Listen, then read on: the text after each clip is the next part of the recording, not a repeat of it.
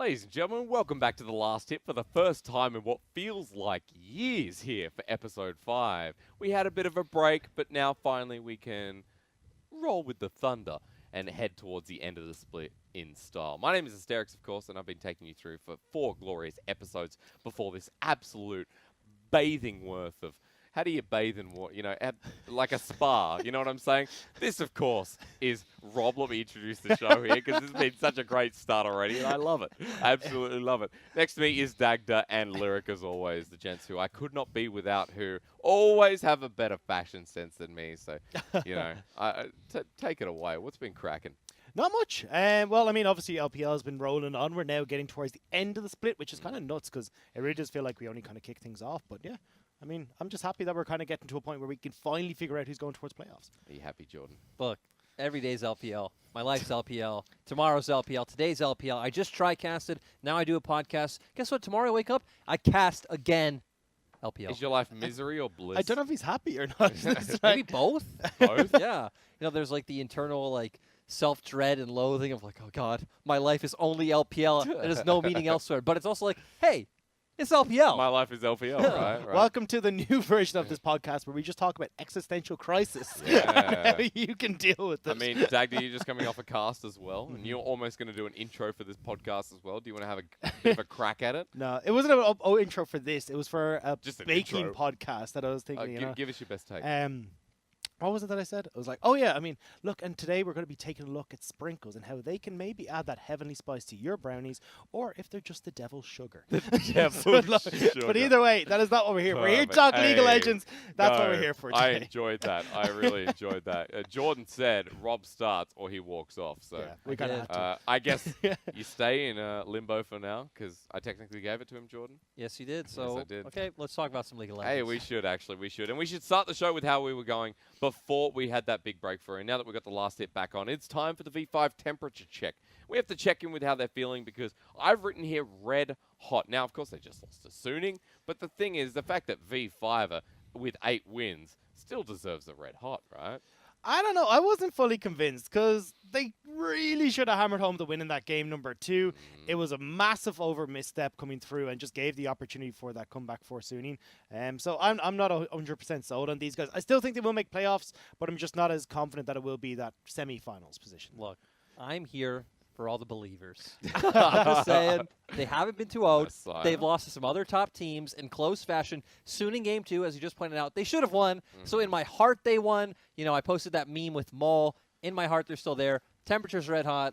And, I mean, this team's going the distance. I will just say, you know me with my analogies, red hot is like a mediocre, right? Like, if they go, okay, a bit higher than mediocre, it's like a... What's we what You're could is be higher saying than red hot? V5 is mediocre. volcano, you know, Okay. the sun. You know, we could be going like liquid hot So magma basically, your thing is like going from like burned tongue and then like Yeah. All I progressively know hotter. is to melting bones. after calling V5 mediocre just now, don't ever I did- try to hang get on. on this hype Hang train on. again. You are not part of this. First of this all, religion. first of all, I joined in week 2. I was the first out of the casters outside of you with your spring belief that came into this. Secondly, you have to understand hysteric scales. Mediocre is like a 9 out of 10. Yeah, you that's know? true. Only up from My there is scale like goes up- slightly less than mediocre. My scale goes up to about 56, by the way. So 10 is not the limit. Lyric, Messiah, whatever people call you now. You know, you got that cult around you. I don't want to mess with you, and I'll probably be lynched after this anyway. So with V5 being red hot, what do you think? V5 still greater than LEC? Because that's what we do now. We talk about V5 in relation to a whole league of teams. Would V5 take down anyone in the or everyone in the LEC? Absolutely everyone. Attaboy. Like no contest, any best of 5 against any LEC team. Mad Lions, Rogue, bring it on. Victory 5 are going to beat you. Nice. Yeah, Dagda. I agree. I agree with Lyric here. I mean, look, I was kind of skeptical when we first started to talk about V5 and we brought this segment in, but I think overall we can definitely say V5, and especially, at least to be honest, is looking a little bit shaky. Because we will do this I need you to know we will do this every week. It's week 8 as we're recording this. As everyone's seeing it out there, we'll be moving into week 9. We will do a V5 check-in just to make sure that they stand on top of a full league worth of participants. But that's V5 for you. Still better than LEC. I like my analyst thoughts. I'm going to throw in a yes there as well. Let's move into the show, though, because this week, as usual, we start our thing off with the dud. And Dagda, with positivity, you're going to tell me who your Sorry, dunk, Dunk. is. My dunk for this week is going to be Rogue Warriors. Now, we haven't had a dunk for 2 weeks, but Rogue Warriors have been on a little bit of a tear as of late.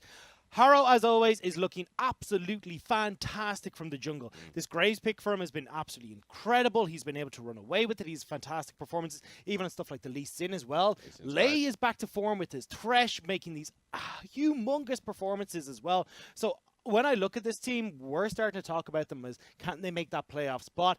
I don't know if I go that full way, but they're definitely starting on the right foot. There's someone next to you who might, though.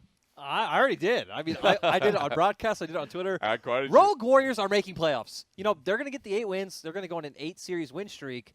And, you know, just to keep hyping on Harrow, probably gave us the best Lee Sin performance of the year, which when you're in a league where everyone plays an amazing Lee Sin, that's crazy up against FPX. And now this team's going to playoffs. Again, Also, no more context needed. They're amazing. Harrow's great. Lei's awesome. I love Zhong Wuji. Wuming stole my heart. Holder's all right. Wuming kind of came out of nowhere as well, right? I was going to say, Wuming has looked absolutely incredible. Like, since he came in, they've only lost 2 games, I believe it is. And one of them was, like, he got subbed in at the end of the IG series. So it was all doomed anyway. Yep. But seriously, this guy's looked absolutely amazing on Zoe's, on Gallios. He's got a heap of different champions that he can play. And the way that he slots into this team just makes it so, well, like, not to put down Ruby, but he fits this team style so much better because he's willing to play outside the lane. He's not just going to sit there and farm. He's actually getting actively engaged with Harrow and setting up Rogue Warriors for success. Been an all-round consistent player. I like that Rogue Warriors are in the topic of conversation here because, as you guys remember, a couple of weeks ago when we did do our, you know, what I think it was the second podcast, Lyric, you actually dunked them at the start of the split because they weren't giving you the game. No, sorry, dudded them. Yes. I'm sorry, I'm all over the place here today. But you put them down. And now they've risen back up. Yeah, I said, hey, you guys need to pick your starters. Like they were playing between Wuming and Ruby every game. They were playing between Crazy and Holder every game. And guess what? It's improving. They watched English broadcast. They watched the last hit. They listen to me. They know that I know what I'm talking about. This is a CBLL champion. Is anyone on Rogue Warriors a CBLL champion? Or he's just flip-flopping as per usual. You know, then it was an RNG apologist. Now he's a Rogue Warriors apologist. No, I'm all three. I have my 3 teams. I'm an RNG apologist, Not anymore, you know. a V5, you know, Messiah, and a Rogue Warriors lover. Hang on a second. You've backed away from RNG. I have. I am. I'm So done. what's your third team now? No, I'm not flip-flopping. That was the before identity. Okay. I mean, now, the relationship's over. Now I'm all Rogue Warriors of V5. All right, okay. New best There's friends. enough of me to go around. I mean, there's only 2 teams. Aren't you going to give a third to someone else? No. Okay, fair enough. You can't just buy his love like that. Easier said than done. But for Rogue Warriors, I mean, you talk about the win streak. It is pretty hard for them to make playoffs. But last split, 8-8 was the cutoff for WE. They made the last spot and they got to quarterfinals. So it is possible, Sir Daggy. Well, I see. That's the thing is that they can make it to 8. I'm not sure if our number for hitting playoffs is actually going to be 8 because don't forget, like a lot of our teams are already sitting at 7 to 8 wins. I think FPX is the team in 8th at 7 wins. So I'd be very surprised if we didn't get to 9, especially as we still got 2 weeks and 2 or 4 days even of super days in the midst of that as well. So there's still a good few games for these guys to play and pick up a couple of those wins. So that's where I get a little bit worried for the likes of Rogue Warriors, where they don't have to hit 8, they have to potentially hit 9, and then. Well, I mean, that's physically possible. Exactly. So. I didn't want to dampen your parade after your existential crisis at the start of this podcast. So I was like, try and keep him posted up for at least the next 50 minutes. When it comes to Rogue Warriors, nothing's bringing me down. FPX is not hitting 9. Vici's not hitting 9. Rogue Warriors are going to hit 8. Rogue Warriors are going to playoffs. Wow. This has turned into your dunk, hasn't it? This called into your side slam. It's nice to have you on the team. Welcome. Dag, you want to do the dud? You want to take over here or what? Hey, I feel like you can. Give it a go. I mean, we're going to throw I wasn't this ready up. for this. I'm not ready for the negativity. Hey, it's okay. This one should be pretty easy for all of us because we're transitioning from Rogue Warriors playing like they did in the end of sprint, being the most entertaining team, by the way. You know, just as a side note, they are so much fun to cast. Before we go to that dud, can I just say, Rogue Warriors are the best team to cast right now because watching one of their series, you're like, what's going to come next, right? That's been the entire story since spring. You just do not know. Even I don't know if folks remember that IG series way back in spring where it was like Rogue Warriors are fighting at IG, they're nearly beating them, and IG end up having the Tam Kench and the Ezreal. He casted that. Yeah, it was so Apathetics. well played. Yeah, I did actually. And I was just like, well, this is how it's going to end. Feels pretty nice for Rogue Warriors. Let's get to that dud though, and Dagdy, you can streamline this one a little bit here because it is EDG. Running at you, and I have to say, with Lyric's face on a beautiful looking set. Now, EDG at 4-8 for the first time ever could be missing out on playoffs for the first time ever. Which it's me. I It's thought you, sir. so. It's Lear. Okay. Well, look, I think definitely EDG have looked incredibly shaky. Xiaoshang had some decent performances on the Camille, but definitely the team synergy isn't there. There's a lot of things that seem to be going on behind the scenes where they're not quite able to figure out what they want to make work, even between like swapping out their junglers all the time, swapping out top laners all the time. I think they just don't really have a set identity right now that they're able to just play through. Good point. Look, Anything I missed? I'm just saying, I feel like you did a pretty respectable job. You went very mild. I'm going to go, EDG, what are we doing? We look at some of their drafts. I mean, they're serious. It was just FPX. There we go. They played FPX that game 2 where their draft was just all over the place, taking things like the Renekton blind when they don't need to, getting counterpicked into the GP, the Silas into the Twisted Fate as we were talking about outside. You know, it has its role, it does its job, but it feels hard to execute. They ended up with a draft that loses lanes, has a harder mid-game to execute, and then loses late-game teamfights and side lanes. We're in positions like this with EDG all the time with these sorts of drafts. We see that JJ and Junja, for some reason, even with Junja playing quite well at the start of the split, they've gone back to JJ. And even though he's had some okay performances, I feel like his synergy with both Scout and, at the time it was Audi, but now Xiaosheng, I think Junja's looked much better. Oh, yeah. I think when it comes to teamfights, Scout and Hope aren't always on the same page. So you'll have, let's say, Mako and JJ setting up for Hope to do this big teamfight carry while Scout's looking for a flank, and he'll come in an awkward angle. I can't remember who it's against, but I remember we were looking at the other day, the Twisted Fate, where he destinies into the backline. Yes. It gets absolutely blown up right away. Was it recent Orangey? series? Was it? Yeah, it was wasn't like 2 series ago. I mean, it wasn't the Vici series. He did the same thing in that series, right? It's kind of perplexing that we saw Might have that. potentially been that, but either way, it was like way deep into the FPX back line. It was series just did like, it what too, are you actually. doing? Yeah, so And the thing is, why I'm so disappointed with this team is in spring they were so promising. Scout was, I think, top 3, honestly, playing in form once again. Audi was doing fine. Junja surprised us massively. Mako, towards the end of the split, came back into form. Like, you looked across this team, you're like, okay, they have some, like, mid-game decision-making issues, but those feel solvable. They've kind of regressed in almost every metric. And the thing is, when this team revolved around late game compositions, that front to back team fighting style, you still should be able to double down on that. Like, that's still a style that can work in summer. Control. I don't know why they haven't just improved on that form, and instead are just completely going across to a different play style that they can't find something to work with. It's weird because I do feel like we've switched over to where this, like, pick style with, like, the long-range engage tools, the Twisted Fates, the Ashe, the Bards, kind of feels like the best way to play League right now. And that's why we have teams like V5 that are doing so well, like Suning, who are at the top of the league. But I agree, right? You're in the LPL. We still have champions like the Aphelios, who could be like Jackie Love, just keep picking the Ezreal and the Kaisa, still build this late-game scaling comp, but they're not. They're trying to find their identity. And that, along with all the other issues, is just, EDG just look lost. I mean, they're crumbling. They're falling apart again, 4-8. They lose another series. They're out indefinitely. They're in the Rogue Warriors position, but I looked across the board. They're at the same game differential, and I believe Rogue Warriors actually beat them 2-0. So if it comes down to a head-to-head, Rogue Warriors have it out. So for EDG to make playoffs means Rogue Warriors have to absolutely fail, and then EDG have to win every single series left. And with the way they're playing with their performance right now, I don't know how that happens. And it's kind of sad because I think Xiaosheng's found new life. I think as a top laner, he has performed decently in the middle of a, failing environment. Like, the thing is, right, this is what bothers me the most about EDG, is they have the talent. Like, everyone on this, even JJ to Junja, I'm not even trying to, like, diss JJ. They're both good. They're both playing well.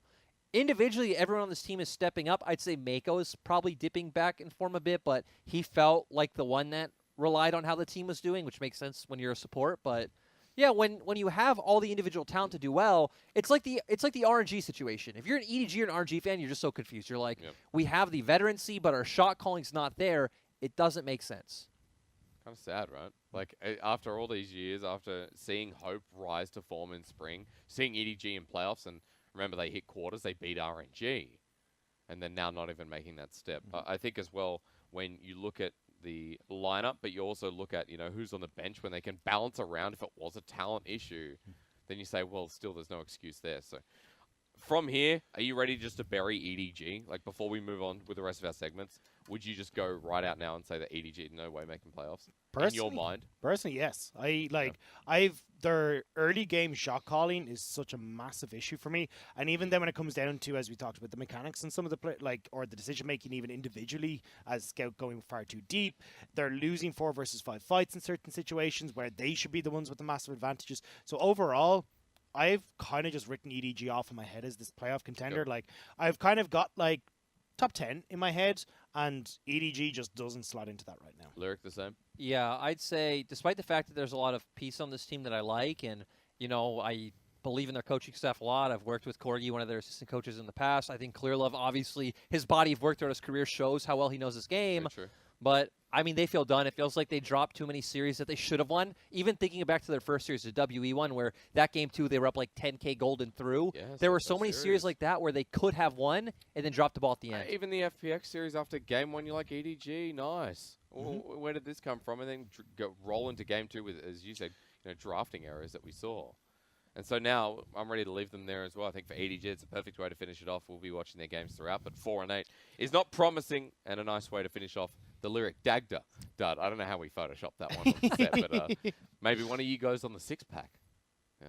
It's gonna be real weird looking. Lyric flexes you, Dagda. You just Here, you make it Mordekaiser, and like one of us can be Mordekaiser, one of us, our face could be on the giant. mace. Yeah. What's the bad guy from Teenage Mutant Ninja Turtles that had the face and it was like the brain or something in the body? know.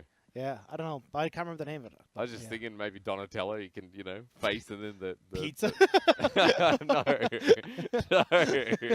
Let's move forward. Of course, today is going to be all about the win streaks that we're seeing soaring up in the league and how some teams, especially the e-commerce teams, are rising back to form. We start with the one that's most obvious that we wanted to see after their spring grand final run, debut, first ever championship in JDG, and the JDG win streak is absolutely real because as we're recording this, they come off their 2-0 against BLG, now on 10 series in a row. JDG, I don't know what happened, but left field, they're back. They look amazing. It feels like they've just figured out how they want to play this meta. Like, rather than playing around Kanavi, they're going to have Kanavi play towards the lanes a lot more. And he's picking champions like the Lee Sin, but actually utilizing them. So when we looked at him in spring, his Lee Sin was looking really good, but the problem was that he was still drawing a lot of resources and a lot of help from Zoom and Yagao. But when we look at it in summer, it is very much a case of, okay, I'm going to sacrifice farm, I'm going to sacrifice whatever I need to get the lanes ahead. And then we're having Zoom on these massive bruisers, the likes of Volibear that he keeps getting his hands on, where he looks absolutely fantastic. And Loken is playing the best League of Legends I have ever seen from him throughout his career. He is looking so damn good, and being paired with Lumao as well, who's got these great engages and has got such a smart head on his shoulders. This team looks so strong. You know what's weird to me about them is it's like Dagda's saying. They've swapped to this style more of having Kanavi support his lanes, where you're seeing so much success in teams like V5 playing for their jungler on things like Graves. So kind of blows my mind, but it's also nice to see, some diversity. And a big takeaway for me is we've already talked about the bruisers in the top lane, the Lee Sin, Yagao going on Twisted Fate almost every game. Yep. It signals that this team, last split was more of our kind of late game team in a sense that they're not going to really skirmish early. They're looking more for objectives, right? They're going to fight the big dragon fights, things like this. Now they're going for this early aggression. They're going for early pick comps. They want, Yagao to get out of lane at level 6, look for these picks. They want Kanavi to pop off, in the first few levels. And that's such a massive stylistic difference from spring. It's interesting because 2019 especially, I remember talking about this where Zoom and Yagao were very much about scrapping, right? That's why we did call them the mosh pit in 2019. We tried to adapt that in 2020, and then I remember all of us sat in the room and were like, actually, this is not how they're playing. This is not what we should call them, and we reverted from that. But now looking back at it again, it's like, well, JG going back to what their core members, and remember, it's legacy members in Lumao, Yagao, Zoom. Technically, it's just Lumao, but Yagao and Zoom at this point have been there long enough. They are getting very good at this pick style comp. Because as we talked about, the Twisted Fate is there, the bar is there from Lumao.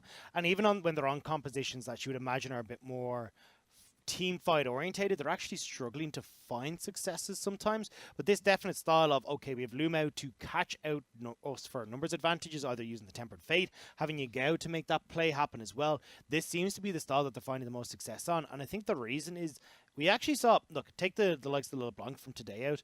Yagao and Zoom were struggling quite a bit in the early stages of the split, where they couldn't find any success in lane. We kind of end up seeing them go back towards the Renekton for Zoom and something a little bit more passive for Yagao in the mid lane to try and see if they could right the ship. But it meant that Kanavi struggled as a whole as a result. So having Kanavi, I feel like, shift back into working towards the lanes was more of a problem with Zoom and Yago, and now that that's starting to at least be solved to a certain extent, maybe we see Kanavi go back towards the likes of the Graves and the Kindreds and these kind of things. But I think I think they've just found a style that works for them, and they don't really want to shift away from that too much at the moment. Do you agree with that as core success coming from Kanavi and the dynamic that's played through the solo lanes, Jordan, or do you? Yeah, I feel like another part of it though is that, not just their solo lanes, which I do think was a massive problem, maybe the biggest problem. Even Lumao was playing horribly in lane, honestly, but I feel like a lot of teams kind of figured them out coming into spring, where it's like, hey, we know they're going to not go for obvious ganks in our solo lanes. We know they're going to play for these jungle invades.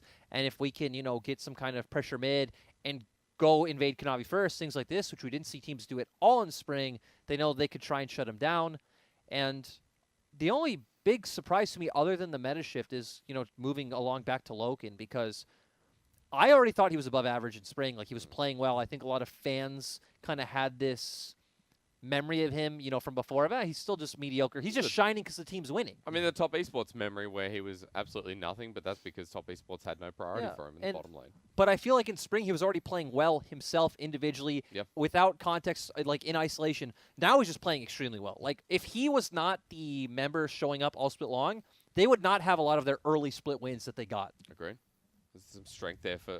I like we're talking about Loken, especially the bottom lane, because that's the bottom lane that a split later after JDG came into the LPL, Loken and Lumao were paired together, and that's the bottom lane that JDG started off with. It's good to see Loken coming back to one of his old friends and the synergy for that bottom lane. It was important for me that I kind of started asking about Kanavi in this team, because in spring we did talk about him a lot, and now, with this dynamic shift, you're mentioning that playstyle is changing, where we are seeing, a lot more skirmishes built around JDG. I think it's also important to note that Zoom is playing better League of Legends overall. I did talk about Zoom a lot in spring. At the start of this split, holy moly, there's some uncharacteristic errors from that top laner. And when that whole top lane was built around Zoom being a bit of a rock and strong in fights and engage, yada, yada, yada, it does feel like it's a strong condition for JDG to once again lean on. Yeah, I feel like he's been playing well on a lot of these bruisers. When we talked about, he was trying to pick up things like the Renekton early in the split, and it wasn't really working, but now we see him going towards things like the Volley Bear, and he looks extremely good. I'm so happy to see him performing well again.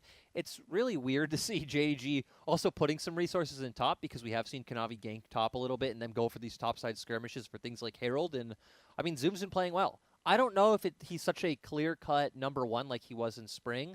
I definitely would still edge people like 369 over him this split. But and the Shy is coming back. The Shy is coming back to form and has found his meta champions that he does well on. But yeah, I'd still say Zoom's a top laner in the league. Yeah. Not the clear-cut number one he was last split, but it still doesn't feel like JDG have hit their stride or their ceiling. Like, it still feels like they're finding wiggle room within their play style. It's not that spring, run, is it? Like, it's a late run in summer, but it's not still that. You can feel it. It's like watching FPX now, where you see, well, that's not the FPX we know. They might get wins, but it's not the same clean consistency where what we saw in spring from JDG. And I think it also relies very heavily on Yigao's champion pool, because we can see, look, the Twisted Fate is there now, right?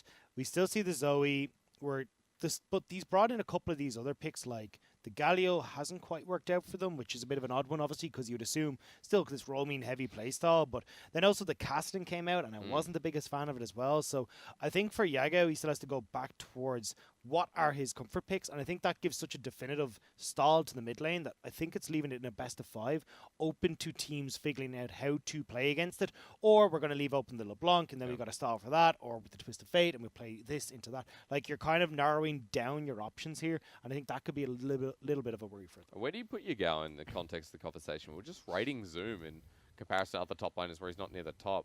At the end of spring, did you raise Yagao's bar? Were you like, oh, he's a top 3 mid laner, top 4? No, I felt like he was a role player, essentially. Like, he kind of did his thing, but it was definitely like Kanavi, Loken, and Zoom with these great engages. But was Yagao a top 3 LeBlanc in the league? For sure. Yep. Was he, maybe a top 5, top 6 Zoe? Things like that, maybe. But is he a top mid laner? No.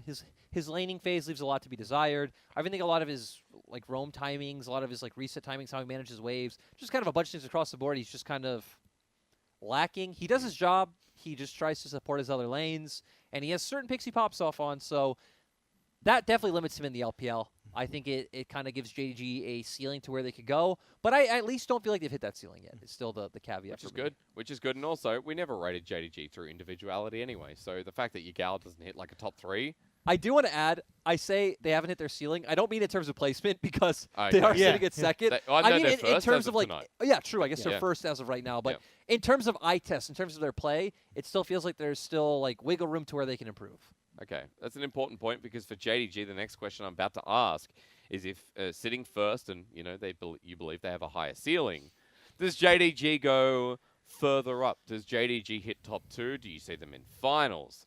Do you see them at Worlds? Because it's very hard for JDG not to make Worlds. If they get semis and if then they win the 3rd place match, I don't believe there's anyone that can match them unless it's a top esports with a finals 2nd finish anyway. Because, of course, anyone doesn't know for Worlds, auto qualification for 1st place here in summer. 2nd, you get 90 points for getting just into the finals. So a team like Top Esports would auto qualify as well. But JDG are on 60 right now.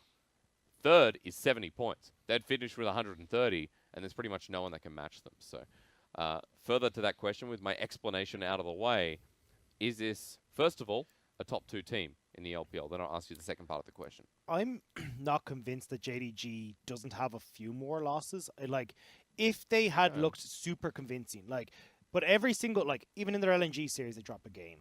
Even today, there was still Today, mistakes they should have there. lost the game. Yeah, exactly. So there's a lot of times here, and we're like, okay, if JDG could look super clean, we were getting 2-0s, and that was it. I like, right, I'm good to go. So top 2, no problem. Let's get them on to semifinals. But the problem is that I'm not getting this consistency, so it's a bit hard for me to go and jump on that bandwagon at the moment.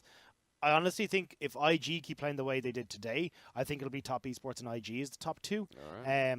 Yeah, I think there's definitely a few more losses left in JDG, which sounds a bit weird to say, but yeah. But yeah, I don't think we've been this skeptical of the best placed team in the current LPL standings, right? Because Except for IG in Spring. Except for IG in Spring.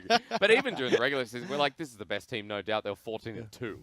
And for JDG right now, sitting 11-3, if I'm not mistaken, at the very top. They do have the game differential. Jordan, what is your 2 cents here on... I don't think they're top 2. I mean, it's just, again, straight to the point, brother. Again, I think their gameplay can look better. I still think there's room for improvement, especially around, like, even though Zoom is playing well and Lumos playing well, I still think there's room to improve. I think Zoom and Lane can still look better. And, like, the fact that they potentially can try to add back that style of playing for jungle, like you mentioned, you know, maybe getting Konami back on Graves and trying to make that work like V5 do, that opens up another avenue for them. But I feel like even if they add that, like, their ceiling might be higher, but their ceiling still isn't as high as teams like Top Esports, IG, and even teams like Suning and V5 are kind of, you know, in that area. But I feel like I should let you ask the question before I just give you an answer to your next question, actually. No, I mean, you got me. They're going to Worlds. Okay, all right. Well, is there any point? Because the way the points are set up... These two know each other far too well.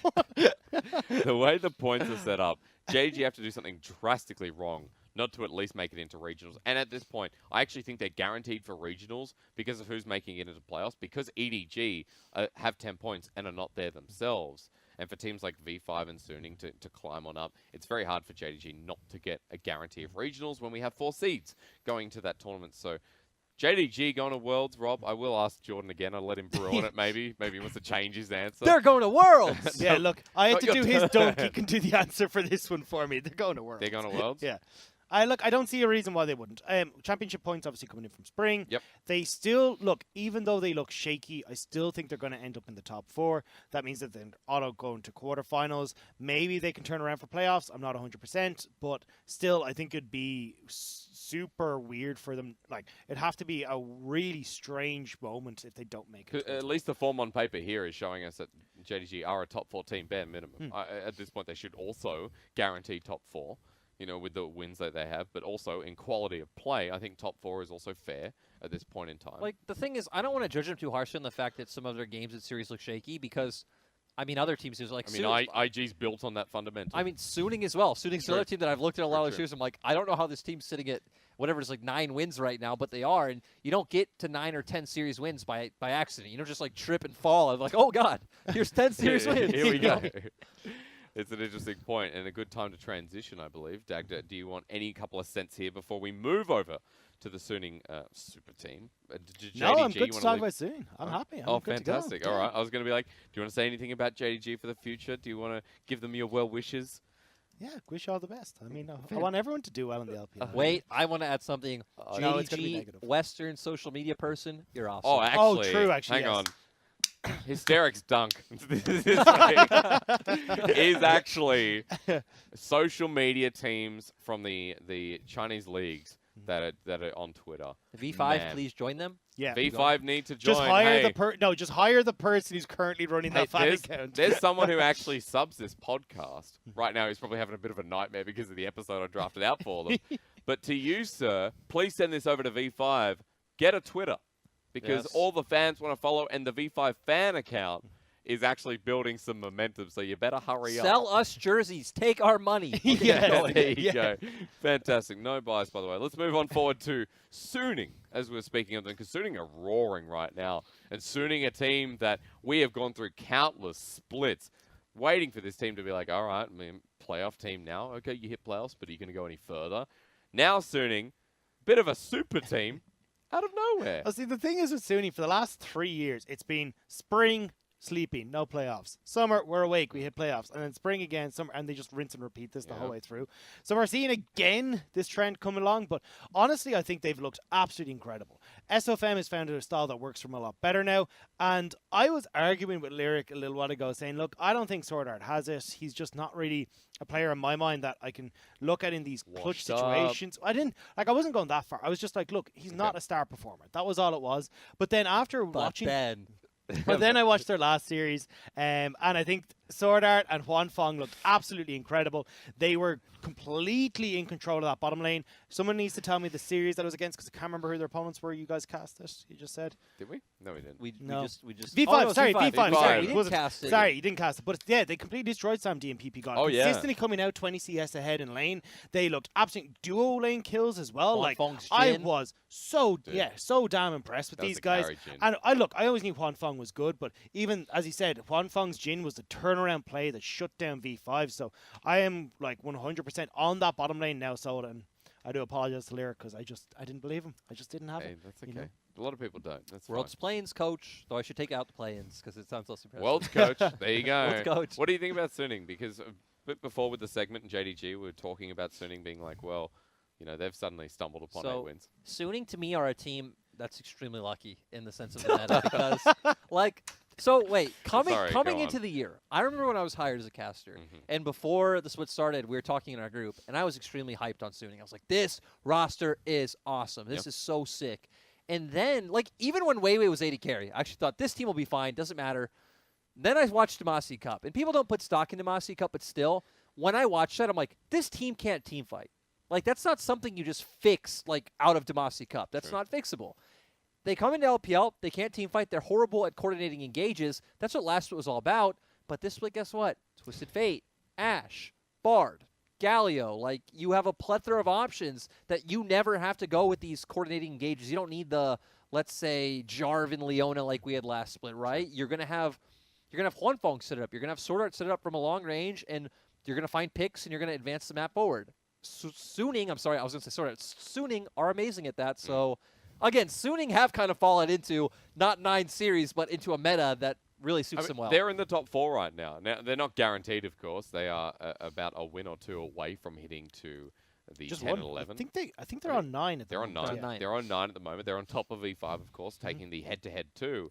They have good game differential as well. I think Suning, for me, is a team that's just such a surprise because when I first started casting LPL, it was 2019 spring. And I remember Raz and Clement being like, dude, this is a super team, right? We had Xiao Ao, who's now Long Xing. Yeah. We had Hacker Hacker. in the jungle, who before in 2018, people were like, this guy's going to be the next big jungler. And then Maple came over from mid, Yeah. from like a Flash Force lineup. Yep. Yeah, Maple and Sword Art came over that Yeah, split, that's and right. that was the SMLZ as well. Yes, it was. coming over. SMLZ was Sword Art. Yeah. And then the roster started out okay, and we're like, this is good.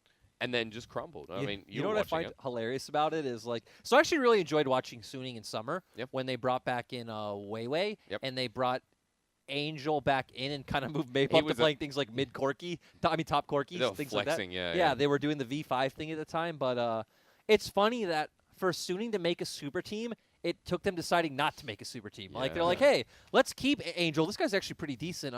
Bin, this guy who's apparently a scrim god, and it feels like they kind of got lucky by being able to buy Huanfeng from IG, who obviously IG went for that Vici bot lane, so they ended up with a bunch of rookies / overlooked talent in Angel. Sure, they got SOFM as well, who's always been highly praised, but yeah, it wasn't a super team on paper coming in. Definitely performing like one.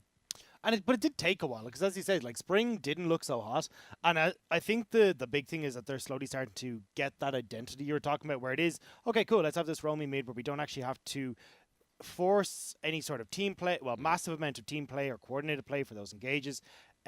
Looking at SOFM as well, he's found much greater success on being these more carry-orientated junglers. Like the Graves, I think, has been a real standout for him. So it is interesting to see that when they moved away from like the likes of the Jarvan and stuff like that, how much more successful this team has become. It's also a meta where you can play something like a Graves, which SOFM has loved in the past. We've always talked about SOFM being like, there's a fight going on, and SOFM is invading into the enemy jungle. He's like, these Raptors look pretty good. Like, I need to get ahead. Another thing, too, is the fact that it's not only this pick style that they can play. They can also play, as we've seen in recent series, this more like kite back-oriented, like Siege, keep you at a distance, pick Trundle in the jungle, put Bin on Jace, which we've seen him play, get a Zoe and an Ezreal. And Suning have gone that route, too, and also looked good. Like, anything that doesn't take coordinating engages feels like lets Suning thrive. And the thing that sucks is with so much talent, it'd be amazing for them to be a great team fighting team, but it's not even Huanfeng and Angel, because they're still both amazing in team fight situations. The problem is like the supporting staff, the supporting structure, not staff, but players can't step up and like really facilitate that role well. But I'd say you look at their carries and top of their role, both of them. And the funniest thing is that like the best engages I've seen from Suning this summer has been Angel's Azir. Like that's how bad this is. Oh, thank you. But where it's just is like this hasn't worked at all for them. Okay, Angel gets this magnificent Azir that just that one is them beautiful. Up. Like the one that's like extremely memorable. I can't remember who it was against, but he has that one highlight play that's definitely going to the top 10. But Angel's Azir, oh god. Yeah, and that's the thing is that like when you've got to rely on the mid laner to be your engage tool, well, clearly something has gone wrong at this stage. Or your IG who's playing Azir again. Yeah. So but that's just rookie. But once again, I think you could argue something has gone wrong at that stage. But I also want to take this conversation somewhere else to, I think Huanfeng. Top 80 carry. Top 2 for sure. Wait, like the problem is, like how long can we excuse Jackie Love's playstyle for like, it's just Jackie Love, and how long can we, how long is that an acceptable excuse actually? I think the only thing for me is sometimes when I watch Huanfeng and Ezreal, I'm a little bit like, I know which is weird that I'm making the comparison because Jackie Love and Ezreal's like, but Huanfeng definitely like. His mystic shots aren't always connecting. His position can be okay, but it's like mostly the skill shots and that he's missing. I don't want to put you on the spot, but so who'd you put over him? Because that's my problem. Is like when you think about who'd you put over Huanfeng, it's like arguably Jackie Love, and then Loken's fair. Loken, I'll say Loken. Maybe probably is that other argument you could make. But then we start going in like Sam D, honestly. But I feel like Sam D kind of gets. Yeah. Sam D also to me kind of gets wink treatment in the sense that like. Good point, actually. His team heavily facilitates what he does. Yeah. Like he plays well. I still think he's like in the top half of the league, but PB God I think is like actually insanely good. Weiwei also I think is the star of that team. I agree. And then Mole plays for bot lane, so it's like even Bew just accepts like, anyway, okay, no jungle geeks. Let's take this away from Suning Light. That's actually a good point, because if we talk about who would hit in that top 2. It's a discussion that hasn't actually been had, because for 80 carries, we don't talk about 80 carries. I think it's actually the least talked about role in the league. It's really hard to talk about 80 carry. Like, talking about bot lane or standalone, I actually think is really hard. What makes a good 80 carry? Is it someone who plays for the team, or someone who wants to have the highlight players like Jackie Love, who can also int at the same time, right?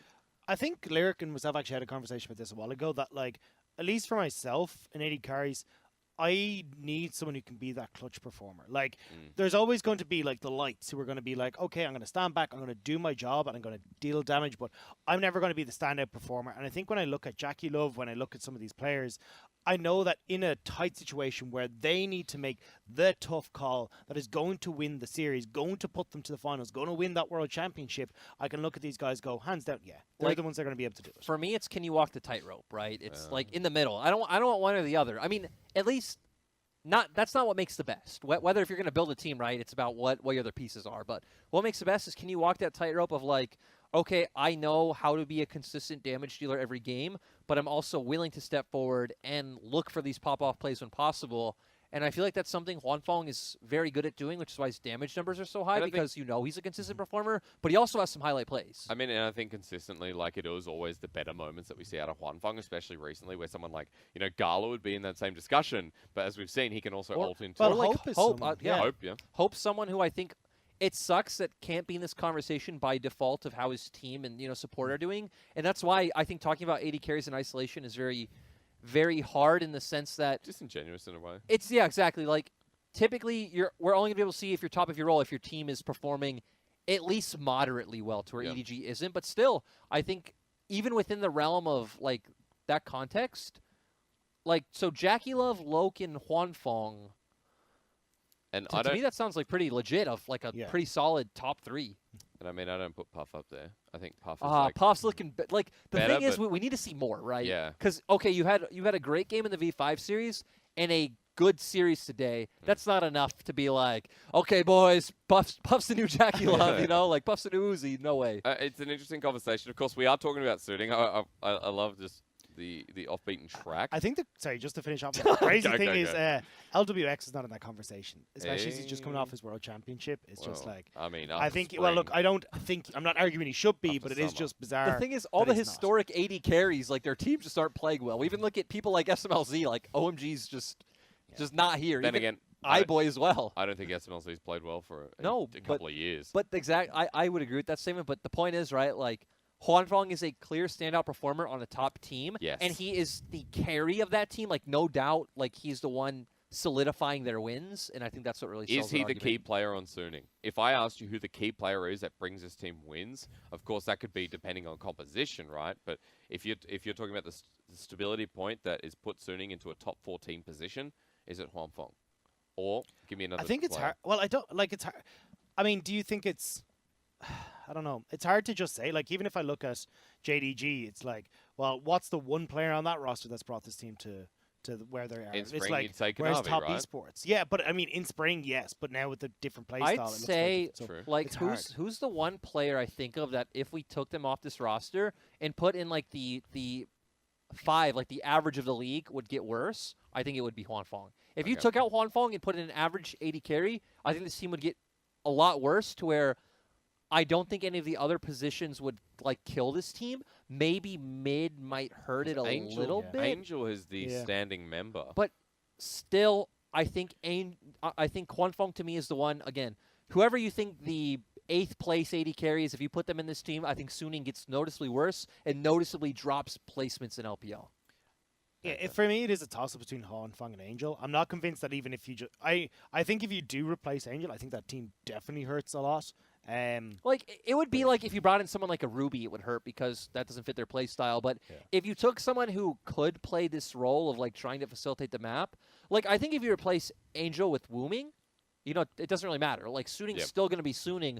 But if you replace Huanfeng with LWX or something like that, even like Puff, I'd say to a certain degree, it's good. Like they're going to drop some placements, So yeah, I think it's fair. It's a crucial argument because for Suning, people, especially like the fans watching this and people who maybe haven't seen LPL, will be wondering why should we start investing in Suning? A potential top 4 team in the league. You talked a little bit about how the comps are working around meta, how Suning are working around the meta right now, part of their success. But Suning as well have the potential to make a bit of a run, and I want to go forward and ask where you think they'll place and why. I kind of want to just detract a little bit for the fact that we haven't talked at all about Bin. Hey, and all right, I'm happy with that. It feels like we're doing him a bit of a disservice where actually at the start of the split, I thought he was playing like pretty well. Then he dropped off a little bit towards like the beginning, middle of the split, and we're like, okay, like this guy's not performing that well once again. Even actually yesterday, we saw him, not yesterday, the day before, where he didn't play that well against Bubu, like the guy that he's supposed to replace. But They balance the role. yeah, he still has had some very clear pop-off moments this split on things like the Camille, on things like the Jax, even more meta picks like the Renekton. So he's someone who we all need to remember as a rookie, because I feel like Bin kind of gets unfair expectations where since everyone hears the Scrim God rumors, everyone thinks, okay, this guy's expected to be the Shy 2.0. But it's like, hey, it's still his first year. He's still playing extremely well. He does his job on the team. And he's a player that I'm really excited to see, not necessarily this year, but how he develops next year and the year after. And I mean, we can even see that development this year. Like, if you look at him in spring, same with Bubu, it didn't look good at all for both of these top laners.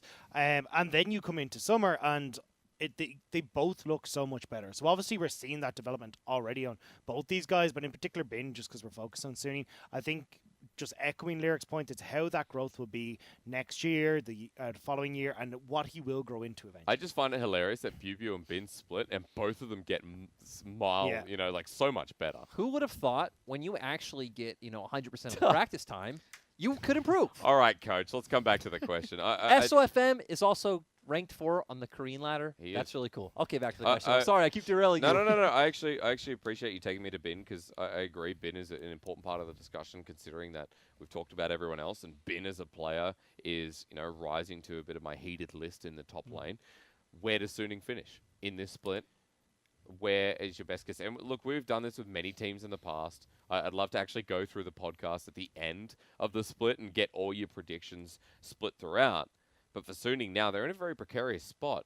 Not for them, but for us, because we're not sure where to place them. Do you mean playoffs or regular split? I would like playoffs. Okay. Give me the mix of regular season and where they'll climb. So I'll just stick with 5th, 6th. I think they'll get to the second round of playoffs. Okay. I feel like I'm still not sold. They're a team that kind of like how Rob was talking about JDG, that a lot of their wins aren't that good. I mean, again, we look at the V5 series. Like, Game 2 was V5's win. That should have been a solid 2-0 for V5. Should've. V5 threw at the end. But great job by Suning to capitalize. Game 3 looked we clean. said Huan Fong as well. Yeah, Game 3 was really clean. But they have a lot of wins that I'm not quite sold on. And they do have pieces like Bin that the fact that he's promising is really cool, but I don't think he's quite there yet. And I still think there are a lot of like picks in this meta that they rely on. So when it comes to teams like Top Esports, IG, I think they'll be able to be punished. Even a team like V5, I think V5 looks like a better all-around team, and that's not even coming from like the Messiah of V5. Like V5 just the eye test, I think V5 look better. And in a best of 5, I think Suning will falter against the teams that look better, but can do fine against the WEs, the FPXs, the. Because just before we come to yours, Dagda, just note that if Lyric is saying 5th and 6th, and if we're talking quarterfinals, that should be enough for regionals because of the spring point reduction that we've seen in 2020, where if you get to quarters, you do get 10 points apiece. So for Suning, that gives them another chance at regionals, and then potentially the dream run to Worlds. I'm actually going to slot. Well, look, I agree with playoffs 5th and 6th. I think that'll be the same position. The funny thing is, I actually think they're going to hang on to that 4th place slot, because in my head, if I remember correctly, they actually don't have the most difficult of schedules ahead of them. Yeah. So I think they should be able to hold on to that, because if I remember, V5 is a pretty difficult schedule ahead. Who's below them? FPX, I don't see climbing up the ladder. WE has a pretty hard schedule. If I remember, like I could be wrong. I'm almost positive you're right that Suning have one of the easiest schedules left of any team. So I'm pretty sure you're right. They should hold on to 4th. Them and JDG, by the way. JDG have a very easy schedule to finish. So that's where my thought process is. I think they'll hold on to 4th. Whether they get out from that, I'm not certain. I think, as you said, look, V5, I think look a little bit more promising. But it depends on the look of the draw in a lot of situations. Like, I think Suning beat WE. I think Suning beat FPX at the moment. So it's very much a case of like how that bracket draws out. They could potentially push up higher. I also want to add, so I think they're better against like those teams, but even against V5, who I think looks like a better team, this game comes down to draft so much right now this week. Again, we saw that Game 3. I was actually with you at the time. I looked at those drafts and I told you, Suning's going to win this game. And Suning stomped in like 20 minutes because it's such a, like, I feel like the fact that there are so many options within this meta, but at the same time, so few things that really play around the conditions of like these dragons, like that mid-game window you really need to execute on and push the pace of the game.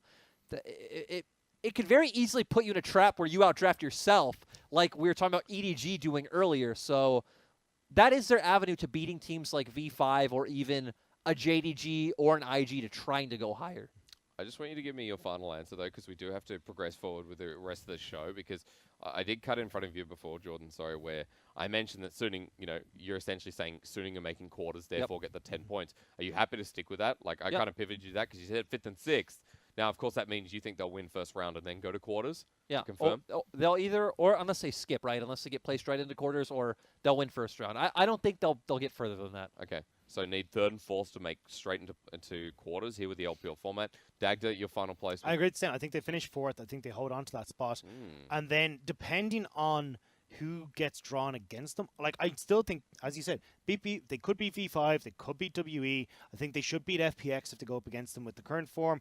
So I actually could potentially see them going up towards semis, just depending on the way that bracket shakes out. But I think definitely 5th, 6th at least. Semi should be guaranteed towards regionals. I'm going to be talking about this a lot in our next podcast because it is important. Gents, we need to move on. Are you happy to leave it there with Suning? Because I think it's an interesting topic to talk about, especially when we're running towards playoffs and a team that we haven't had too much hope for in the past year and a half is kind of rising to form. Even when they made playoffs previously. Let's go to your last hit. It's not yours, it's theirs. The audience. That's who I'm talking to. It's time for your last hit because I like to ask questions on Twitter. Sometimes I ask them in the Discord. Big shout out to the LPL Discords. Technically running and gives a lot of chat. I know, Lyric, you talk back and forth with a lot of them a lot. Oh, I haven't gone in there in a while, but I love to pop in there and just talk to those guys just because, again, they are so diehard about LPL, but... I need to, I spread the questions across, ask in there as well. But this is only from Twitter. Our first question comes from a very familiar Twitter account, boys. It's from JD Gaming, at JD Gaming. And they simply say, how are the boys doing? Now, I don't know if they're referring to JDG being the boys or you guys. How are you? I'm good. They're definitely referring to JDG being the boys, I'm pretty sure. You guys are the boys as well. Can we be part of JDG? You can. First, tell me how you're doing. Fine, thank you. I don't believe him. Dagda, how are you? I'm good. Yeah, Stick. Yeah. Now, how are the boys doing? They're first place. They're doing amazing. I mean, what are you talking about? There we go. JDG, your boys are first. Yeah. All right, steak and wine for dinner. Next question. That was a quick one. That was hard. Number 2 is from Clockwork Torna in Italia. I know the last word is Italian, and the first word is clockwork. The question is, we at LPL Cord, so the LPL Discord, a nice little shout out again, can't understand JDG. Are they second place good, which now first place, or just lucking their way to the top? They won many games they should have lost. Now, we were discussing this a little bit earlier, but just a quick reiteration here for the boys at the LPL Cord. I still think they're good. I don't like saying a team is just looking their way to the top because, honestly, they still have really good games. They still have decent draft, and they still have really solid mechanical performers. So I don't know where they'll end up. It's really hard to try and call right now. So especially after just watching Top Esports look fantastic, IG look fantastic. Like JD Gaming getting a win again in summer is going to be tough, but I wouldn't say they're just looking out. I think there's definitely a bit. I don't want to use the term luck out either for the fact that they have had to change their style to even get this far. They're not a team like, and again, I don't want to discredit Suning, but like a team like Suning where their meta, and even V5, the meta really coming into these teams' favor, to where you look at JDG, they actively had to try to improve things to get these wins. And just off of that point, like, that's what happened to FPX. It feels like FPX haven't adjusted to this meta well at all, and now we're seeing the results, whereas JDG are actively changing. So, I mean, obviously there's going to be growing pains there, and we've seen massive growing pains, but they're definitely getting to somewhere where they do deserve to be at the top. And I definitely agree with the term, the word lucking out, but a good question because I think a lot of people had skepticism of JDG considering how their split started and considering how we're like, well, spring champions they started off 0-2 from memory. Even us, right? We're still not completely sold. Yeah, so they lost to Top Esports and RNG in their second and third series, and then just ran from there. The Top Esports one was shocking, but Lyric, you're saying you're not completely sold. Yeah, I think all of us are, right? We're still looking at this team saying, hey, they look like a top team. We expect them to be at Worlds. Can they contend for the title once again, though? That's the big question mark I think all of us are kind of left asking. At the very least, we want good Worlds teams, so at this point, saying that JDG feels solidified, we want to see the performance improving there as well. Great question here from Clockwork. Moving forward, number 3 is from Jesus is here. All right. Well. Is it Jesus or Jesus? Well, oh God. Anyway, at Eye of Twilight, question 3 says, what does Gimgoon bring to the table for FPX that Khan doesn't? and which one of the two is better suited for this team? I brought this up on purpose. What a long-standing conversation, the longest we've Can had. you repeat that question? Sorry. What does Gimgoon bring to the table for FPX that Khan does not?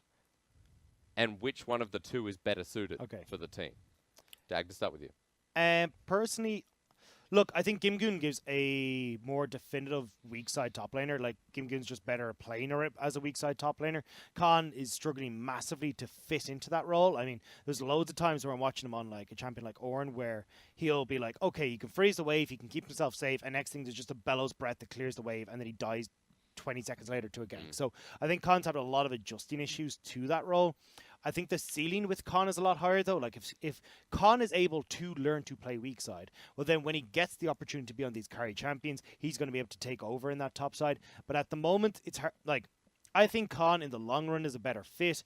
If Gimgoon is what they need at the moment because Khan hasn't learned to play weak side top lane and they can play elsewhere, maybe. But I think the conversation is redundant in a lot of situations because honestly, that's not the issue on FPX. FPX has so many other issues, and I don't think Khan versus Gimgoon is the actual problem. Your thoughts? So starting with what Gimgoon brings to the team, and this is just pure speculation from my history as a coach, is I feel like he probably slots in easily, not just with team synergy from playing with them for so long, but my guess is even in comms, we've talked about this a lot off broadcasts, where my guess is he probably just naturally doesn't have a very strong voice in the team. So Tien probably doesn't ever think about going top regardless because there's no one saying, hey, we can kill top, we can gank this, we can dive here. Probably doesn't say much, which opens up Tien easily to work with Dwimby in the mid lane and really help fixing a lot of his wave states and moving around the map. So that's something he brings. He brings a set champion pool. He brings a set identity, like Dagda just said. But I'm very skeptical of Gimgoon because he is not a good laner at all. He loses a lot of lane matchups that we should see him win. GP against Renekton, we saw him play the other day. And he's got the world skin on it. It's nothing more embarrassing than losing out in CS at a matchup that he's played many times before and a champion has played many times before. I don't think Gimgoon's GP looked like it did in 2019. Like, the thing is, there's things about it that are good. Like, he obviously plays around dives really well. So, again, he understands how to be that true, just keep throwing out the term weak side, right? He knows how to take punishment. Like, this guy has the best chin in the world, in boxing terms. But for me, just they need to settle on getting Khan in the roster. They need to be able to not have to devote so much jungle attention to Dwimby because I feel like that's a massive problem too. And then even the meta of them trying to, set up these like 4-man dives bot like we saw against RNG time and time and time. They did it 3 times in the first 10 minutes. All 3 JDG failed recently as well. Exactly. It's like they just don't know how to move forward and play out this meta, which is a lot more based around, counter jungling, stealing away enemy neutrals, setting up for Drakes. They haven't figured out Drake timers or reset timers quite well. And I don't feel like band-aiding it with Gimgoon is a good idea. Like, sure, maybe they'll make playoffs, but I still feel like they need a miracle to make Worlds at this point. Well, okay. I think FPX are a big concern for many different people. Dag, do you want a final note here on this one? Which of the better two is suited for the team? Khan. Yeah, Khan is far better. I agree with Lyric. I said at the start, Khan is far better for this team in the long run. And although Gimgoon might give them like a quick, to follow on Lyric, you get a quick band-aid now. It's not the thing that they need to do for the future. They need to figure out, just like JDG did, how to actually change up their playstyle and fit what the current meta needs. I feel like the problem too is that if it was like a band-aid for them to be like a clear top 3 or 4 team like it was in spring, that's one thing. Yeah. If your band-aid makes you look 6th through 8th, is it really worth it? But to be fair, he's only been playing a few series, so maybe they even have like an adjustment period where they can get back into a better form. I just don't know if I see it personally. I mean, the arms come off, it's flailing, and someone's put a little Band-Aid around the side, and you're like, yeah, much better. Yeah, that'll hold it. Another great question. Let's move on to number 4 as we get towards the end of the show. This is from Shane Armstrong, also known as Ninja Sirs. Are the old kings falling in WE, EDG, and RNG? And will one of them be able to make Worlds? Jordan, let's start with you this time. Yeah, well, it depends. So this is a weird question because are they falling? Yes or no? Because WE looks much better than they have in years. Mm-hmm. So WE's not falling. I mean, EDG and RNG are just gone. And They're again, fallen. the thing that's frustrating about those teams is they have the talent. They don't look like they should have fallen. The fact that you have Mako, Xiaohu, and Ming, who all apparently are not like strong shot calling voices, don't have like the clear understanding in mid games to give these 2 teams wins. That's very disheartening. It like breaks my heart. At the same time, I don't think any of these three teams are going to Worlds. Obviously, WE has a shot, but once again, I think they're kind of too tunneled into their play style, into their draft, into their set weaknesses. I don't think they look the clear caliber of the top 5 teams we have right now. Okay. To go back to what the question was if they're going to Worlds, right? I don't think that's the case for these 3 teams. I don't see WE making it, although they can make a run for playoffs. I think unless they can, like WE for me is like, you know exactly what you're going up against. It's like, can you deal with Teacher Man in the mid lane and his champion pool? If yes, cool, go on through. And I think that's the issue, that when you get into playoffs, you're not going to just have teams that would just fall asunder to this. And then as we start to progress forward, it's like, okay, well, if we want the WE to get to Worlds, they've got to hit, 1 and 2, right? Because they were out 7th, 8th, 5th, 6th. No, so they got the quarter, so they have 10 points. They should make regionals, I think. I'm curious about the points, because EDG, if they don't make playoffs, which RNG really as well. RNG as well. RNG have 0 points, so RNG can't make regionals. EDG have 10.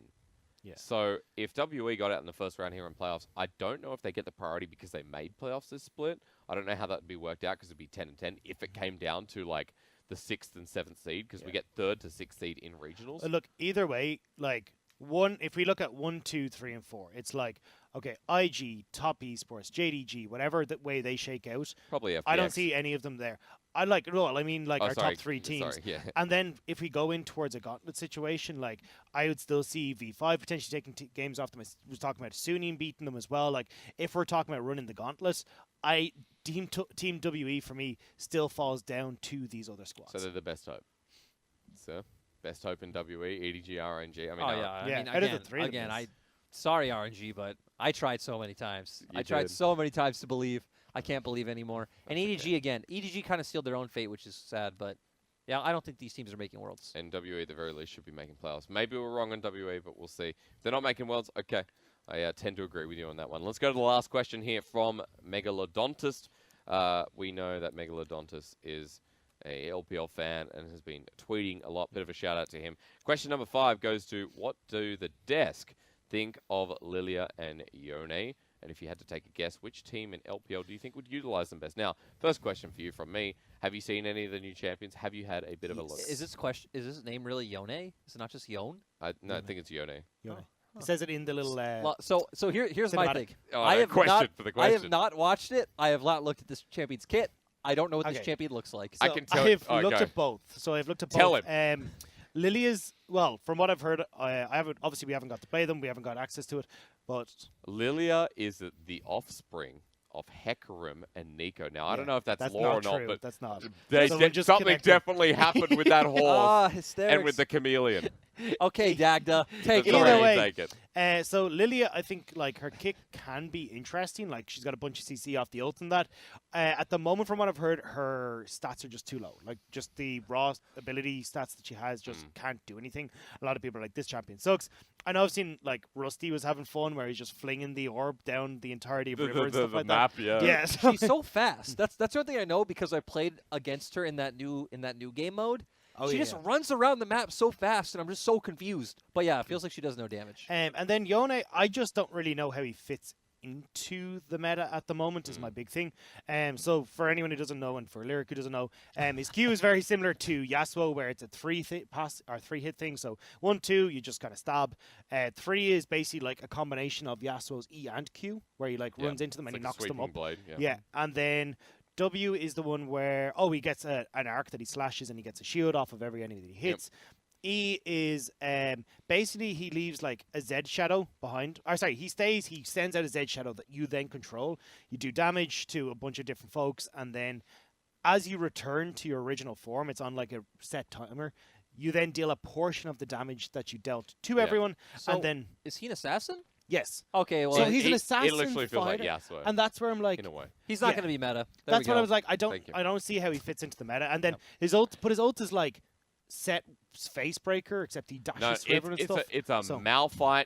It's a Malphite mixed with a set like a set ult. Yeah. So basically, he just slams through everyone and then just whacks them all together. Yeah. So that's where I'm kind of like, I don't understand where.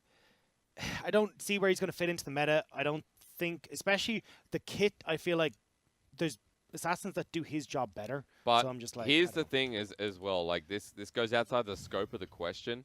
Which team would utilize them best? Anyone who's a good enough individual player, where we've seen in the past, right? Where we've seen in the past, where it's not much about the meta, it's much about people don't know how to play against a new champion. Like, what's a great example? What was the last champion to come through where really just utilizing the LPL because no one knew how to play against them? I guess, like, Fiddle Rework was a good example because it was like, Fiddle was spammed mid. Not spammed, Fiddle was played mid. Yeah, Mole and Doomby. And Doomby played it, and it's like, well, no one really knows how to play against this at the moment, so we can utilize that. Make sense? Kind of, but I think the difference is like Okay.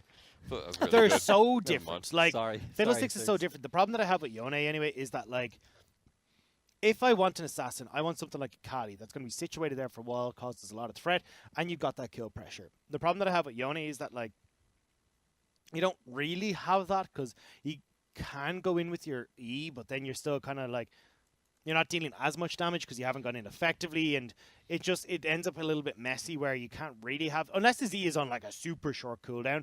I don't know. I haven't looked at the abilities fully, but Yeah, like, we need if to his E is on a super short cooldown, I'm like, okay, cool, maybe you can have that progression into the back line, but otherwise, I mean, I'd just go towards a Kali or something if I want an assassin that can be a little bit more of a threat.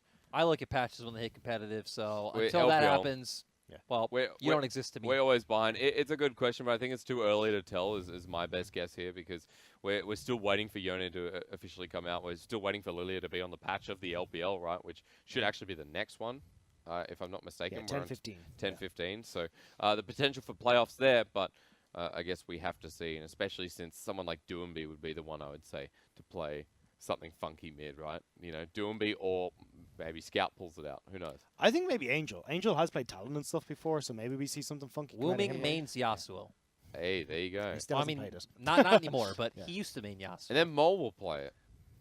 Your boy Mole will play Yeah. it. And that's all That's that true. matters, right? Well, good questions to finish off as well. Every 5 questions in every podcast, if that was proper English. I will continue asking through Twitter, through Discord, but that is towards the end of our show. I say towards because I have 30 seconds left to talk before they cut me off, before they cut the budget. Lyric on the left, Dagda in the middle, and for anyone listening in the podcast, I am on the far right. Once again, PP God's house. He's let us stay in here for like 3-4 weeks now. Feels pretty good. Guy named Derek in the corner, but we won't talk about that, will we, guys? No, we will not. Still searching for that item. Silly Derek. Anyway, ladies and gentlemen, the podcast back with you every single week here. The Last Hit, episode 5, done and dusted. Big thank you to our English production once again who have to listen to us talk. And for these guys sitting looking at the camera now, who will be back here again next week. It's bye for now, but not forever. We'll see you in week 10.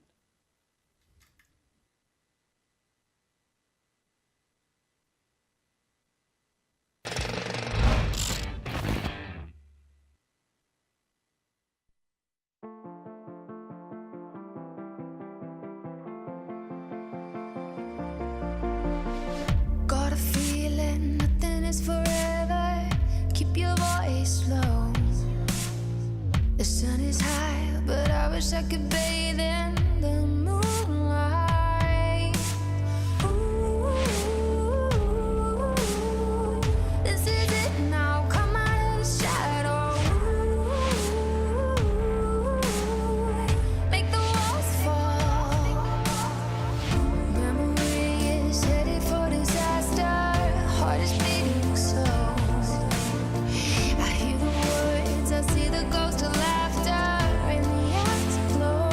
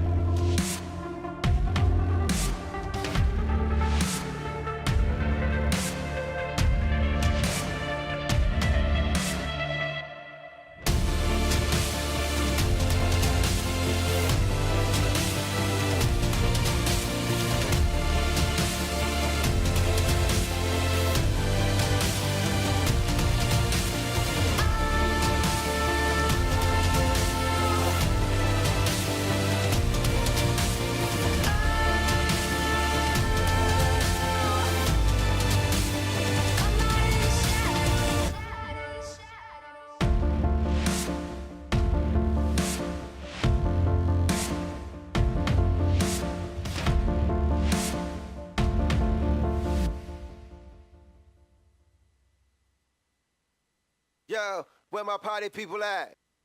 Aha.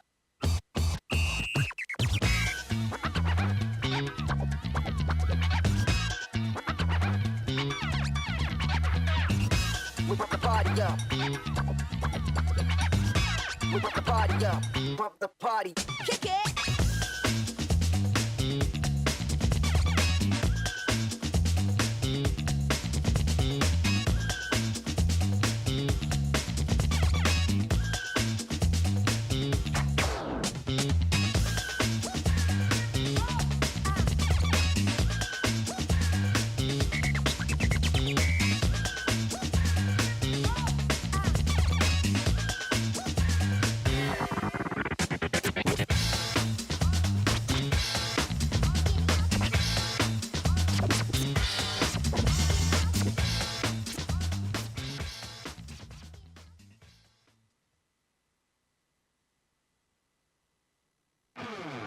一支队伍的崛起可能要花费几年光景，可联赛的格局洗牌只需要短短几十天。守旧的章法反而成为牵绊自己的枷锁，看似华丽的班底也不一定能收获成这边效。发条是没有用惩戒，直接把龙打下来。正面团战，包括摧枯拉朽，接着沐浴龙血，远古龙血可以直接摧枯拉朽，毁掉EDG 的团战。胜利的攻势在新的关卡里失去效用，记忆里渐渐模糊的人们重新被聚焦。是的一个控制和流人能力，哎，不过小花抢闪下来，直接抢小龙，抢自己应该是，哎，他有一个阳明生气，等到家里要过来以后，狼行这波的 TP 就没有问题了呀。年轻的力量令人心生畏惧，陌生的面孔同样值得铭记。对的，3D 就是一顿 EQ，3D 这里疯狂的走 A， 靠了一个虚弱的汉子跟后续没有气能的，只能向后拉开身位。就算偶有失利，可胜败总是常事。找到对的方向，就能循着光继续前行。倒了，后续魔法水面跟出来，成了17再次倒地，现在是超博的一个收割局面啊！群雄并起，诸强攻伐，旧将示威，新人辈出，更替的乱流中做破局的英雄。The old will fail away. Oh no, you're introing! I know. Oh you no! You were letting me do it today. He was letting me branch out, and now he takes. Now he's gone. But you know, I'm lyric. That's hysterics, and together we're casters. Oh man, what a disappointing way to start. We should just end the show and start again. But they do do-overs here at the LPL. Can we fade the screen out to our producer? Does that work out or? No, the worst part is it was your idea. He said no, it was my idea as well. I apologize, sir. Tell me what's happening. We're talking about LPL today. Yeah, we are. Let's go to yesterday's matches. I'll give him the next. I'll give you FPX and LGD, all right? Let's talk about yesterday, though, because it was BLG and Rogue Warriors. Another disappointing fact on top of this intro is that your boy Rogue Warriors went down. I know. I'm so heartbroken. They look so good. They were crushing everyone. I made them my Twitter profile picture because I believed. But hey, BLG came out with a nice win, and, you know, we get to praise someone. Kingen looked extremely good on the Silas in that second game. I mean, EDG in the same position, 5-8. They're still making the, I guess you call the miracle run themselves that BLG are aligned with them in. LNG tried to put up a fight. Always great to see the legacy teams kind of like step up and pick up some wins. So good for EDG keeping their playoff dreams alive. Yes, they are. Let's take you to the standings here, because if we talk about playoff dreams, we're on that second to last week here in week number 9 of the LPL. 1.5 remaining. And we're starting to eke out our playoff teams. Now remember, JDG, IG, and Top Esports are the only ones guaranteed. It could be 4 after today, or we could still need 5 more spots remaining. Yep, and the interesting thing to me is those middle teams, right? FPX, VG, RNG, BLG, EDG, all competing to make it to playoffs. So today's matches, that second match, LGD versus FPX, going to have a ton of implications for the standings. Oh, I can't wait for it. FPX and LGD as well should be a bit of a fiery one to hopefully take us to all 3 games. Also note that for JDG and E-Star, with what we're starting off with, we've got a JDG that's in first place and throwing a bit of fire themselves. Yeah, always nice to see JDG when they can show up and perform well, so we hope to see kind of more fire in their hearts today. Bit more fire. Now let's breeze through this a bit, because for JDG, we all know they're sitting on top right now. We know the win streak that's upon us. It does feel like we're back in spring, where JDG had that same win streak leading into playoffs. And it's weird because it came out of nowhere. Despite them only losing 2 series, they looked quite shaky for a little bit. We were questioning, where's JDG going to end up? They don't really look like a top 3 team, Yep. but now they're first off the back of Kanavi performing great once again. Back. Yagao having a good performance. I think Zoom's finally found some meta champions he looks good on, and I really feel like their bot lane has found their stride. I mean, the bottom lane has been insane. Not only we remember Lumao from the spring final, the Game 5 Bard ultis, but then we also remember the performance from Loken and how he's transitioned into the summer split, being one of the best AD carries in the league. Loken is a little engine that could hit in the LPL summer split. And running into playoffs, people should start fearing this man. And I feel like that was a very fitting title that you chose, because I feel like Loken is one of those players who has this stigma around him, especially in spring, where a lot of people remember him from top esports like, well, he's just average, he's mediocre, he does his job, blah, blah, blah. We come into summer, once again, that stigma still kind of exists, to where, to me, he was the standout performer, kind of carrying this team through the rest of their members slumping. He's looked great on the Ezreal, done well on the Aphelios, good on the Ashe, and he really shows in, his high damage percent, 28, despite the fact that he doesn't really get gold funneled into him. He's just that consistent performer who's going to carry the team across the finish line. Which is why it's important now that we're bringing up Loken. Again, we've passed over him so many times, not us specifically, but I know the fans will look at JDG and be like, oh, the big name in Kanavi, he got spring MVP, Zoom and Yagao, the Dumpling Brother duo, and Lumao from the finals, and Loken, the least talked about player, but he should not be. Yeah, and we see him find these positions in team fights a lot, especially consistently able to take advantage of enemy mistakes, right? LNG here kind of coming in with a very, weird engage all over the place. Great job by Loken to find those opportunities to put out as much DPS as possible. But we also talk about the laning phase, of course, here in the LPL. We do see a bit more aggression these days, and for Loken, just a carry threat all around. And I think this play especially was really nice. Does get Nautilus ulted, so kind of taking out the fight early. Yagao with a massive Azir ult, which kind of set everything up. But Loken still positioning extremely well, weaving in and out of the fight to make sure he gets off as much DPS as possible. And he really is the main factor why JDG clutch out the team fight victory here. And now that JDG's doing better, now that win streak's there, it's like, well, Loken's still performing. It's not that he's gone back into his shell, it's that Loken is excelling with the rest of the team. I feel like Loken is just consistently improved in small amounts, right? Like last year it was, average, middling. This year in spring, I'd say he was above average if we're comparing him to the rest of the LPL AD carries. And right now he feels like, we were talking about this on the last hit, a top 3, top 4 AD carry that does his job, is willing to position forward aggressively, and when you look at the pieces around him not always showing up, it's even more impressive. It is for JDG. Again, remember, 11-2 here, excuse me, is their game score is quite high to boast about as well. I put a post up yesterday talking about the peaks they could reach. Most likely, they're going to be second or at the bare minimum third here in the split. So it's either quarters or semifinals for their playoff run, considering their schedule ahead of them. E-Star's one of those beasts where they're like, well, you favor JDG because E-Star are nothing like they used to be in spring. They've been nothing. Their split's now sitting 3-9, and yes, they're a far cry from the spring split itself. Yeah, they have not looked good, and the thing for E-Star that is kind of nice to see is that it seems like they're very aware of their position, and like they know, hey, we're not likely going to make playoffs. We're just going to kind of try to facilitate new talent. So we see them keeping Rat in the roster. We see them bringing in CJJ, who's only gotten to play one game, but has been playing on their LDL team. And he has a much more diverse champion pool than Xiaobai. He's willing to play carries, so has played things in LDL like Lucian top, plays the Vladimir, the Jace, the Kennen. So I like that E-Stars are kind of aiming more for the future, getting more experience on their newer members, and seeing, hey, what pieces can we develop next year? Someone like Rat specifically, I think, always comes to the conversation, because what we've seen of Rat has been decent so far. I don't say that Wink is a bad AD carry, nor would he go into the conversation of bottom tier. But Rat is that kind of player that you're like, well, he deserves some playtime in his first ever LPL split. The thing that's nice, too, is we saw in their first series, it's like, okay, well, he wasn't the main focus of the team, was playing more supportive picks like the Senna, like the Ashe.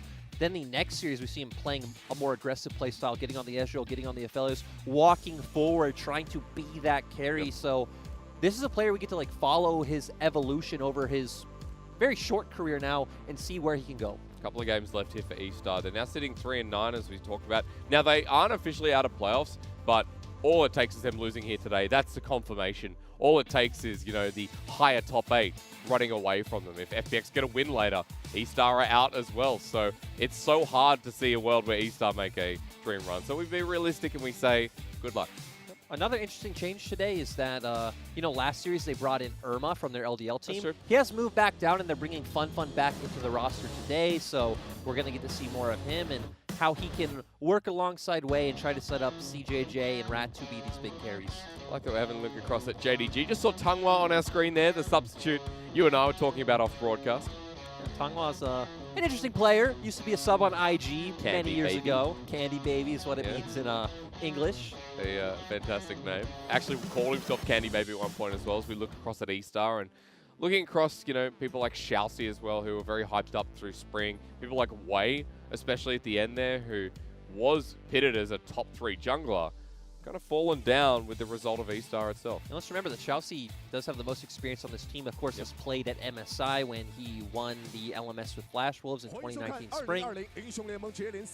But the leadership not there. JDG and E-Star now heading onto the Rift. Let's have a look at those lineups. JDG, it'll be no surprise as we start off with Zoom, Kanavi, Yagao in the mid lane, Loken and Lumao in your bottom lane.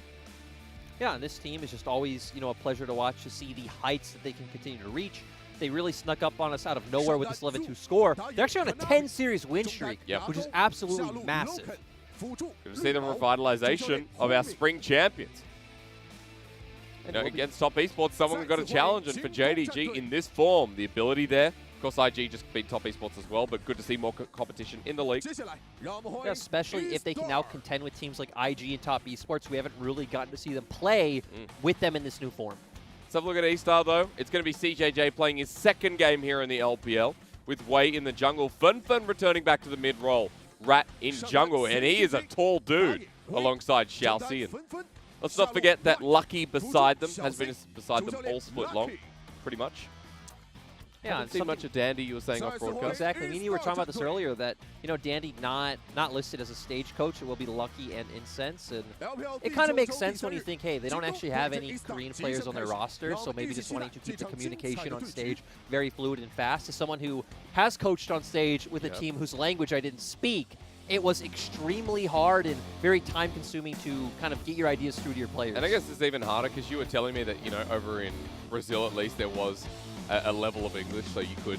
Yeah, Brazil was much easier. LMS was quite hard. You could even see, there was a video with Yamato Cannon in Sandbox where he walks up and gives the player something, and he's like, the coach is trying to talk to me. I don't know what he's saying. Oh, really? And it's like, those are the kind of issues you can run into when, you know, you obviously don't speak the same language When as the time players. is sensitive as well. Exactly. On stage. Extremely time sensitive.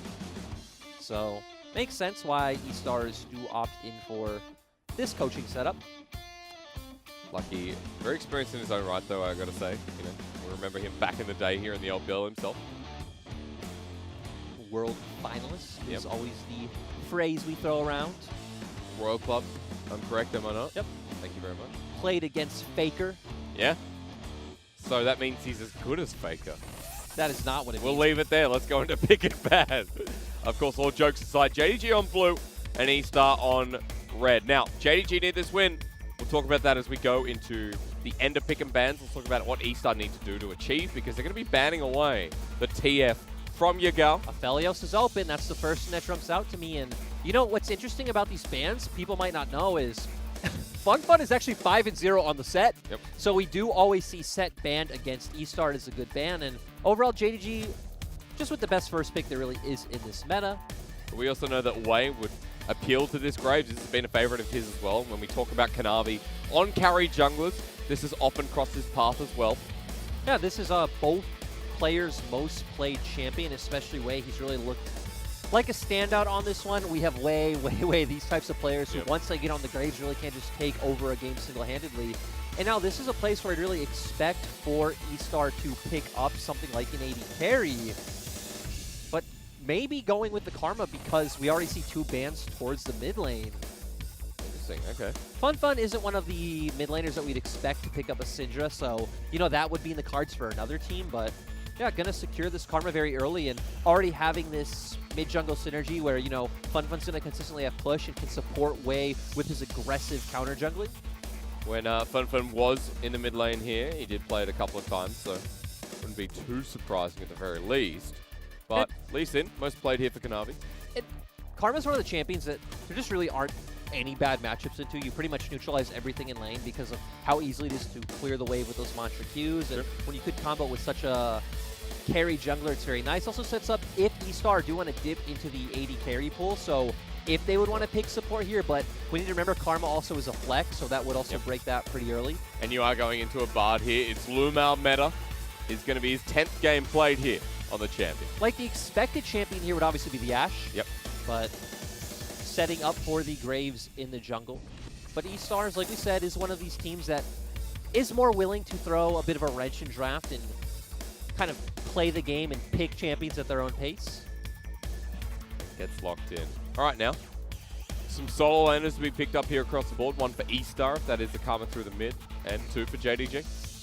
And for E-Star's comp, you definitely expect some kind of tank in the top lane. Right now, you already have 2 strong DPS champions, both in jungle and AD carry. So maybe going to put CJJ on that facilitation role that we see Xiaobai play. So whether it is something like an Ornn or a Wukong is definitely where I expect E-Star to look. CJJ in his 1 game played here in the LPL, played the Wukong. So.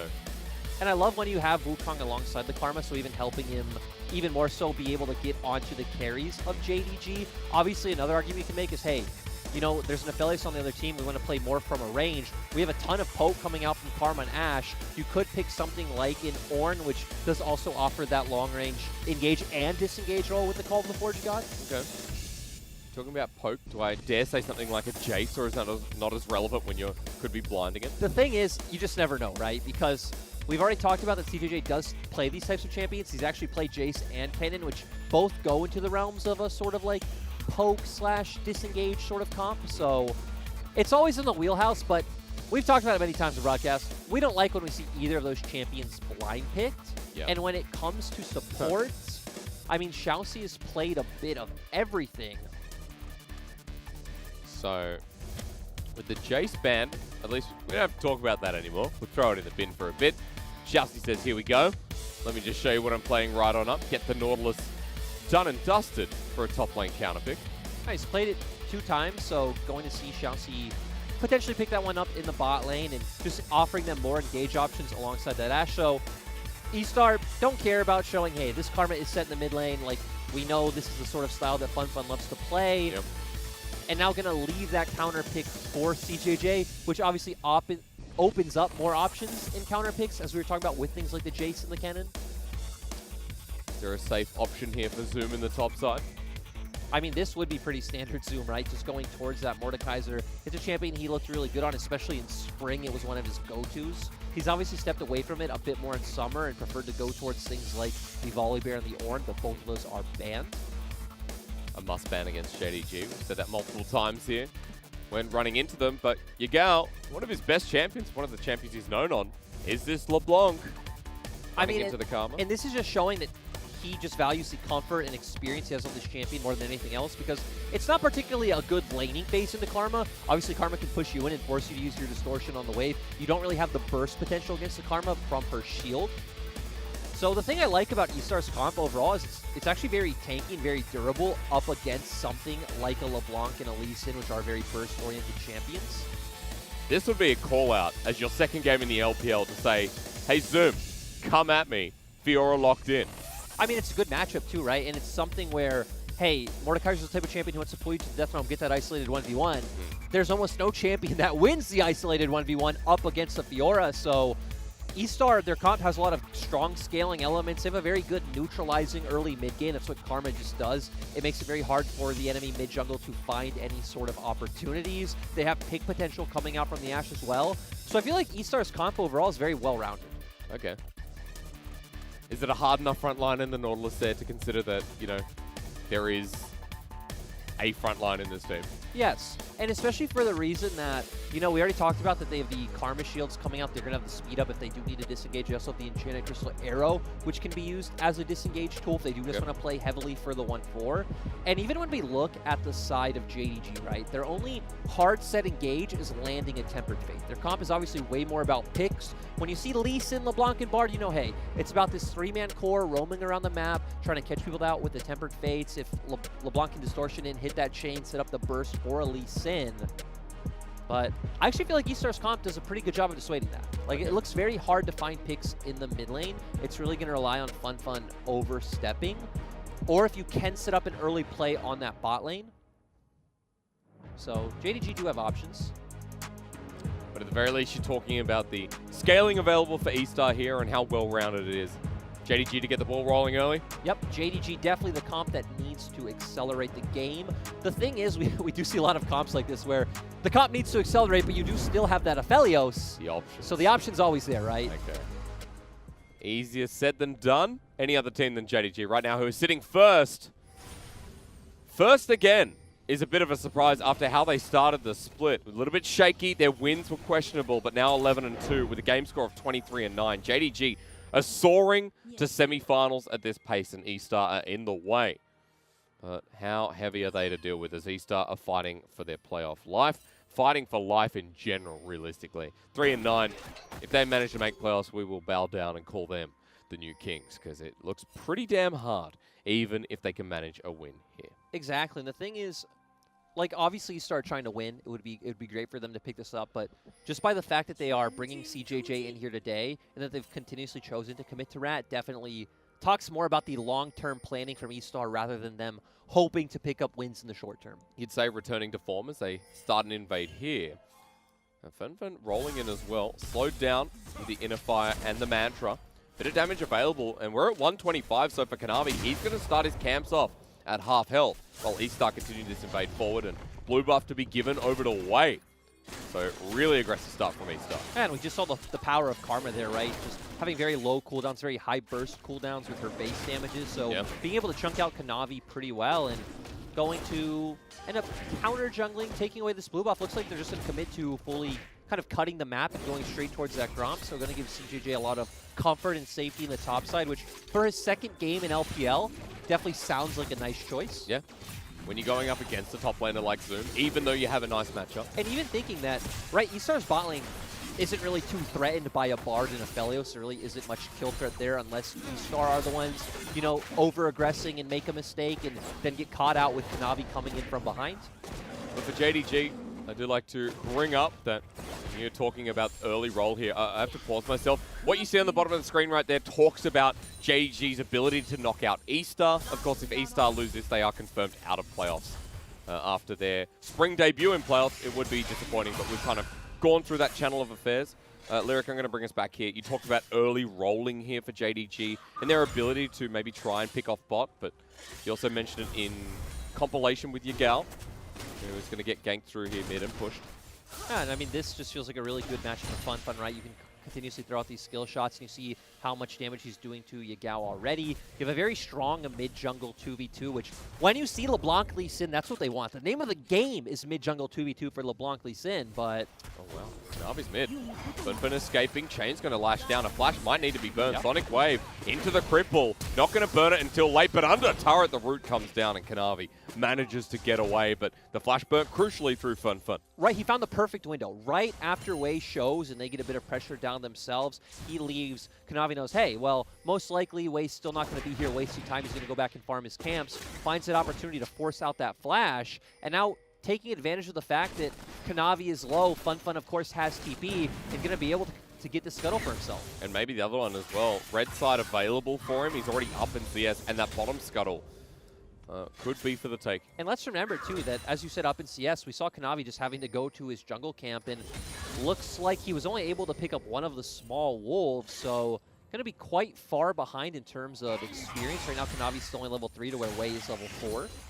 Just in terms of options as well, right? Krug's still there for Wei. And this is what we said, to where JDG are the ones who need to outpace E-Stars, right? But E-Star are the ones with the early game advantage. And this is why when you see comps like this where, hey, we have Graves Karma in the mid lane, so it neutralizes a lot of champions like the LeBlanc. You still have an Ashe who provides a bit of early pressure, especially at that level 6 point. Then you have a hard scaling element in top side like the Fiora. It just feels like your comp has ways of defending and attacking at all points in the game. That's why I like the wording you use with well-rounded, because, you know, it does a little bit of everything and kind of completes itself, if that makes sense. No, I think you really hit the nail on the head with that one. And this is going to be one where I really feel like we're going to need for Lumao, especially once he hits that level 6 point, to find some kind of, you know, nice roam into the mid lane. Maybe we hit a Tempered Fate onto the Karma. We transition that into a big play onto Dragon. As let's wait for Zoom in a bit of trouble. Slowed down here with a cross flashing forward his way. Wants to kill. Smoke screen down. Nice gank and nice first blood to CJJ. And even nice setup, right? This goes back even probably 4 waves, you know, in the past to where CJJ was able to get that bounce back, now gets the wave on his side of the lane. And I mean, right, Fiora Graves doesn't really sound like a very strong gank setup. You have no CC to find anything, but great job by Way to come in, and they have the confidence to commit. Commits the flash, and they pick up the kill. And you talk about the lane setup, it's still there. Zoom had to TP in, he now has no summoners, and CJJ has all. So Zoom has to walk to him, and there's a CS leader crewing in that top side. And momentum for E-Stars here. We talked about it needed for JDG, as Xiaoxi's going to spot out Lumao. And we're going to get a bit of non-supportal combat here in the end. And we said how... Kanavi's actually over. Sonic Wave connecting into Funfun. The burn down. Threw him in, but Kanavi under turret. Helps to secure the kill for Yagao, but he goes down first as Yagao's low and running for his life. E-Star still up a kill. And I mean, we've seen both sides of how these comps work. We talked about the 3-man core from JDG and how it wants to impact the mid lane. As Dredgeline pulls on in, Lumao stuck around for way too long. Out with the magical journey, the exhaust won't save his life. He burns down. Yagao locked in place, but gets the distortion. And Chelsea's now low as well. I think he's just saved the play for JDG. Dredgeline in, almost kills it, but now Yagao's 3-0. And that was a massive misstep from Way. Way committed a bit too much for the kill on the Lumao. He did have the red buff, so Lumao was like guaranteed dead. He was going to burn down and die regardless. Takes a turret shot, sets up for Yagao to find the kill with the distortion, and then great job for Yagao to find the next one onto Xiaoxi as well. Now we have a 3-0 LeBlanc for saying, hey, it's going to be hard for this duo to find picks up against what E-Star have drafted. When you have a 3-0 LeBlanc, right, it's going to be pretty easy. You're going to be able to get pressure in this mid lane now that you do have the Lost Chapter, and potentially start finding picks onto both side lanes, honestly. And plus, with everything going on, Loken stayed bot, farmed up a Storm, and picks up turret plating with Crescendum available. So this has just gone from a great early game to now a bit devastating for E-Star after what they found mid, after what they found top to get their ball rolling. And it was great after the 1-for-1 trade, especially where, again, JDG committed a lot to picking off Funfun, but being able to get the kill and return onto Kanavi, I think was, fair enough win, especially with how much CJJ is winning in the top side. But this is definitely going to at least give JDG a bit of wind in their sails. As Kanavi now being tested, though, level 5 versus level 6, so just going to leave Way to it. And I love how we're just seeing a 4v4 on the top side of the map for the past 3 minutes. Yeah. Both AD carries still bot. Actually looks like Loken is going to go take the blue buff. He's doing it by himself. Xiaoxi going to interrupt that, but no, he's coming back towards mid. Sees Lumao as Funfun being dove on. Remember this, Fed LeBlanc now trading extraordinarily well. Funfun walking forward, not the angle. Manages to survive, but he has to leave lane. Yeah, and this is so massive. And just so nice to see how those 3 kills are transitioning to such pressure.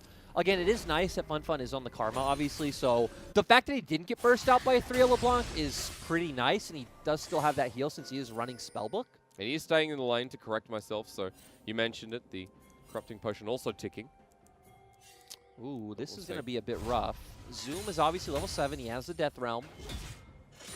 Looks like it is just Way shadowing the lane, making sure CJJ can get this push without any gank interference. As we do see on the minimap that Yagao was hovering towards topside. The riposte interaction with the Death Realm is one I look forward to seeing this game quite a lot. To interrupt and stop.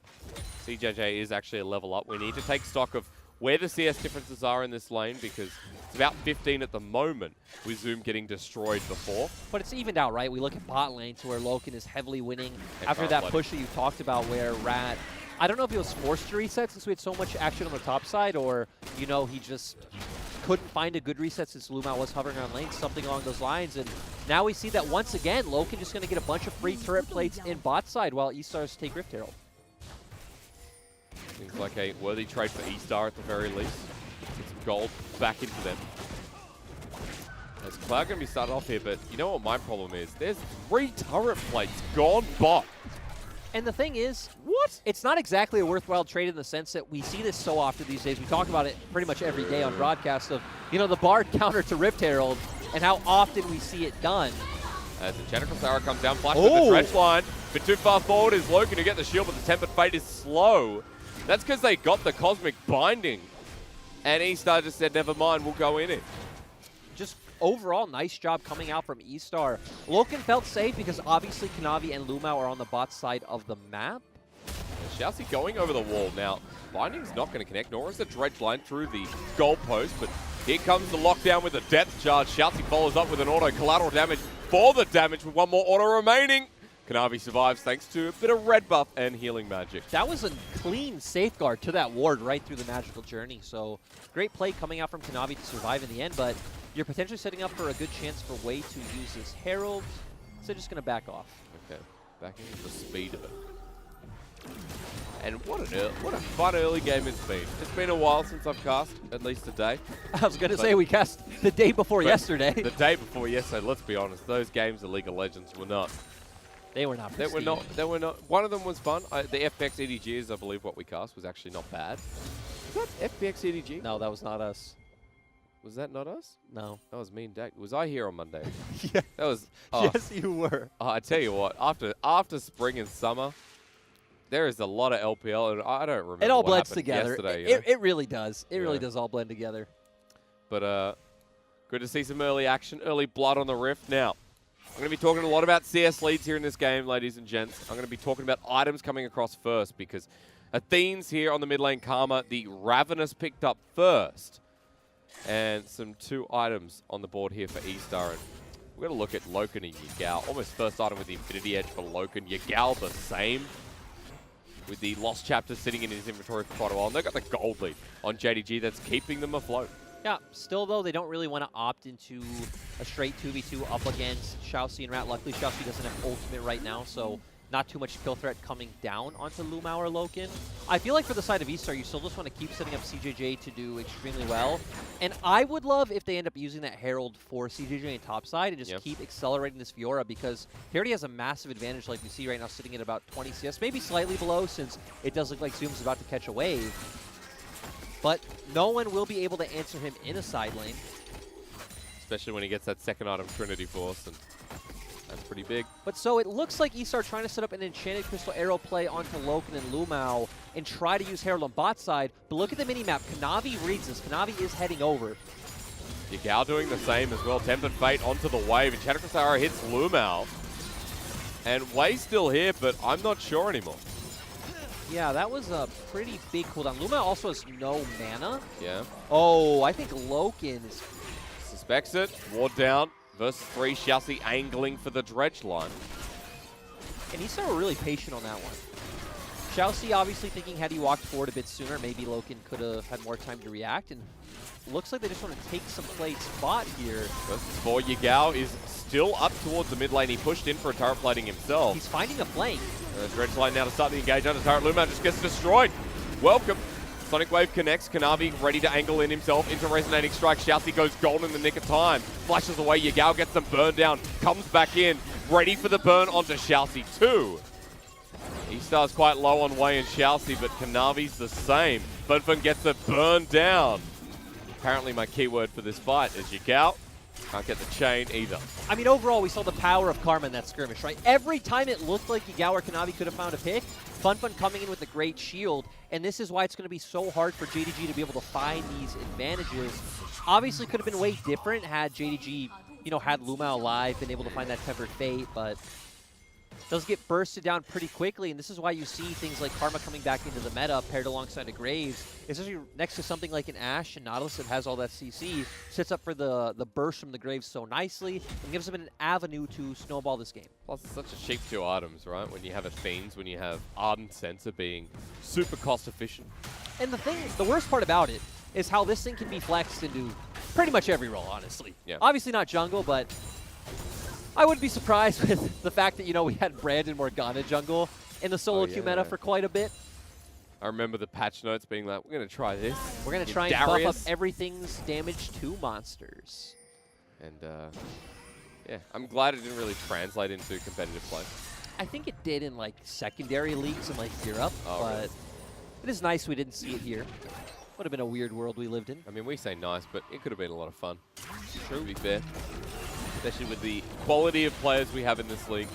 Also, we see JDG going for the lane swap. Yep. My guess is to dodge out the matchup with Zoom, not having to face CJJ any longer. And they're also going to get more gold on the Loken, so kind of accelerating the pace of the game, which is obviously what JDG's comp needs to do anyway. if you look up at the gold, after the turret going down, we're only 2,000 behind. Sorry, 2,000 ahead for E-Star. Not only. This is great. Yeah, this feels amazing. And this goes back to what we set up with the win conditions for these comps and just how nice what E-Star drafted into what JDG picked up is. There's great flame flash for Xiaoxi. Smoke screen back on the clone while they get the turret. Yeah.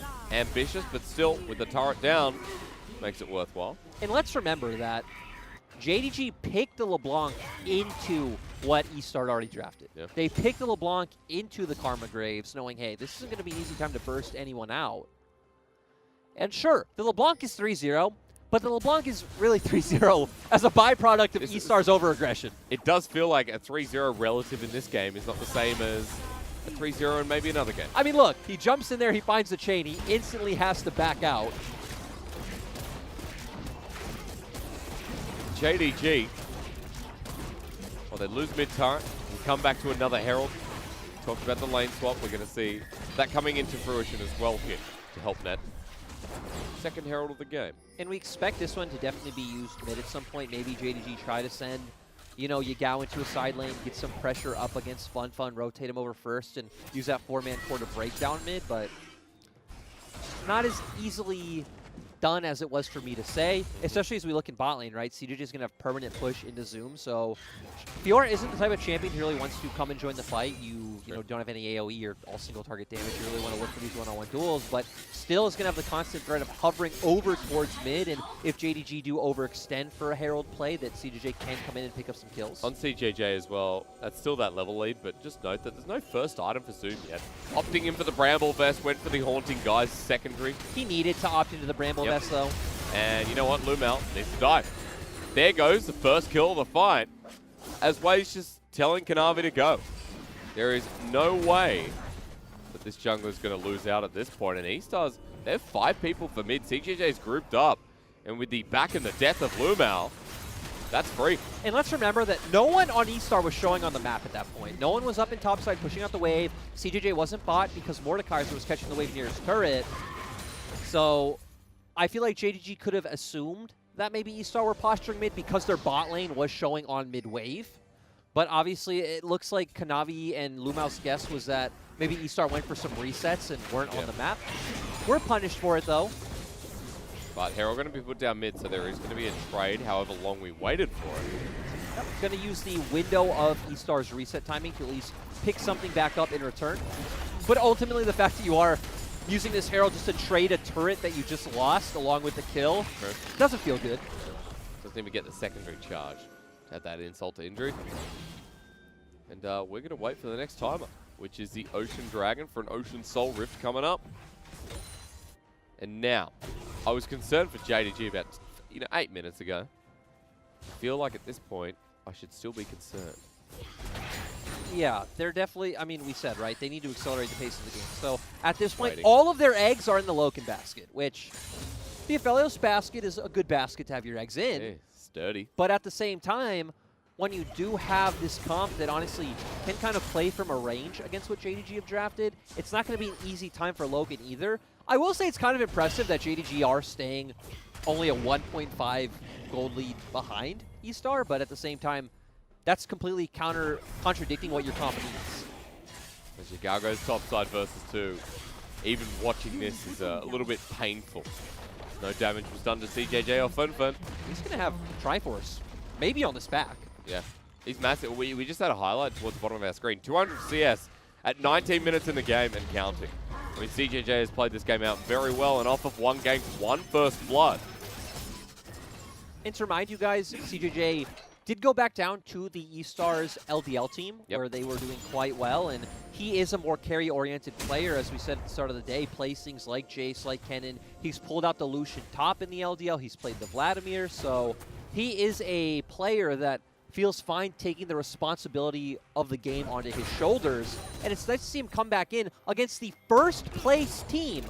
Have a solid game. And who was pitted as a top 2 top laner as well, right? Zoom was looked at as the best, if not the second best top laner after Spring. Now, of course, that's changed, but Zoom's always in that discussion. Zoom has been looked at as one of the best top laners in LPL for years. Yeah. Heck, I know a lot of, I've seen fans argue, hey, Zoom's actually been the best top laner for years, but fans just don't know about it because they don't watch LPL. They only see people like the Shy pop off at Worlds. So Zoom has a lot of very ardent supporters in his corner. Yes, he does. Yagao also being one of them on his own team, I would say, is CJJ. Going to pull Zoom to going golden. He slowed down and with Grand Challenge issues. CJJ wants a bit of more, but he won't find it. Zoom forced to flash away, but this turret might not be long for the world. Zoom staying could be a detriment. Yeah, we look at the top side of the map, though. Yagao actually being able to pressure this turret is massive. Yep. I actually don't feel like Estar even needed to commit to giving this one up. Woo! That was quick from old Blue Mel. And there you go. Towards inhibitor turret. There's no one there, but not going to push for it yet. Forces it back. It's just going to be a bit of gold into JDG's pocket. Realistically, no one on JDG's side should be able to push far enough up to take an inhibitor turret by themselves, but if Estar aren't going to dedicate any resources towards the top side, you know, maybe they'll get the chance. I feel like FunFun could have recalled sooner there, and even the pressure you just have from your bot lane duo and your mid, and your jungler, I'm sorry, should be enough for CJJ to go aggressive in this bot lane, but obviously they had FunFun on this side of the map as a result of wanting to dedicate 5 men to take that dragon. So JDG just accepting, hey, we're not going to get the dragon, we're going to try and get a tower on the opposite side of the map in return, and they get a bit of gold out of it. I mean, only 700 gold out now. Yeah. And importantly, Yagao gets towards his second item. And when you talked about Loken being the focus now for JDG, considering where this game's going, you still have to remember that Yagao, if he catches anyone in isolation like Wei, then there's potential, but he misses the binding. What a bummer. Yeah, it's interesting to see that he did go towards that Morello. I'm guessing he just wanted the instant stats right now since the game is in a pretty dire situation. The only thing that's flawed with that logic is that there's no neutral objective up to fight over, so you could have actually made your way towards building towards another item, whether you wanted to, you know, sit on Oblivion or go towards a Death Cap or Spellbinder or something along those lines. So you don't think the healing from 3 of the members is enough to justify? I guess we haven't actually seen him in trades or picks anyway. I'll ask you that question in a second. It's worth a discussion because FunFun getting cornered out cleanses away. The thing is, Yagao should never be looking to like jump into numerous members to apply those Grievous wounds towards in a fight. He should just be looking to find picks off in the side lane like we're doing now. So definitely getting more combat stats. And more AP is more damage. Yes. To put it simply. More AP is more damage. Wow, that's amazing. Heal burn. Lumao actually takes the brunt of it. Smoke screen down. Collateral damage used. Lumao gets low, but not low enough. 2020. I have good points sometimes, I know. CJJ, meanwhile, while Estar can fumble around through mid, he can keep doing this. 260 CS at 23 minutes. This is the CJJ game. Imagine if CJ Entus was still around. They thought, let's get this CJJ guy. CJ Entus. I mean, you said that backwards. It'd be CJ Entus. CJJ.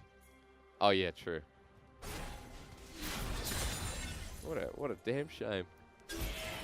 You are an interesting character. Oh, my brain today is very strange.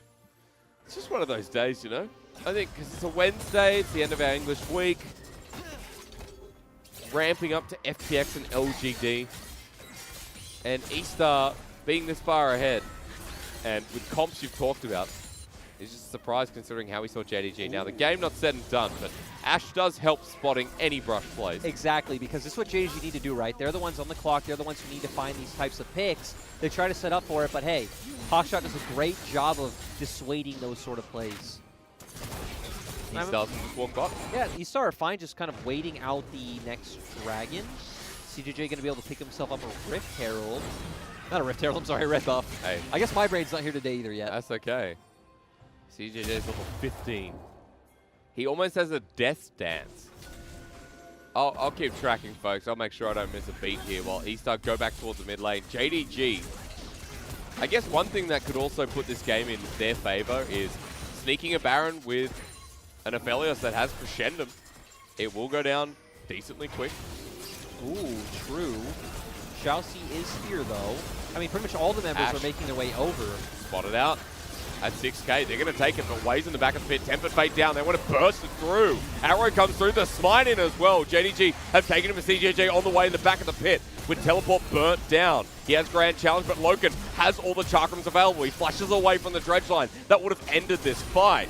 And he survives. Pokes him down once again. Spins to win with those little blades at his side. And JDG with the Baron unscathed.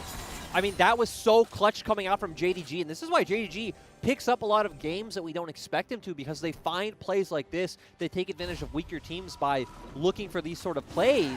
I just feel like the right response by eStar would have just been trying to not dissuade, but kind of buy time while just accepting, hey, we're probably going to lose the Baron. Good journey. Exhaust used. Look at CJJ. Now with an Aphelios on his tail, he's going to get poked on down. The ult lands. The bit of poke to follow through. CJJ survives, though, in the end. Dying would have added that extra bit of salt that JDG needs to start pushing down some of these turrets.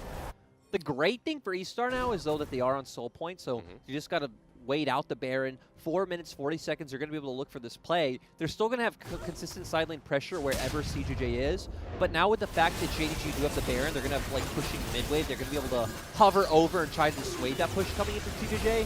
Just overall really good Bard ultimate coming out. I feel like Loken probably should have thrown out that ult a bit sooner, but it doesn't matter. It feels like the members of eStar were too far away. Yep. So I feel like CJJ probably should have just committed to trying to get that inhibitor turret in bot. But now that we're back to live, we see the Baron through mid. I was going to be curious about how JDG played this out, but the attention being paid to Yagao, and Chadakosara hits him mid-distortion. He'll get locked down, pulled back, and dies for a shutdown while JDG measly getting in a turret. Still, though, I feel like that should be the only turret that JDG are able to pick up now, because you're not going to have 3 lanes of pressure, or 2 in that situation with the 1-4 setup. So eStar going to be easily able to allocate enough resources to deal with JDG's 4-man push and continue to let CJJ farm up in a side lane. Gave more gold back in the pocket for eStar as well. To keep on tracking. Let's run through mid.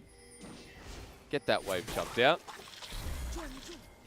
So just going to get some vision control set out, maybe setting up for any potential picks they themselves could find. Wave's going to steal away some of Navi's jungle as well, so making sure that harder for JDG to find easy resources on the map. 30 seconds left of a Baron buff that didn't really do much, but did put you back in some gold and showed us that crazier things can happen. But you mentioned the Ocean Soul in 3 minutes. I'll be looking towards that for eStar. And with this team, if you give them Ocean Soul, well, say goodnight. And I also love the the death stances coming out for CJJ and Rad, and just very easy for eStar's comp to get a bit of MR on them to make sure that, hey, Zoom and Yagao aren't going to deal any damage, and it's going to pretty much be all on Loken's shoulders, which I'd say regardless it is, but even making sure you don't have to worry about Yagao or Zoom at all does feel pretty nice for the side of eStar. Also feels nice that we did a segment on Loken to prepare him for this game 1. This is not an unfamiliar position for Loken to split for all of you who've been watching JDG's games. When players like Yagao, Kanavi, Zoom have been struggling, Loken has stepped up to be that main carry. Even with Lumao, who I feel like was probably the worst performing member early this split, having to lane with someone who just, again, wasn't playing well, was consistently getting picked off in lane, Loken was a saint to get them through that. Normally see him on something like the Ezreal, but I mean, the Aphelios carry power and Loken at his heel. It's the one thing you can argue against in this split is he's at a very controlled champion pool. He's pretty much only played 3 champions. Yep. He's 11 games of Ezreal, 10 games of Ashe, and 10 games of Aphelios. He's played Misfortune and Kalista once. Actually has the shortest 80 carry pool, I think, in the league. Let's remember, though, that in spring he did play a ton of champions, and it's actually his most played was Kalista, where he was undefeated, I think all split long. Yeah. Undefeated all split long. I think we got to playoffs and it was banned out every game, actually. Yeah. Banned out every game of playoffs against him.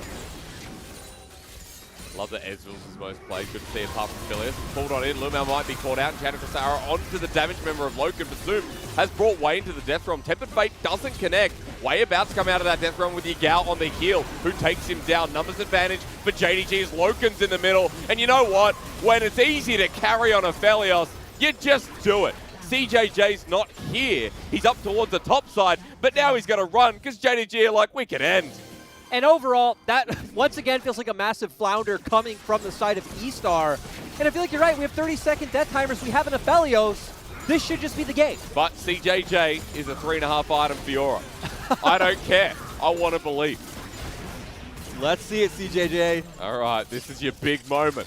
Versus 4 needs to run in. Teleport being channeled. Needs to riposte. Pulls it out now. Grand challenge issued. And to his credit, he almost kills Lumal, but that's a support. And that's game for JDG in 30 minutes. They got the ball rolling when they won the fight. Yeah, I mean, they picked up the Baron. The Baron actually didn't feel like it was too much. And then them winning that fight just sealed the deal. We would have loved to see their conscious, kite out from JDG and really set up for that Fiora to smash side lanes. Even if JDG end up picking up that next dragon, it doesn't matter. JDG are nowhere close to Seoul. Just keep letting your Fiora win out, and get massive. Didn't happen, and I guess in the end, this also shows us why we don't see too many teams opt into playing side lanes and why so many pros come out and say, hey, playing side lanes right now doesn't feel good. Playing a hard 1-4, a hard 1-3-1 feels extremely hard. Imagine being CJJ in that and being, I think he Flame Horizon Zoom in the end and going, well, I did part of my job. Does he join the fight there? Should he have joined the fight? No. Okay. I mean, Fiora in a 5v5, you just don't offer too much. Fiora's the type of champion in a 5v5 you want to kind of come in at the end on a flank, pick up all the kills yourself, because you do just have a bunch of consistent single target damage. But yeah, that was not when play. You talked about their ability to kind of neutralize and kite back, and their ability to disengage for E-Star. Their ability to do everything. Yeah, they could do everything well. You had a Kami, you had an Ashe, a Nautilus. You have picks, you have some skirmishing potential, you have some side lane. It was all there. All went in. Yeah, and it looked great. It looked great for a majority of the game. Actually, for almost all the game. You know what the problem was? They used those abilities to engage, and they all missed. Yeah, I mean, I feel like even just starting off with that first part of the sentence, they used all their abilities to engage, was already a bit of an issue in itself. I mean, Yagao wasn't there, but still, I don't know. It was something. A bit of a shame. But JDG have experience, though, and they use that. They got the Baron, and then they got that fight, and then the game was over from there. But E-Star's early game was good. It was good. And I feel like I'm constantly in the midst of these games where there's a lot of question marks throughout, but at least for JDG, showing a bit more of their experience again.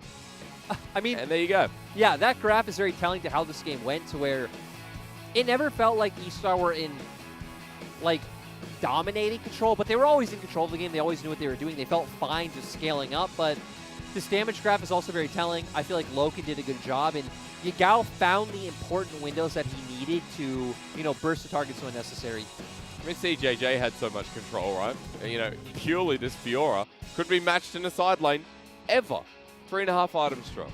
Yeah, and I also feel like FunFun did a good job early on of, making sure he was shielding the right targets to set up people like Wei, CJJ, and Rat to do well. And I mean, in the end, it just didn't pan out. It did not. What more do you say than that? You say that, E-Star are young. They have young players.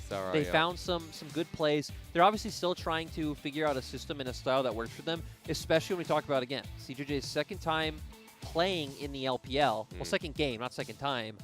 And it was close against the first place team.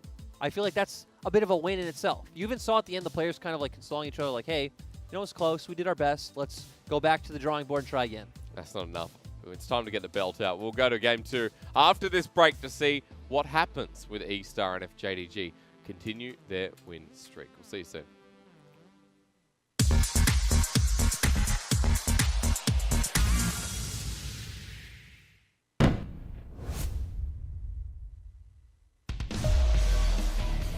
这一条小龙也是活了，因为边线现在打不过了，主要是凯南现在是打阿卡丽的绕后位置还不错，这边杰杰先上了，猴子们想大招，AOE给满，控制给的很足，但是自己进场的两个人也是吃到了远方熊熊的一个爆弹以后，有人倒下，但是阿卡丽这时候进来配合没有人管的一个 Hope 来做清场，拿到了一个 double kill 的一个 score， 还要再追击吗？看一下下一个玄武多久，一个寒冬之咬咬到了圣江哥以后闪现一发 Q 拿到了3杀。这一波看一下猴子踢的位置是可以绕后的，是，但是他踢过来的位置一发寒冰剑，这边动作的是一个巨魔还是比较肉的。这波这个位置被集火，但是哈洛也是同时被集火，先往后拉。乐意的牛头大刀顶在前面，但是已经顶到一丝血往后拉开。这时候猴子已经切入到战场，第二时直接间进场切后排，，哇，很漂亮！第二个一技能直接拿下人头以后 ，Q 技能配合了后方厄斐琉斯的伤害，也是把无名的塞拉斯给处理掉。最后 Hold 这波也是没办法再度的一个进场。 但是 EDG 的这个动向应该是不想放的，因为 Mako 也赶到了战场，回音是大招开过来，先消耗一下对面正面的一个鳄鱼，没有睡到人，鳄鱼开启大招往前顶，这个峡谷先锋归属权是谁的呢？哎，这样看起来的话，好像是蓝色方蹭到了，没有，熊熊是蹭到了，那只是刚刚第一时间先处理龙坑峡谷先锋坑里面的人，这波一个巴德的一个隧道，大家都跟上去了。现在镜头来到了一个三角小龙，但是盛强哥这边追得疯狂的点，小强的血量已经被压得非常低，再插一下平 A， 但是旁边杰杰这一波哇，感觉盛太强哥有点灵性了呀，没有去管杰杰。也可。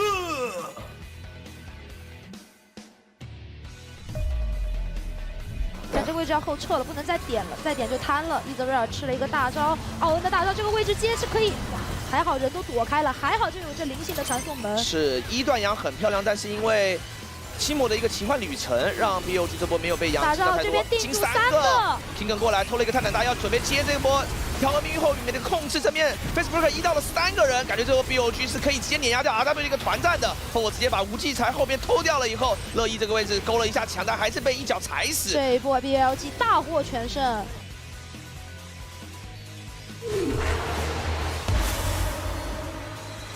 该现身了。先靠着大龙 buff 往前压境。哎，正面又是 LPL 踩了以后强弩前掠过去，直接要秒乐意嘛？乐意这边打出一个余震，还是比较肉。巴德的大招，又进到了2个，而且后方还是有国豪在。抱回来一个哈罗，直接往后快速拔枪，交了一个闪现，但是正面轰拳一个超级高的一个好意志的护盾，拿下4杀的一个风风夸抓 kill 入袋 TP 过来正面的话一波了，我们可以提前恭喜 BOG， 今天是以2比0送走了侠盗勇士，也终结掉了 RW 一个4连胜的一个态势。那这样的话 ，BOG 现在在4-8的集团里面，这一波 Bobo 拿下了5杀，外表可是具有欺骗性的。Quadra kill， 我还以为会汗流浃背呢。Penta kill。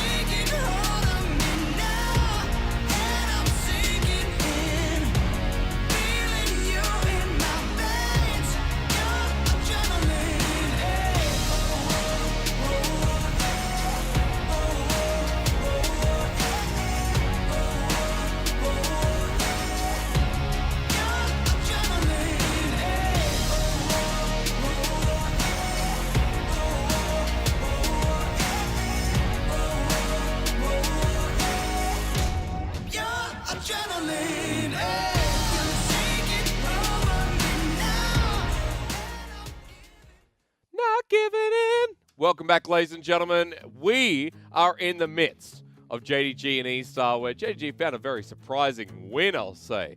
I have to say once more, JDG with that game win was, let's say, impressive. Yeah. Impressive? It was impressive. Yes, it was. Lyric Hysterics, MVP. I believe it actually went to your gal, the MVP, which I'm kind of surprised at. But then again, no, it was the early play that came through and the kills that subsequently came through at the last fight as well. Yeah, and apparently dealing a ton of damage that game as well. And even when JDG was behind, he was consistently getting resources and getting objectives in a side lane like we saw. So he was very disciplined. He knew his objective that game. And overall, it does feel like experience just went out in the end with JDG sneaking that Baron and then finding that one crucial team fight to win the game. In a matchup that, you know, went better than expected, you'll say. Yeah, I mean, it went well because, as we saw, we didn't really get any isolated trades of just Yagao against FunFun. Not even mid-jungle. It was almost always mid-jungle support. And here was the kind of massive oversight, in my opinion, from Wei. And is burning him. Looks like not with the red buff, with the red smite, so I feel like he would have gone down anyway. Takes a bit too many turret shots. Yagao picks up the kill, plays this one well, knows he's going to win out in the 1v1 against Xiaoxi in the end. And yeah, that's where it all started to go wrong for E-Star. And we finally got our last fight where, even though Yagao was fed, I'm not even sure he was the crucial part that won the fight, right? Zoom with the good ulti. I feel like JDG would have been able to come out ahead in this fight regardless because Loken was set up to deal all the damage he needs. But hey, Yagao still came in on the flank, found some picks, locks down FunFun, and that was actually right where JDG did win the game. And it's sad for me because for CJJ, his second game here on E-Star, he was playing the lane very well. He got set up with the first blood. Flame Horizon Zoom. It is a counter matchup. We talked about that. It was a counter matchup. He got set up. well. Yeah, he got set up by his team, so we saw them just give a ton of resources, a ton of attention by Wei. But still, second game in LPL, he did his job well. He tried his best, was constantly a threat in the side lane, looking for kills on the Zoom, forced out the flash numerous times. And now it's back to the drawing board for E-Star, who are going to stay on red side. I'm never going to put down a Fiora player, though. That's just my 2 cents. Always going to prompt someone who's willing to take something like a Fiora in the top lane, at least take like a counter matchup for fear of risking and losing it all. I mean, especially in this meta where we keep saying, hey, playing hard 1-4, hard 1-3-1, which when I say like hard 1-4, I mean like your champion can only play in silent. Your champion can only commit to taking turrets. You really offer nothing in a grouped team game. In this meta that's so centered around dragons and Dragon Soul and Elder, feels very hard. So at least respect to him saying, hey guys, I have the confidence to take this matchup. I have the confidence to win us this game. So props to CJ. I mean, it's in her title. She is the duelist. So yes. Not the team fighter. So makes perfect sense for JDG. Curiosity will, you know, brand me with their team composition in this game because we're talking about it running up to the bathroom. That did you like it, dislike it? How did you actually feel about the comp? I remember I told you that, like in isolation, I think it's fine. I actually love these sort of like pseudo pick comps way more. Plays through mid jungle. We saw the Bard interact as well. You have the Aphelios as a ticking time bomb. But against what E-Star drafted, no, I didn't like it at all. It doesn't feel like LeBlanc or Lee Sin should have been able to find an avenue to that game, and they're really lucky to get it early on. And even had E-Star played around their windows more patiently, despite us saying, hey, playing through side lanes is very hard in this meta, I still feel like E-Star were, like, not far enough ahead in gold, but they had their Fiora far enough ahead in items, and they were nowhere close to JDG getting Dragon Soul. Like, they were the ones on Soul Point that they could have taken the game. The bottom lane play where CJJ was getting a turret at the trade of the pressure from JDG, E-Star have their unit mid. And you can see, oh, this is how it actually works up, and E-Star were playing it well for a portion of that game. They were, and again, they were answering the mid plays. They were making sure that JDG couldn't find too much, or wrecking the side lanes, or sitting Fiora. It was all going well until it wasn't. Until it wasn't. That's when they knew that was all coming down. We're going into game 2, and just a reminder, I realized to the audience, I said, I'll tell you why JDG need this win. What are you having a giggle about? I don't know if he's... It's just funny to see the top side of JDG all stone face, and if you look at Loken, he's just like laughing about something like hysterically. Yes. Okay, JDG Blue, I will tell you what this win means after this pick ban. This time around, as Galio's going to be taken away, curiosity so far is that we always see Kanavi's Nidalee banned away from JDG. So draft changing a bit. Everything was the same up until that Karma ban. We did see JDG ban Thresh the first time around, so showing that respect to E-Star. And E-Star actually staying the exact same with their 3 bans. Going to give Loken the Aphelios once again, which we don't need to point it out. Sounds like that's always a bad idea. 57% win rate right now. Yeah. Now for eStar, do they just take the Thresh right away knowing, hey, this is the Shaoxi champion? The pick that he's played most here in the LPL summer. Waze Graves wasn't too bad. It was his 10th game last time. This will be number 11. It does feel like if you're eStar, if you're going to find wins, it's going to be through just going towards comfort and getting these signature champions like the Graves, like the Thresh. And I mean, even this split, Shaoxi's played Thresh more than any other champion by far. Thresh has played at 8 games and everything else sitting at 3. Bard being one of them, but it's actually kind of funny that they take away Bard in respect to Lumao, and it's actually like these supports are just going to swap signature picks. That's kind of cool. That's really interesting. And Thresh was always a support that we saw paired with the Aphelios most often. The thing is, we typically see one of these two champions banned out these days that we don't really get to see the duo together anymore. So Lumao's going to show us. Now, Lee Sin here. This is what you expect. It's definitely going to be jungle in this rotation, I'd say. But with Kanavi, you never know. I would say Lee Sin is obviously second most played champion, so it worked last game like well enough. Obviously, you fell behind early, but still, you came out with the win. It's going to be Lee Sin. A lot of players, have you noticed recently, a lot of players have been hovering Shyvana? Like, So, a lot. I talked to you about this, I think it was a month ago, Yep. that SOFM was actually playing it a lot in solo queue. It was actually really weird, but yeah. if you guys don't know, if you go check SOFM solo queue, the other day he was actually ranked 4 in Korean server. He does a lot of weird stuff, so wasn't too out of the ordinary, but we see Rat going towards the Ezreal. This actually is first Ezreal game. I was mistaken, didn't play it the other day. Which is kind of exciting. We've got some great Ezreal players, one in this game here.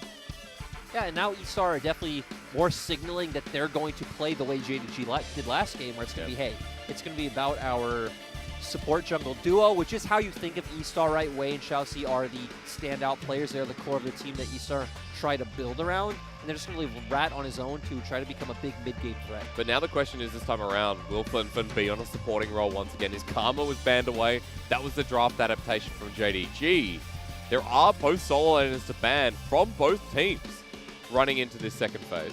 I actually wonder if eStar will just blind mid here, because we do have 2 high-priority mid-champions open, which is the Syndra, which, again, it's not really a fun champion, but it's something he has played twice. Yep. Or you could even go with the Zoe, which is also a bit of a takeaway from Yagao, which you just banned out his LeBlanc, you banned out the TF. With all of these mid bans, I would expect a mid pick on 4 by eStar, and that's where my head goes, Zoe or Syndra. Final ban then. They take one away? No. Towards the top lane. So JDG want Ornn. Yes. Or they're trying to push eStar to pick Ornn right now. CJJ. It's kind of like what Xiaobai would do in this situation. Well, and again, JDG are pushing for this, I think. JDG are saying, hey, we're banning this Kale, so we want you to pick the Ornn. If not, we're going to take this. We're fine with anything you pick in the mid lane. Does that mean Zoom wants something strong to go up against it, Lyric? I wonder if he'll just go towards something like the Wukong, which is a matchup we've seen many times before, or he could even just do what he did last game and take the Mordekaiser once again. Okay. Or Zoom, as he's known for, the GP. Ooh, yes, and we have been seeing this more and more, and this has been a champion that I've just been so curious why we don't see it more in the LPL all year long, especially when we have so many like immobile champions that the Cannon Barrage is so good against, and obviously it has a ton of good lane matchups despite the fact that it is more of a scaling champion. Yagao has a couple of options. I've already said the 2 champions that I'd be fine seeing from either side. Like, indeed. even a Syndra here, I think would be completely fine for JDG. Them hovering something like this would signal them playing more for side Oh god, lanes. I don't want to see that. Do you remember what I told you at the start of this year? 2019, Yagao didn't win a single game on Rise. He was 0-11. So you've got Syndra, and you know the game well, don't you? You do get paid to talk about League of Legends. I do, and that's why Syndra, Zoe, pretty much the 2 premier champions left open through this draft. And I'd even say 2 champions that I value more than a lot of the mids that were actually banned away. JDG's comp, something that's very, I'd say, stock and standard. Like, you just have a lot of strong meta champions here in the LPL, so you're going to have you're going to have like very fluid spikes, right? You're going to have champions that come online at one item like Syndra Lee Sin that can do very well in the early stages of the game. You're going to have more of a scaling option in the Aphelios and the GB. You're going to do quite well in these skirmishes, and we do expect to see JDG play around the bottom half of the map. Eastar kind of go toe-to-toe with them. We have the Zoe, who's extremely strong in these early river skirmishes. We know Bard's going to want to start roaming early as well. So we expect to see a lot of early action around Dragons and on the bottom half of the map. Okay. Head towards the bot lane. Our observers queuing up and getting ready. Ladies and gentlemen, all I want in my life, as a young farmer, I grew up cutting corn, shearing sheep, dancing, you know, Cotton-Eyed Joe with all my cousins. You know who purely platonic. And we got into this phase and we said, what's missing in our lives? And we thought, I know. We need something that'll spark the bloodlust. And we thought, we can't kill each other. We should find an avenue. And then we found League of Legends. And we stopped dancing to Cotton-Eyed Joe. And we stopped going to the barn house and letting it burn. Instead, we went out there onto the rift and we said, let there be blood, for there is nothing else in the world that matters. For there is no dancing without League of Legends on our table. Let's get into Summoner's Rift as JDG show us if they can close out this series in a clean 2-0 and head towards securing first and holding up their spring reputation. I have a question first. Was that a copy pasta, or did you actually say all that on the fly? That was called improvisation. Holy. I hope someone clipped that because that was amazing. Oh. Drink of water, and away we go. And I told you, I'm a very weird person today. I mean, you're a very weird person every day, Yeah, and that's what everyone who watches the LPL and has watched the LPL knows. Just kind of exposing. I knew that last year before I met you because I watched the LPL, and I'm like, oh, That's true. this guy's a pretty strange fella. Yeah. I think Raz struggled with it sometimes. That's why he left. Raz left because of hysterics. Yep, that is confirmed. True. That is actually true. So you guys know who to, place all your anger and hatred towards? Mm-hmm. He started invading again, though. And we're going to do this dance one more time. Now, with the power through the Zoe and Bard, we begin at red. But JDG might not be giving this one up. I don't feel like this level 1 is as one-sided as you would, imagine for Eastar being so confident with this invade. Ezreal, of course, very strong, very easy to just lay down all those Mystic shots, but... Reset. So we're not going to lane yet. As the red buff resets, Rat and Shoutzy going to stick with it. Blew him out. Not sure what he started. I think it's the Flay, so a lot of damage. Yagao went back to lane, so obviously, yep, I expect JDG to give it up at this point where FunFun just commits. And this actually isn't that weird, right? FunFun is the player who plays for his team to where JDG obviously not wanting to give up too much. I want to see what Yagao did to his lane, so he's just going to try and push this one in, throw it to turret. Doesn't want to I mean, Zoe, ooh. Actually going towards the bot side. Bit of damage onto Shoutzy. Kanavi's making his way in as well, but look at where Yagao is.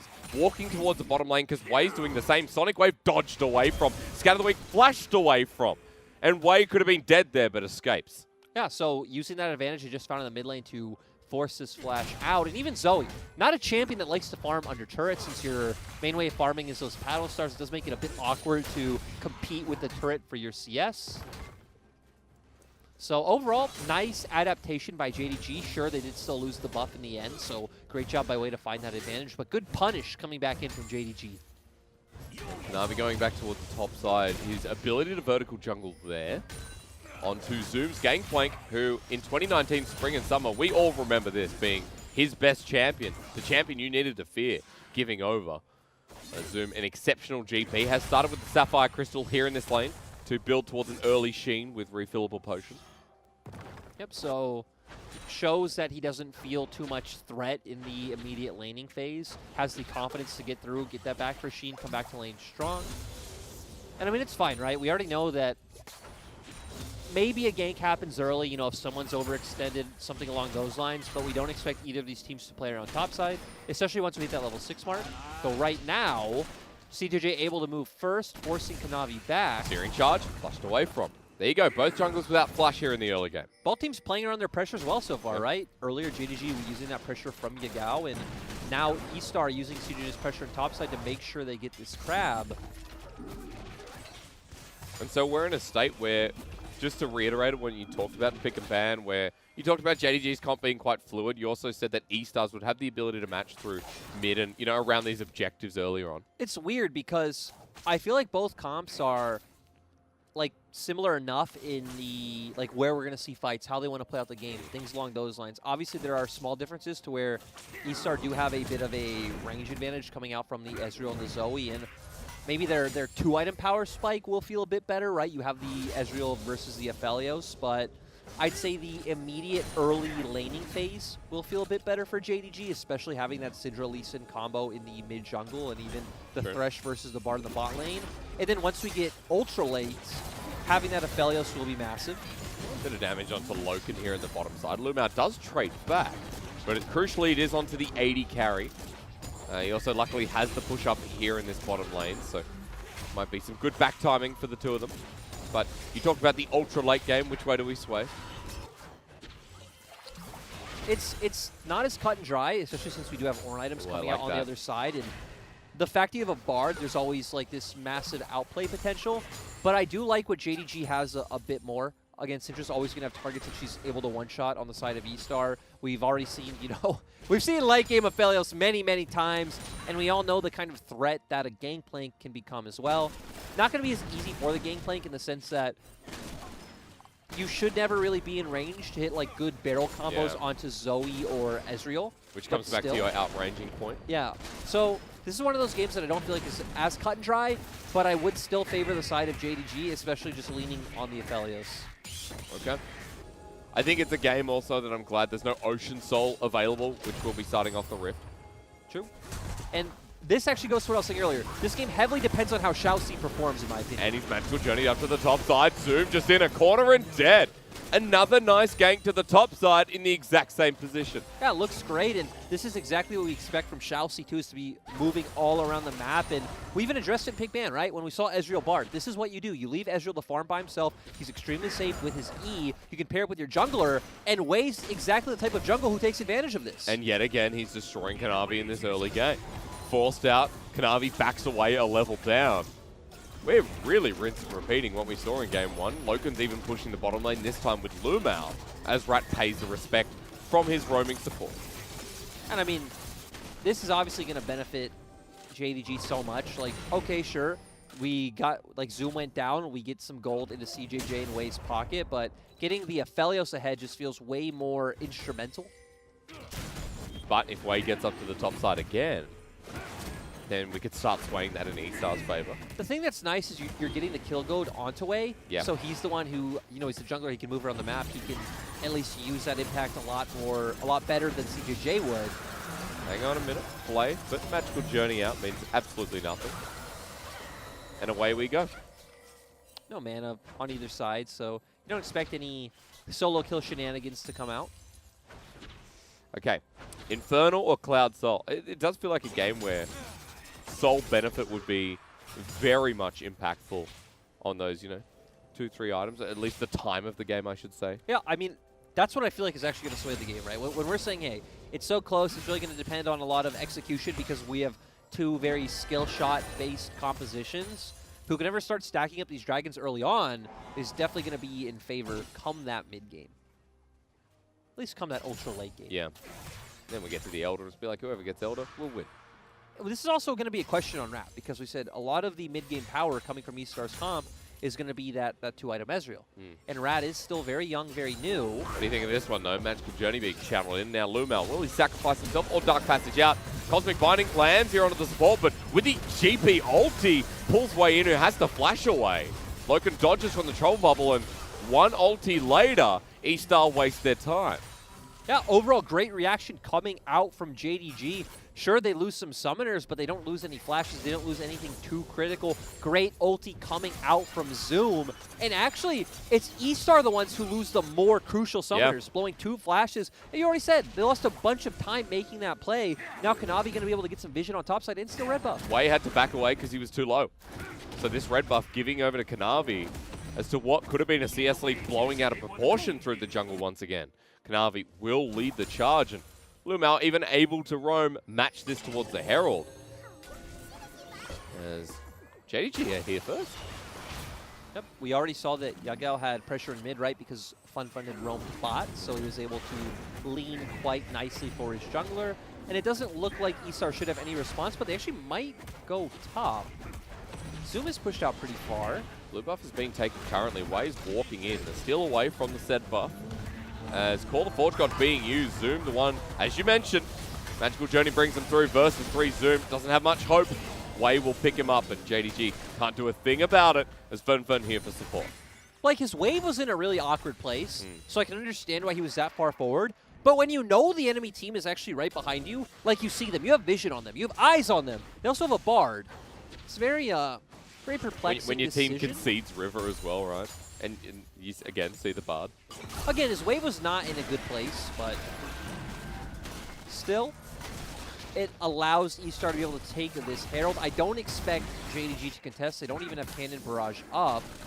And we look at the minimap. Loken is on bot. Rat is on his way over. What if you were Kanavi and said, let's kill someone on the way out? I would say, Navi, please wait like 5 minutes. Well, Kanavi has Yagao.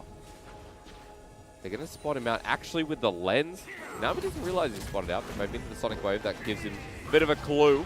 Magical Journey, the escape tool and Way. Oh, he collateral damages out just to be safe. It's going to be interesting to see if that can result in anything, but Loken 2 games in a row. Just getting free time on these turrets, being able to stack up so much gold. Once again, 3 turret plating, taken in 10 minutes. See, this is where I'd love to see the gold graph, right? And see the comparison between Loken and Rat. Gonna get another one. Because all well said and done being safe as an Ezreal, but Loken is Loken, and Aphelios is an Aphelios. BF Sword will be turning into something. Words have never been spoken. No, they haven't. Those are just facts.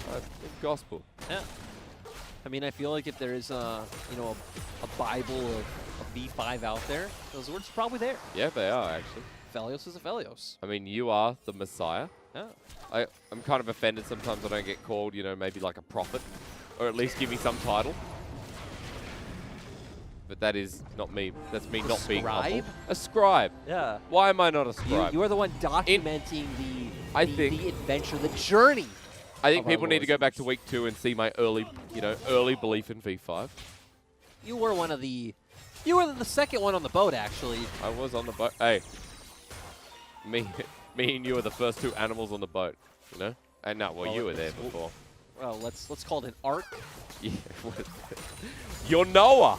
Oh my God, it's your boat. It is my boat. You are Noah. Yeah. All are welcome. We do not, we do not shun non-believers. No, we don't. Just as long as you get on it before the tide of worlds, that'll sweep up all those non-believers. Like, you cannot get on it after V5 starts just dumpstering everyone in playoffs and regionals. Then you are not welcome. Oh my. Actually, I'm kidding. We are an open. We are an open. Like loving. Hang on, Noah wasn't. He said once that boat's closed, it's closed. Well, then I'm not exactly Noah. Well, And no, you know you what? have to be Noah. eStar are exactly taking Dragon. Are you fighting for this? I think JDG would, wouldn't it? We have Cannon Barrage open. Called the Forge God for CJJ, though. Going to be started off. The Death Sentence pulled on in. The box laid down. And it's going to be a trade immediately going down as Loken here dodges away from Xiaoxi's ulti. They collapse in. And for eStar losing the top side of the map, it's a 2-for-2 trade. Dragon just goes back to its place. Remember we said these comps are very similar. They have very similar power spikes. They work in like very similar ways, not to keep overusing that word, but that was the perfect example of that fight. We see the engage coming out from CJJ with the Call of the Forge God. They have some amazing burst damage coming out of Graves plus Zoe, but still the Cannon Barrage dealing so much damage. Also, Yagao able to get off a lot of his cooldowns, and you already pointed out Loken in that fight. Even trade by both sides, but look at the goal. JDG are the ones massively benefiting from the pace of the game so far. Also benefiting from the fact that you have global pressure with a GP, right? Yeah. Where Zoom contributes to these fights, but doesn't actually have to leave lane. Just picked up 2 bits of turret plating, and a Trinity Force at 13 minutes is great timing. And it does feel like we might do this again. Zoom's on his way. Yeah, so we have to see JDG posture to buy time. I feel like eStar don't need to feel too threatened and can probably just keep going like they are. The CJJ's not here. The Dragon will be taken over, but Way flashes away. Death Sentence, no connection. Poke comes through now through the Magical Journey. Way the only person who doesn't net his way in. And there you go. Nice from E-Star. They get the objective and spawn the Cloud Salt. And this goes back to the point that still you look at JDG's comp, right? You have either Scout of the Week or a Death Sentence coming out. So E-Star don't need to feel too threatened to back off from that Drake because there's no like set engage. Flash from Chelsea. Oh! And what? Kicked into the Matrix. Oh, God. Actually kicked into the center of terrain. Holy oh, wow. Journey to the center of the Earth starring Chelsea. That was very, very real. Not a movie he probably wants to be in, but... He can beat Dwayne the Rock. No, Kanavi's Dwayne the Rock Johnson. Kanavi is DJ, as you know his friends call him. Are we Dwayne's friends, are we? Not Dwayne, he's DJ. DJ, sorry. We DJ. Kanavi's a DJ friend, I'm sure. We'll have a look again because this was just a interaction I don't think I've seen before. No, me either. Like, yeah, that was strange. That was cool though. I'm glad that we got to see that. Yeah. Sure how logistical it is. Yagao caught out. Call the Forge God, lay it down perfectly. Nice chain of CC from E-Star. And there's nothing JDG can do about it. Magical Journey over the side, but they're posturing for mid. And JDG have to look on. But Loken joining the fray. Yeah, and that was a good pick coming out from E-Star, but I feel like they might have committed too much in the sense that we have Herald coming up soon. Yagao's going to be up, you know, way before that. And now you're not going to have Call of the Forge God. You might have Tempered Fate, but that Call of the Forge God definitely is a massive tool for E-Star. Oh, God, Zoom. Zoom level 11. Remember, this is a Trinity Force with a Caulfield's Warhammer GP who flashes away. Cannon Barrage is down, but CJJ tanky enough. Not much mana in the bar. The barrel chain onto Wade does hit him quite a bit. Kanavi here as well. Onto Funfun. Ready for the kick flash, but he's gone into sleepy bye-bye mode. And he'll die with it as well. Wade almost dies himself. Zoom chunking out here on Captain GP. And I'm just so surprised that these teams keep opting for these brawls. I don't think JDG had any reason to look for that. They go for the mechanical outplay. Kanavi fails. Great flash coming out from Funfun. And this game is very LPL. It does feel good if you're someone who missed Cotton Eye Joe for this. Yes. To come into what, you know, could have just been that playback 1 kill every 20 minutes until we get towards that late game or those 2-3 items as you were talking about. But no, we get the challenge here of E-Star, which is nice to talk about in relation to where these teams are standing. And we get JDG, who, despite being 2k gold behind, is still getting tested. Zoom survives there, but Kanavi does not. Mid lane turret will survive, to speak of living on. Nope, I mean, just trying to get as much DPS down as possible, but still in time to get a good reset to get back on the map, so E-Star can't assert too much control. We do have Herald up currently, so I want to see if JDG play for that one. No Cannon Barrage yet, so if Zoom does elect to stay in the bot side, which you would assume he was because GP, once again, is not a champion. In a similar vein to Fiora, but obviously not as much. You don't offer too much to a fight with your presence, unless, like we pointed out, it's a team that really wants to run into you or you have a way to set up the GP, which JDG's comp really doesn't. I just like that we always talk about setup. The GP is Kanavi, level behind and maybe caught out. Magical Journey available for Chelsea. Tempered Fate flashed away from. E-Star are deep here though, but they have the support of Funfun and the Blast Cone. And so they'll manage to get out. Still, that flash from Kanavi going to be really nice to see, so going to kind of restrict his plays onto the backline of E-Star. I'm curious if they pay for anything for the Tempered Fate though. Trouble Bubble lands into the Paddle Star combo, loom out half, but turret given. Kanavi now aggressively onto Wave, won't connect there either. And we're a minute from this ocean, sorry, what is that? Wind, cloud. Somebody didn't go to Last Airbender school. I'm kind of surprised that with the fact that you just got Kanavi Flash, with the fact that you just chunked Luma out low, E-Star wouldn't just right away turn towards taking that Rift Herald. Okay. That obviously signals to me that they want to play just for getting set up on this next Drake. So back timings come in, 30 seconds. I guess it's time to take track of items here then. As teleport comes through. I also expect CJJ just to walk down straight towards Dragon. JDG are losing on a wave on top side right now, as you can see on the minimap.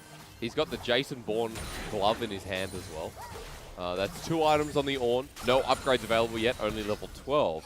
But we've got an Essence Reaver on Zoom. We've got a GLP on Funfun Stubby. Yeah. But yeah, an Essence Reaver on Zoom. Okay. That's massive. 2 items.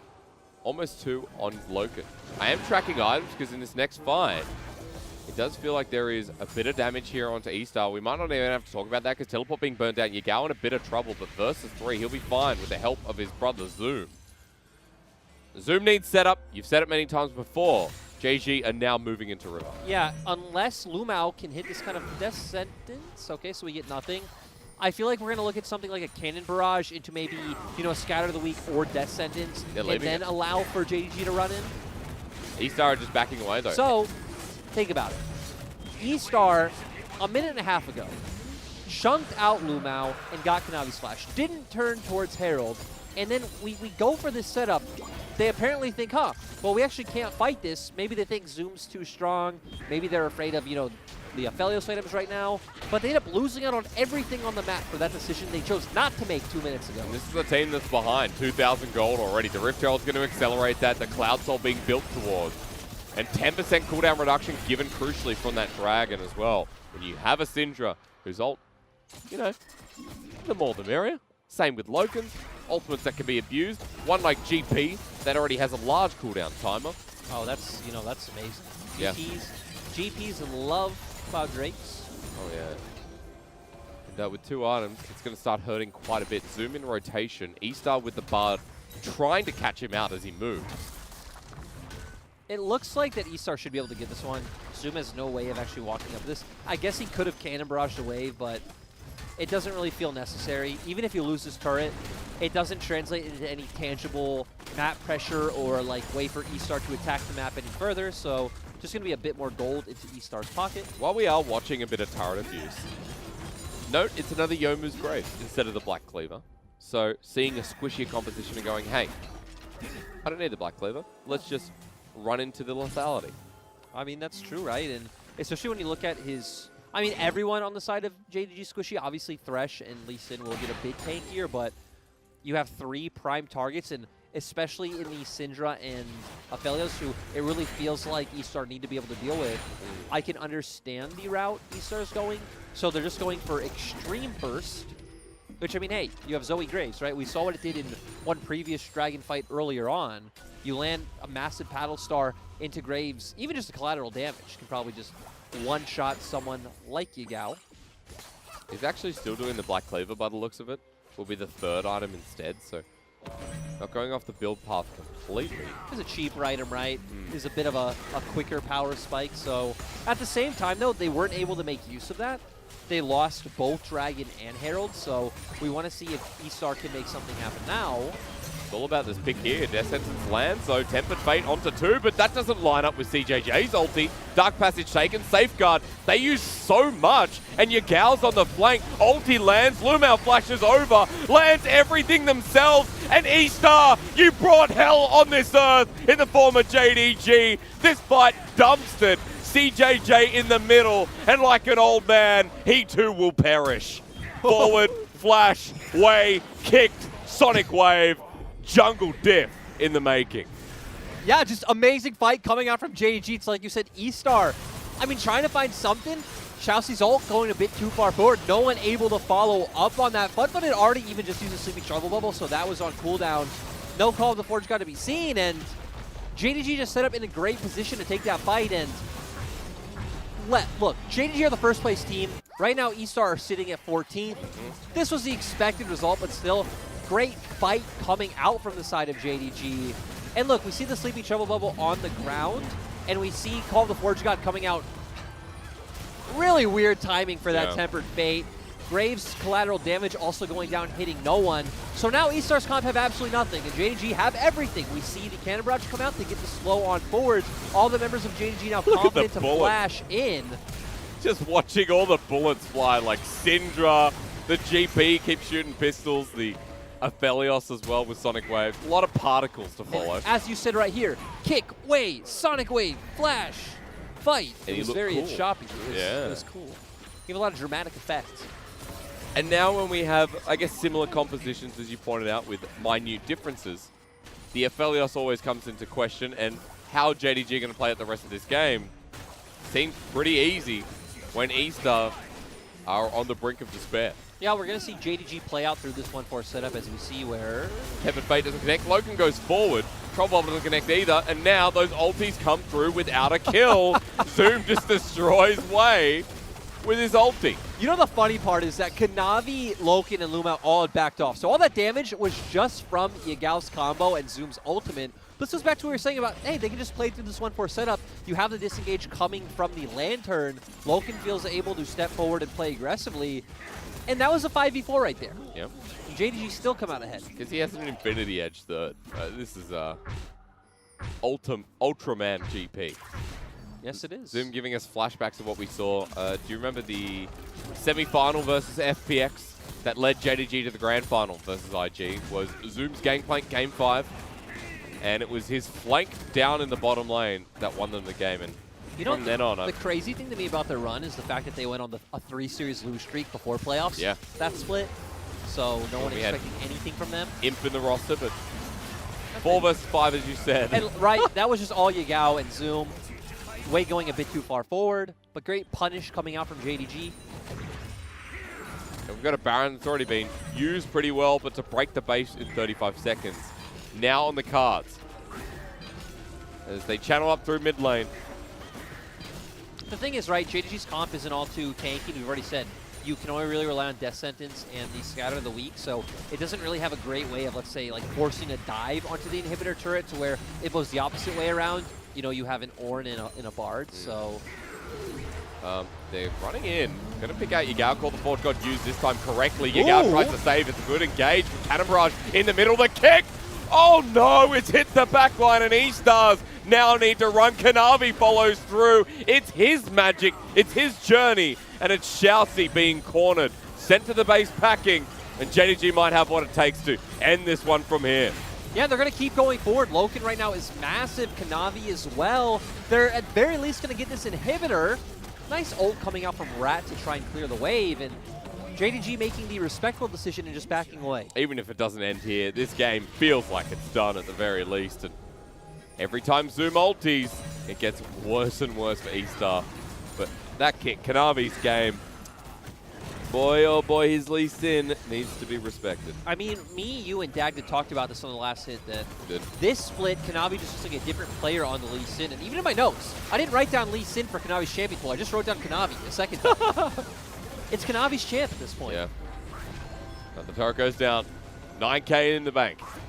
And 26 minutes in, JDG with another dominant performance on the Rift. And E-Stars are trying to get these picks. They're trying. They even hit a good call to the Forge God this time, too, like to take Lantern into consideration. But there's the kick that you talked about, hitting away into 3 members. And now CJJ left in a very awkward position in like a 1v4 scenario. JDG able to clean that one up and pick up an inhibitor off the back of that.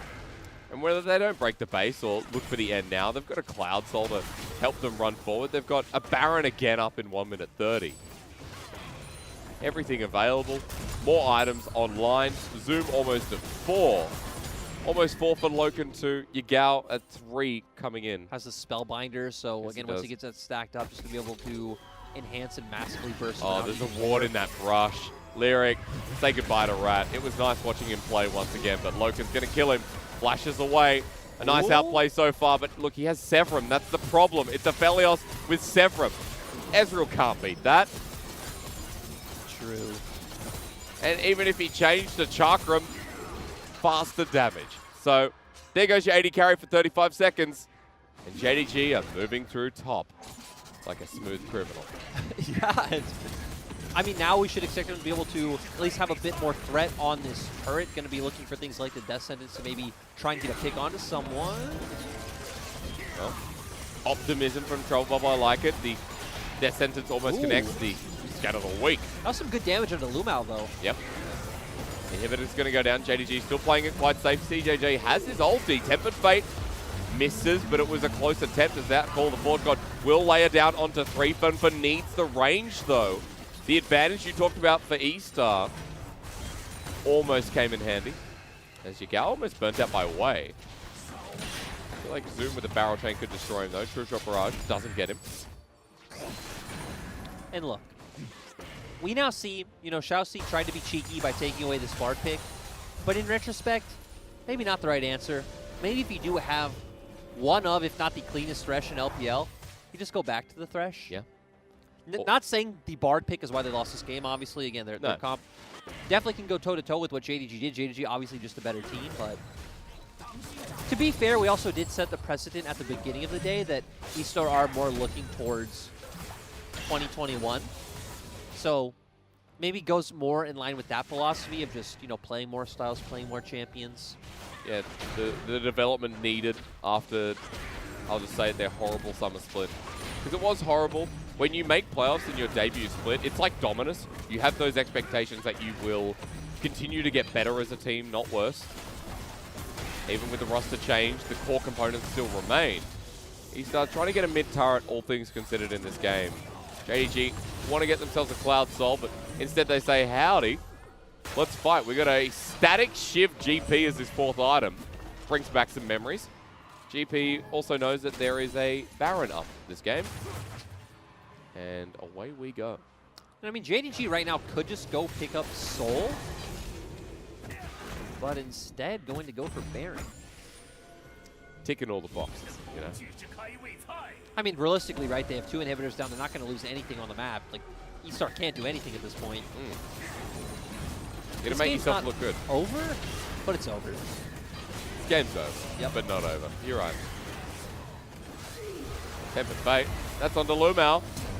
You know what? Baron's going to be taken. Could be good. Call the Force got onto 2. Yagao gets his ulti down, but survives until no. CJJ onto the backline himself. But the problem is now Kanavi's there as well. eStar have found some picks. Loken into his ulti, though, is ready to do this once again. No! eStar felt it, but then Aphelios said, I'm 200 years old. Again, this is a win condition in its own right. And I mean, that's the game. JDG win. Well, he is 4 items. But Yeah, Severum helps. Severum does I mean, help. let's be honest. They're also 10k gold ahead. He deserves to win. Yeah. I'm surprised eStar actually got some of the fight, but that's a nice way for them to bow their heads. The 4th team eliminated from Summer in eStar Gaming. They're out of playoff contention. And JDG are now at 12 wins, sitting strong in 1st.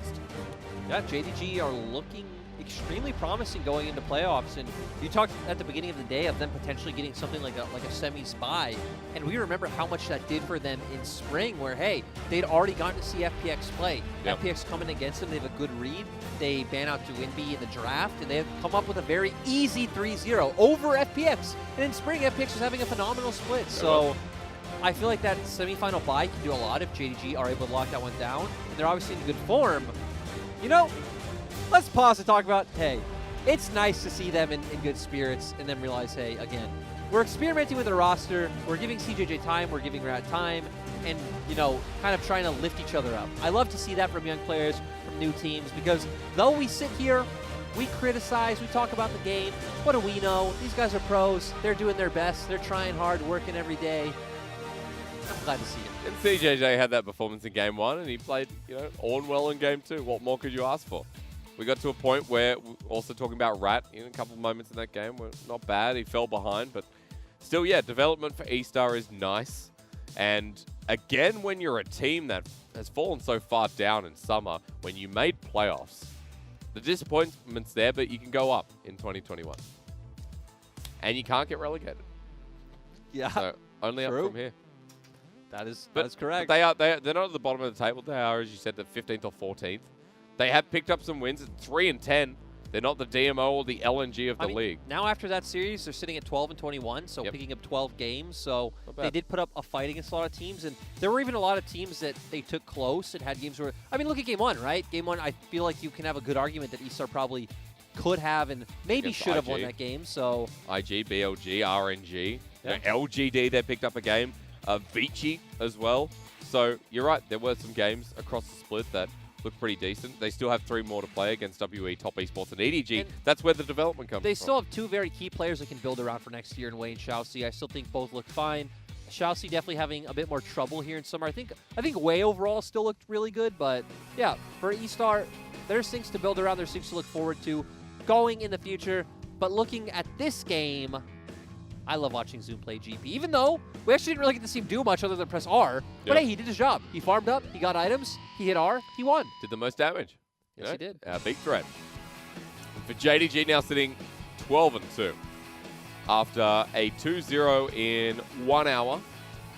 You know, JDG, like, they're not a team that find these 20-minute victories. They do eke it out in 30 or so minutes, but they are still looking like a top 2 team at the moment. You can especially see it in the gold graph at around, like, looks like the 22-minute mark, where it looks like they found a pick and they just snowballed the game so out of control, and that's really a telling sign of a top team. Always, if you can take that small advantage and really just, you know, blow it out of the water. And we know what that was. That was when eStar tried to get that engage off and JDG said no and turned around. That was in Topside River. Yeah, it was a beautiful moment to watch from JDG's perspective.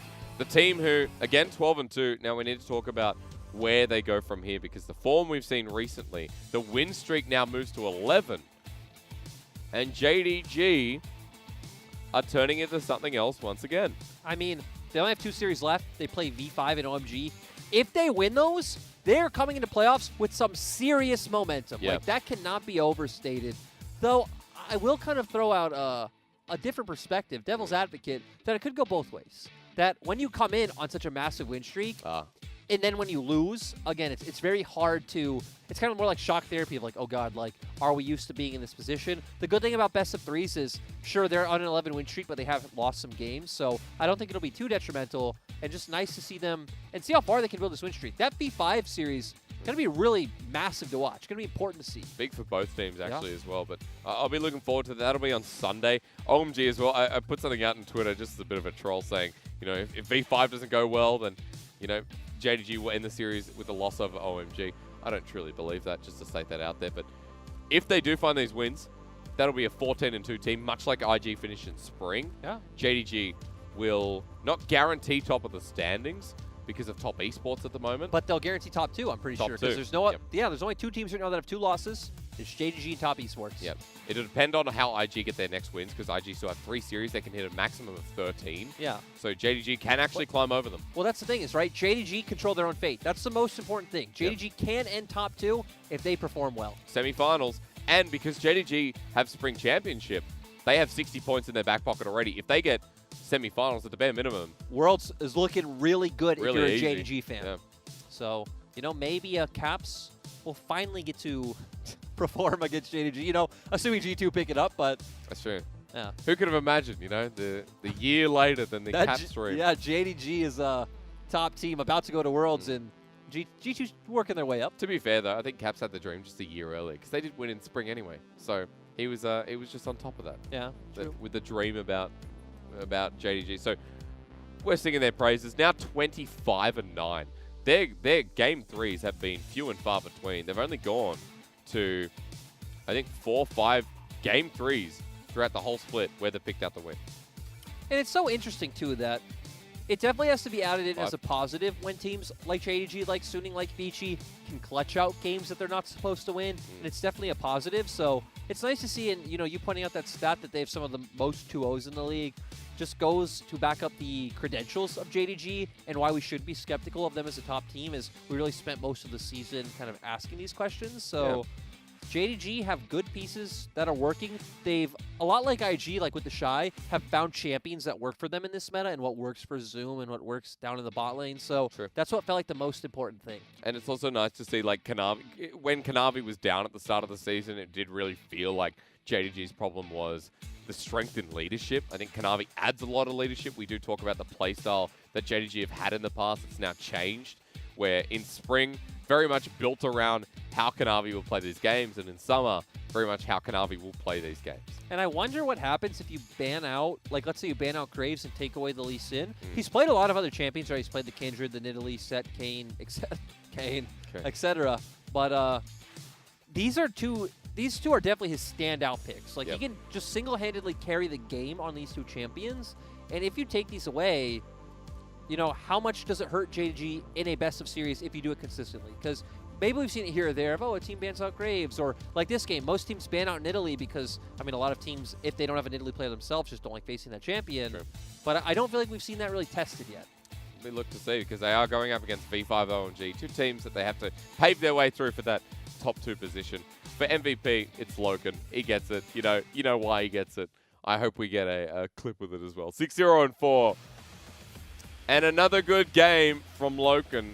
Hardly surprising at this point. I always love the stat we choose to highlight. 6 kills. Yeah. Really cool. And this was earlier. Yep, this is not the one you spoke of. This was the first fight that really turned the tide of the game, and we see Rat going a bit too forward aggressively. Lumao flashing over. I think Loken flashes too. Yep, there it is, and just completely blows him up. Does have the Infernum and Gravitum combo, so dealing a bunch of damage. Also able to lock people down with that CC, and does get a lot of these kills and help guarantee the team fight victory for JDG. We get the Kanavi piece of cake at the end as well. Are we going to get Where it? is it? Yep. Oh, This yeah. is the one. We see Yagao kind of get caught off guard early. Just get picked off, even though he still gets his combo down, so I feel like that's the most important thing. He did all his damage. And we see Loken playing in the back, does get bubbled, but is going to take down CJJ right here and then walk aggressively in this fight and pick up all these kills in the end. Yeah, that was nice to watch in the end, wasn't it? Kanavi didn't die either, so they ran towards the Nexus. JDG is just such a surprise. Of course, I haven't cast as much JDG this split, I think, as I did last split. Actually, no, last split, I don't think I cast much almost don't cast him at all. Yeah. For some reason, I just, Clement Shu, who assigns our cast, just says, hey, Lyric, no JDG, and I just accept. And it's nice to kind of come back to them and be like, oh, wow, we're looking so much better. Kanavi's performance is exceptional to see. We are back on the Kanavi hype train here. 12-2 for JDG, sitting pretty in first. Easter now officially eliminated. We are going to have a break. Return with a playoff matchup that we could be talking about running into the final weeks. It's LGD and FPX to finish off your night right after this.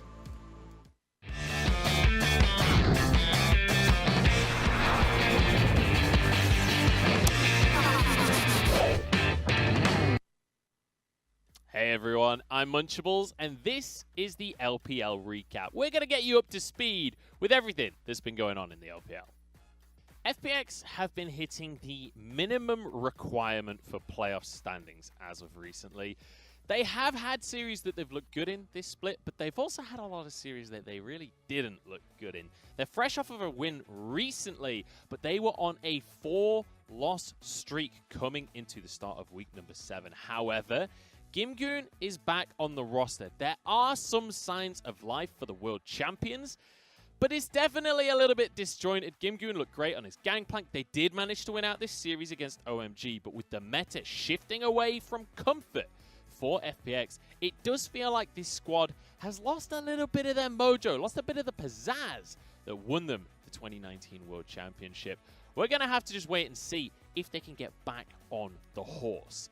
Now, the team in 7th, just above them, is LGD. Now, this is a team that at the very start of the split looked amazing. Halfway through had a bit of a rocky patch, but they are on the bounce back once again. LGD do look like a top team, and they look like a serious contender when we get to playoffs. Now, let's bear in mind that this roster is very much a super team on paper. The mechanical level of each of these players is insane. 4 of them previous Worlds attendees. You got Peanut still very much the leader of this squad, and they are now on a 3-win streak. They're looking to climb up the standings and hopefully get themselves a decent seeding going into playoffs. I could see this team maybe finishing 5th or 6th, possibly even top 4 if they can really finish out the split strong. But when it comes to the team fighting, Langsheng has been stepping up once again.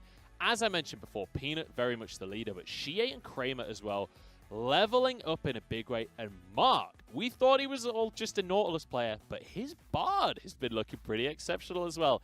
It does finally feel like LGD are coming into their own, and as we get towards playoffs, this is very much one of my dark horse teams to make it towards top 4. That was your mini recap for the LPL. I have been Munchables, but make sure if you're watching this on Twitch, you check out the YouTube channel. If you're watching this on YouTube, check out the Twitch channel and keep up to date with everything on Twitter as well. Thank you very much for watching, and I'll see you next time.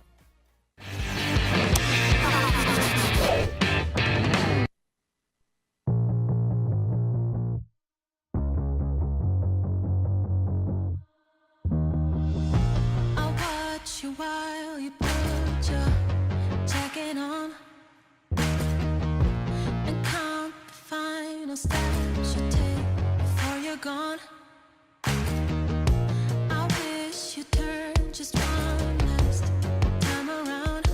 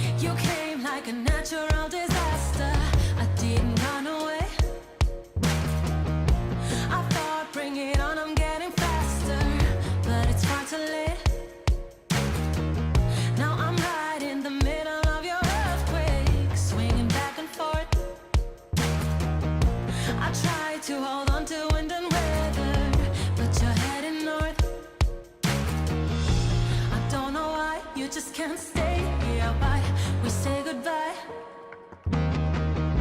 You can't deny we had a thing here. Don't you realize? I need more than a keepsake. I need you for real. Don't end with a handshake.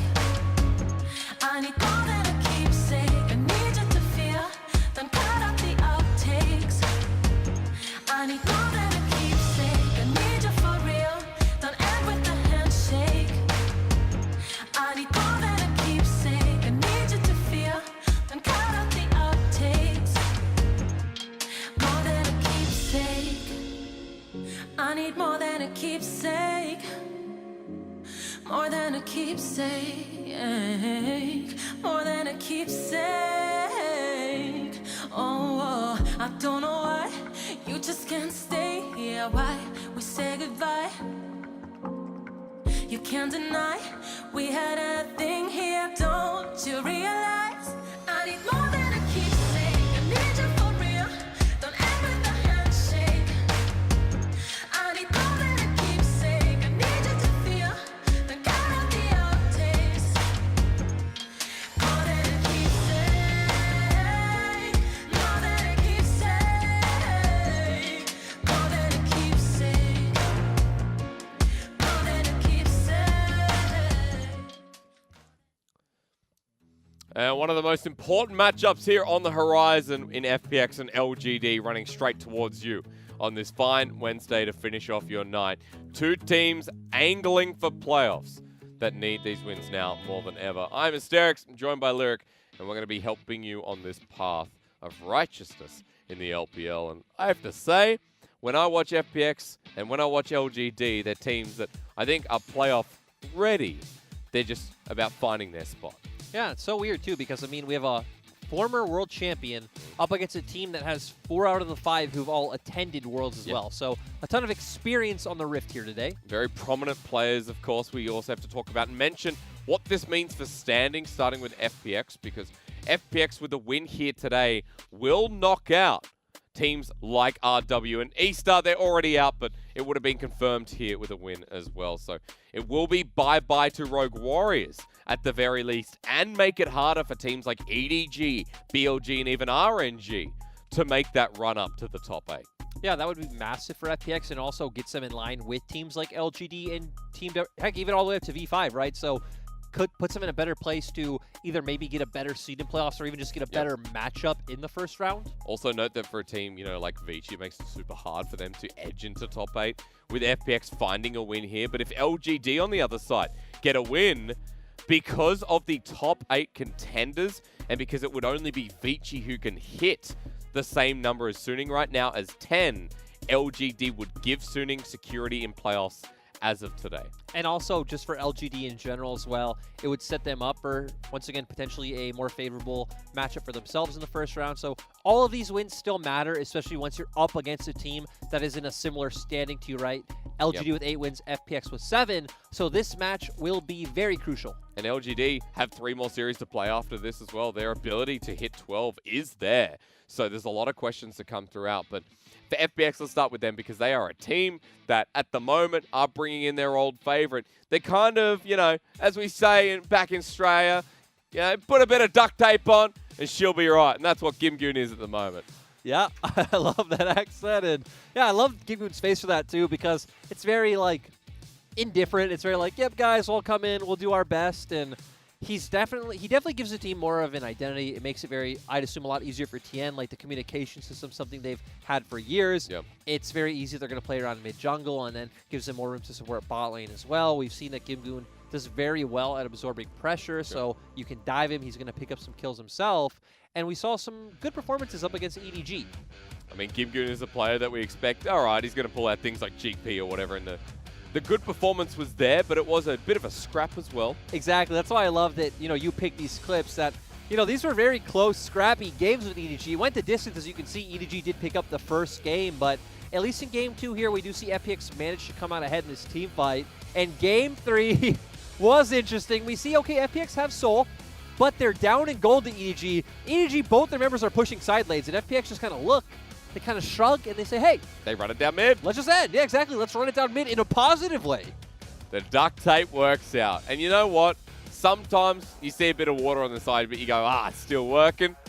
Yeah, exactly, right? Because that's the question. It's like, okay, we know it's kind of stable. We know, like, if it's a desk, you could use it. You can put your documents on it. Maybe you can write on them. The question is, like, how stable is it? If I put my new PC on the desk, is it going to fall apart? Up against LGD, I really don't know how FPX will do. LGD has been in great form, so yeah, going to be a tough one. LGD has been. LGD's been the team that found the bloodlust. After losing to Rogue Warriors, suddenly LGD have snapped and are finding blood in their own eyes. Yeah, it blows my mind. I honestly wonder what happened because Rogue Warriors dominantly crushed them. And then after that, just something kicked in their system. They're like, okay, well, we're crushing EDG.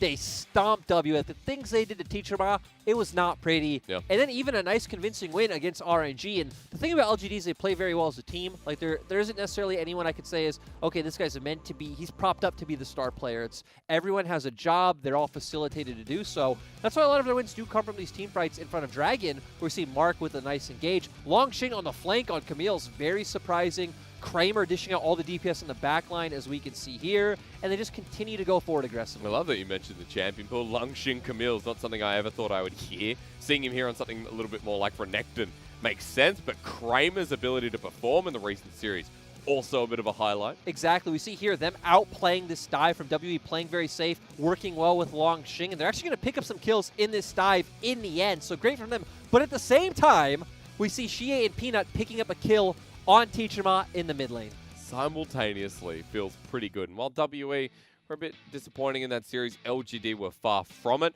We're now looking at the power of LGD, who's sitting 8-4, FPX 7-6, and the matchups we have to talk about here, because mid jungle with FPX is always the way to go, right? Yep. Always mention at Worlds, this was the conversation starter with LGD, very similar with Shie and with Peanut. Yeah, this is definitely the core of the team for LGD side, as well as we saw in the last clip against WE. We have seen Shie moving more towards champions like Twisted Fate, which LGD first pick, or even the Galio for himself.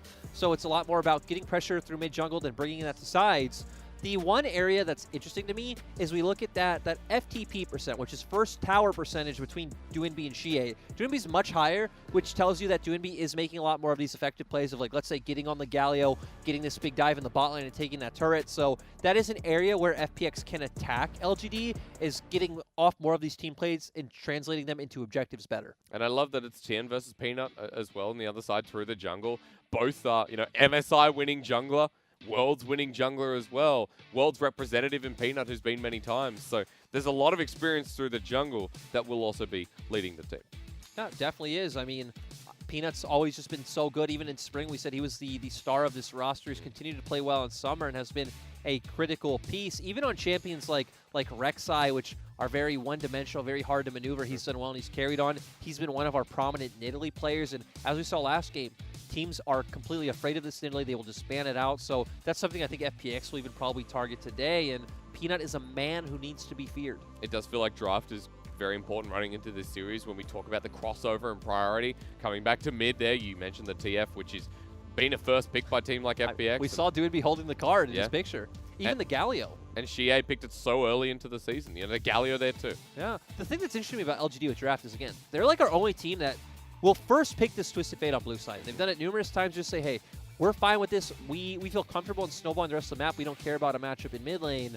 And they do it so well. So I want to see how this draft pans out with mid, especially. Even champions like Karma, something they both have in their pool. So LGD have the opportunity to punish FPX not only with bans, but also with key takeaways. Also nice that we are on the other side of the map. We're getting Longxing versus Gimgoon again. I know top might be a little bit stale running into this series when we have so much action through mid and jungle, but Gimgoon on FPX, Longxing, who also went to Worlds with RNG last year. They've faced each other many times. This one is a really interesting matchup to me because LGD also does not play around top at all. So Longxing is like the Gimgoon of LGD. He's not getting resources. He is not going to get help. It's all around mid and bot. So I'm interested to see what Longxing opts for. Like, are we just going to get this Wet Noodle tank fight on top side who can help the team more? Or are we going to see Longxing try to, spread his wings, branch out a little bit, maybe pick up a Camille once again?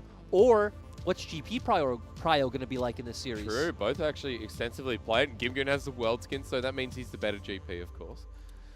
I guess so, but that's how the logic works. even getting some like old Season 6 matchups like Gnar versus GP or things along these lines would be really fun. So top lane's going to be an interesting one for me in the sense that it's not interesting, but that's what I love. You've got Gimgoon, who's on the win streak for FPX that a lot of fans are talking about. I know that even if it's stale, a lot of people will mention, oh, Gimgoon is the saving grace coming into this roster, but I think it's a little bit more extensive than that, a little bit more conversation needed as to how FPX perform, but you know, Gimgoon's the one who's played with them for Worlds. It's easy to fit him in because he's fit in before. Like, obviously, Gimgoon works with the system better. Gimgoon is like, the system was built with Gimgoon in it. Gimgoon's been on FPX for so long now. The thing is, how far can this team go with this roster, especially right now, where they look like they have so many more issues that I'm actually not even sure Gimgoon can make them a top team that can go to Worlds. The duct tape continues to duct. I'm not sure what the action is for. As we talk about FPX, Gimgoon starting, as mentioned, Tien, Doomby, LWX and Crisp. And behind them will be Warhorse as usual. The coach that took them to Worlds, the world champion coach himself. How's his hair looking today? All right. We'll see in a second. Ling Wei Xiang, of course, his name. I love that this year.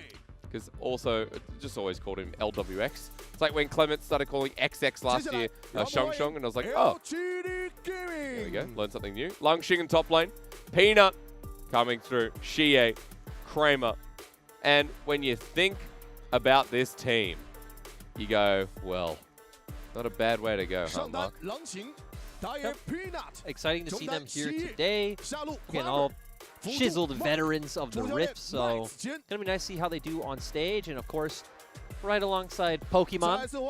Maisie Jen, as he's known now. I wish he was still called Pokemon. I'm sorry, I had a moment of thinking while I was announcing Mark, but has been the support going alongside Kramer for the majority of the split. I mean, Killua is also on this roster, but he's been there all split. We actually haven't seen Killua at all, which is pretty sad, honestly. I thought he was doing all right in spring and obviously brought a lot more stability to the roster, but Mark performing better overall. I mean, this team right now is sitting at 8-4, so, you know, we understand why we're not seeing people like Killua or Garvey on the team, or even, you know, Yuki, who is still on the roster as well, actually. Yuki was the mid laner that people were like, okay, you can play around Yuki, but then Xie joins, and nope. Another thing I know about Yuki, like the other thing I really remember is he had some pop-off as year performances sometimes, and his Irelia was actually pretty clean a lot of the time as well. And his Zoe was okay. But the problem was, Yuki was... But hey, just real quick. You flipped we missed. Let him say. What happened? I love how edgy Crisp is, though. Yeah? I love that he sits there with his hair in front of both of his eyes. Oh, I remember. He doesn't care. I remember the Weibo post where I'm sorry, I said that wrong. But hey, did you see the ones where LWX like posted his like old posts from like, you know, whatever social media they used to use? It was like super, it'd be like really edgy song lyrics about like how life is darkness and desperation and all this stuff. Like his version of MySpace. Yeah, exactly. It was, I guess their version of MySpace. It was all life is eternal darkness, and my soul is deep. I did not see that. It was great. It was amazing. They were memeing him, and it was very amazing. I can relate to Crisp, so he's like my soul LPL player. Oh yeah. Well, we haven't talked extensively about the bottom lane running into this. Pretty much talked about every other lane. Crisp versus Mark. Needed to be a good matchup. Even Kramer versus LWX. But let's run in. FPX are on blue. LGD on red. The weight of this matchup cannot be talked about any further because we have to talk about the bans with the Bard priority, the Nidalee on blue side. Not something you often see, but the Aphelios being taken away from LWX is a good port of call by LGD. Oh, and very interesting that we already have 2 jungle bans coming out from FPX's side with the Graves ban coming out as well. So going to be interesting to see where things like Lee, Sid, and Trundle stand with these priority champions banned. Typically, we do see the Volibear first picked when the Aphelios is gone. So that's actually where I would expect FPX to go as of now. Senna very targeted towards LWX as of recently, when FPX have been one of the few teams playing this AD carry again. Yeah, I still expect Volibear to come out for FPX.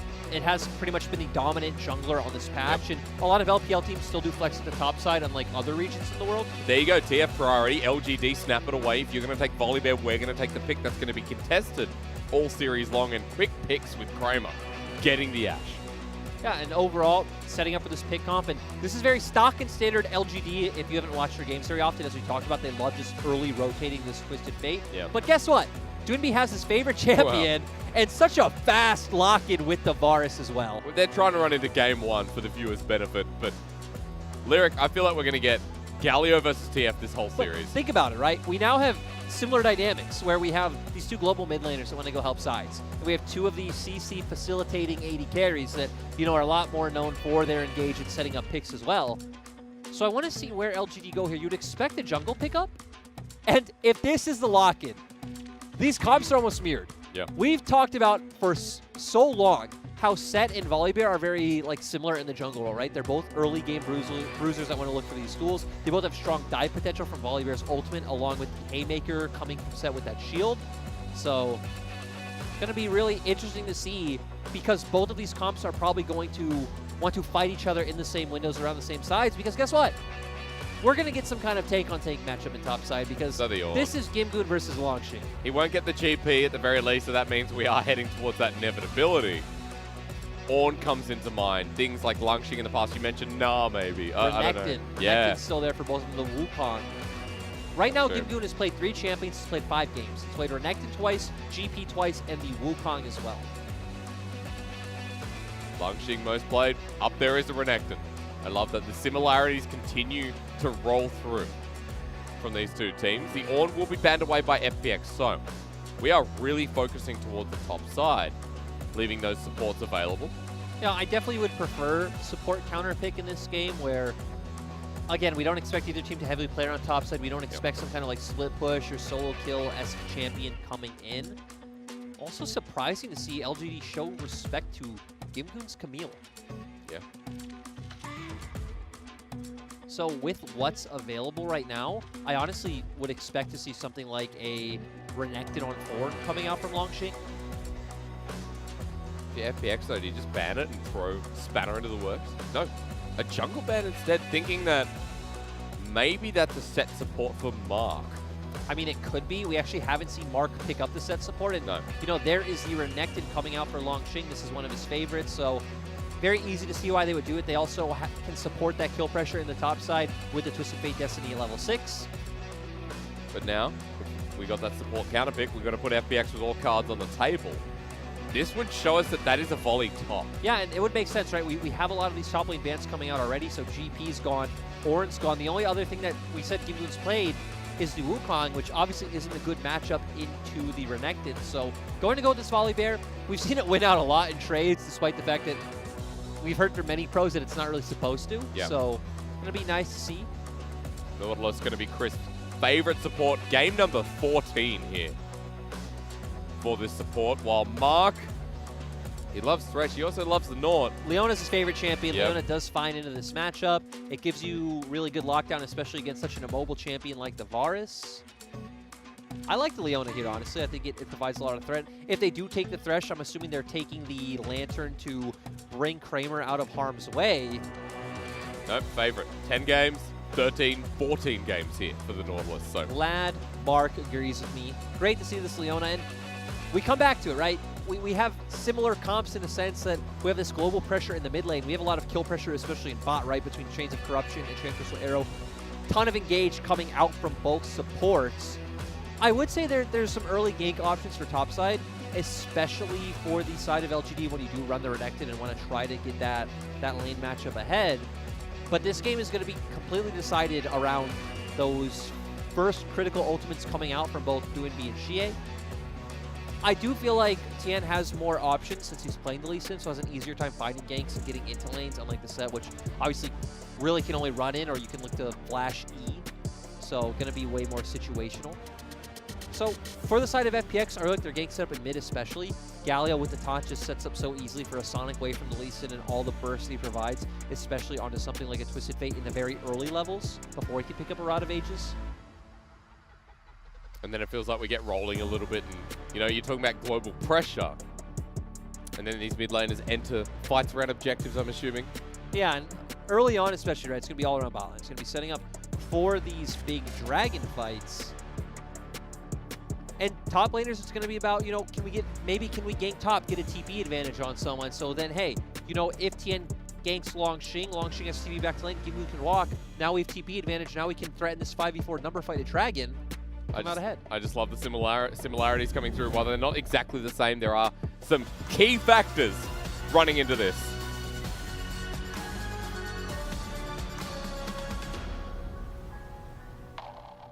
Fierce.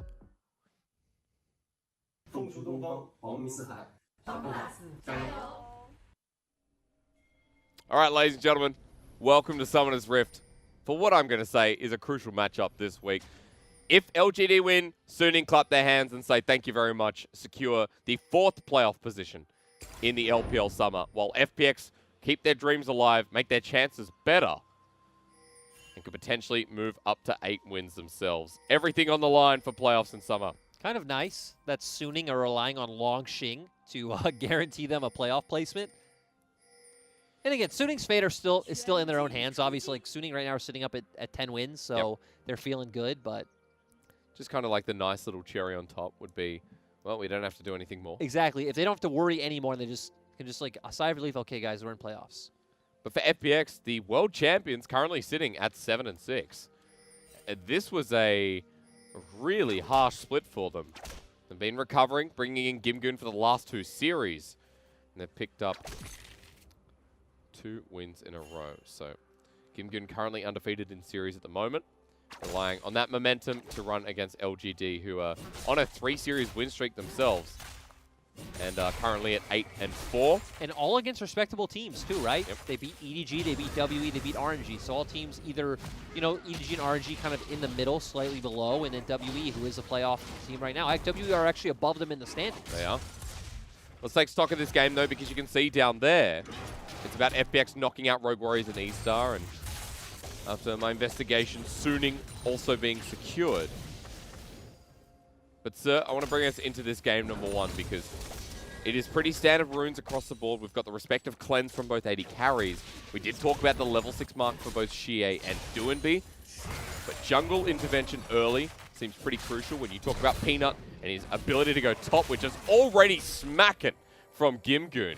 And I feel like we see this every time we see this matchup, right? We always see the Volibear come out ahead in these short trades. He is taking the press the attack against the Conqueror, so obviously the rune itself is much better in short trades. But hey, Peanut's going bot instead. Yes, and Mark does have that all-in option. This might need to be burned. Xena's played Ignite down. Christmas tanky. The Facebreaker used Dredge Line to get on out. 1-2 summoners gone from Chris versus Ignite for Mark. And you could see that he just tried to get the flash that was always aiming for. Maybe if they thought they'd potentially kill right, he would have held on to the E longer because you know Chris is going to flash at that point. But they got the pressure. They're going to head mid. And actually, Peanut going to head back towards his top side, but Gimgoon's here. The Goon's walking, but Peanut with good timing's like, no, go top. Like seeing it, you know, you see a dog on the street, you're like, no, walk away. No, of course. I know a bear is not that kind of animal, but he will be walking back to the top side.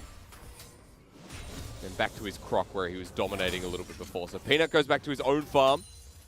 And we'll continue clear towards the bottom side where you can see Tien is up towards his top side for now. Cheeky little brush ward on the left side of the lane for Xie as he pushes up. To be honest, we didn't expect too much action early on. We can see Xie's been doing a good job in this matchup. And it's one that's not too hard for Twisted Fate to navigate because, I mean, if Galio ever does look for the E in, right, you pull out the gold card, you stun him, he's not able to get his taunt out, you walk away, and then you win out the trade from there as he's kind of backing up and you have that range advantage.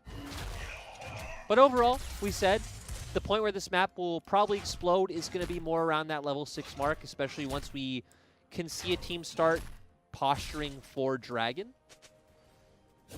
I really want to see how Tien gets involved in these lanes because you have set up in all 3. We have the Nautilus in the bot lane, so Dredge Line set up very nicely for your Q. We've talked about how the interaction works with mid lane. Gimgoon as well, going to be quite well if Longxing is in a position like this where he is, you know, pushing into Gimgoon's tower, though he does have a ward now, and you would expect him to get the bounce back if he wants. Level 5 for Duanbi and Xie.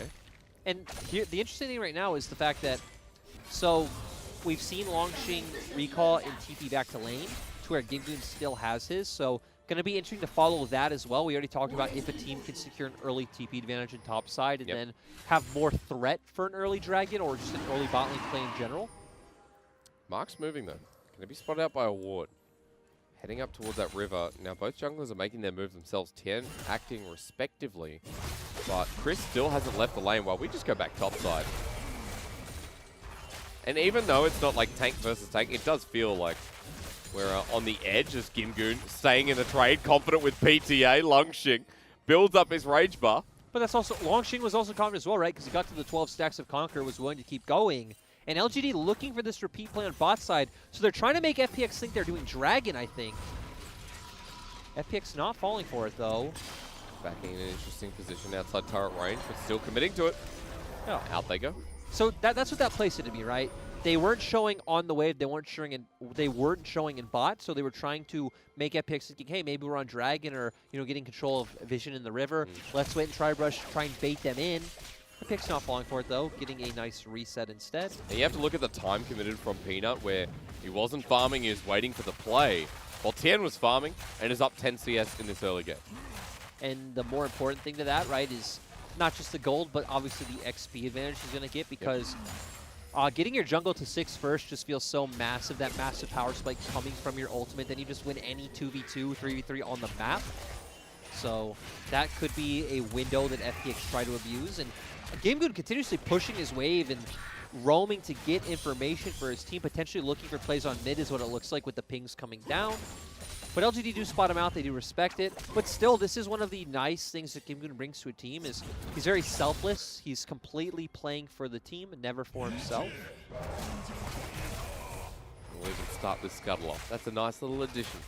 The CS lead he was building up topside. Keeps him in range for mid as well, but Doomby starting to roam down. Both mid laners are 7. And as FPX clear out this ward, walking back through river into the 2 versus 2, we now wait.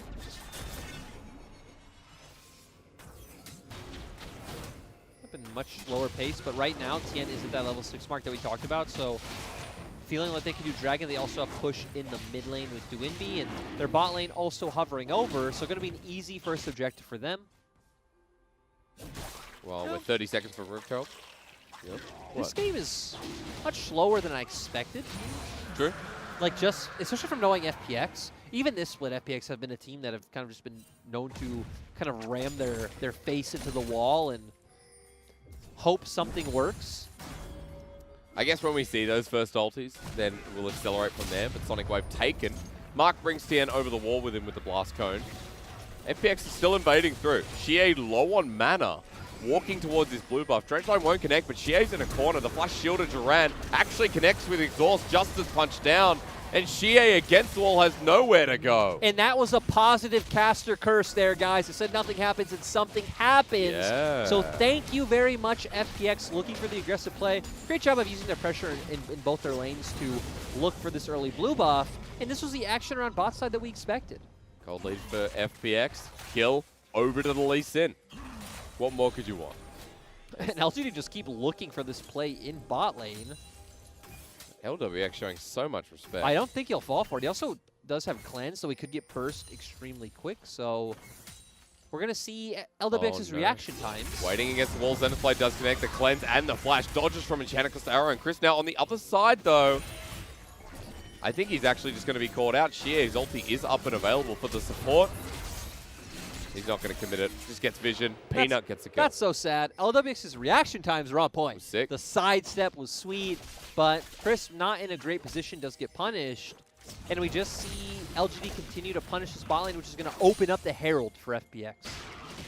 It begins from Tien. Xie walking up as well to get vision, while Longxing can't do too much about it. He's pushed against his turret. Let's also remember that now Xie has no Destiny, so our Duinbi does still have his ultimate. Yep. So even after this Herald, we could maybe see a reset come in from Tien and see some kind of massive play onto bot lane where Galio can follow, but Xie, no ultimate, no TP. It's a window we want to see abused. I do want to say, though, well, that bottom play went badly. In terms of, hang on, no, it's happening again. They're just doing it once more. Chris now flashes away, but in front, Peanuts flashed there with the haymaker. He'll trade his life, but Mark, LWX takes 2, and it looked cool, but LGD, that went badly. And the funny thing is we've seen FPX do this before, where they try way too hard to find these plays, bot, overcommit, and give kills over. It looked clean from Peanut at first, like you said, but great job by Crisp and LWX to find the kills in the end. Also going to help Doonby get some pressure. Varus now has 2 kills.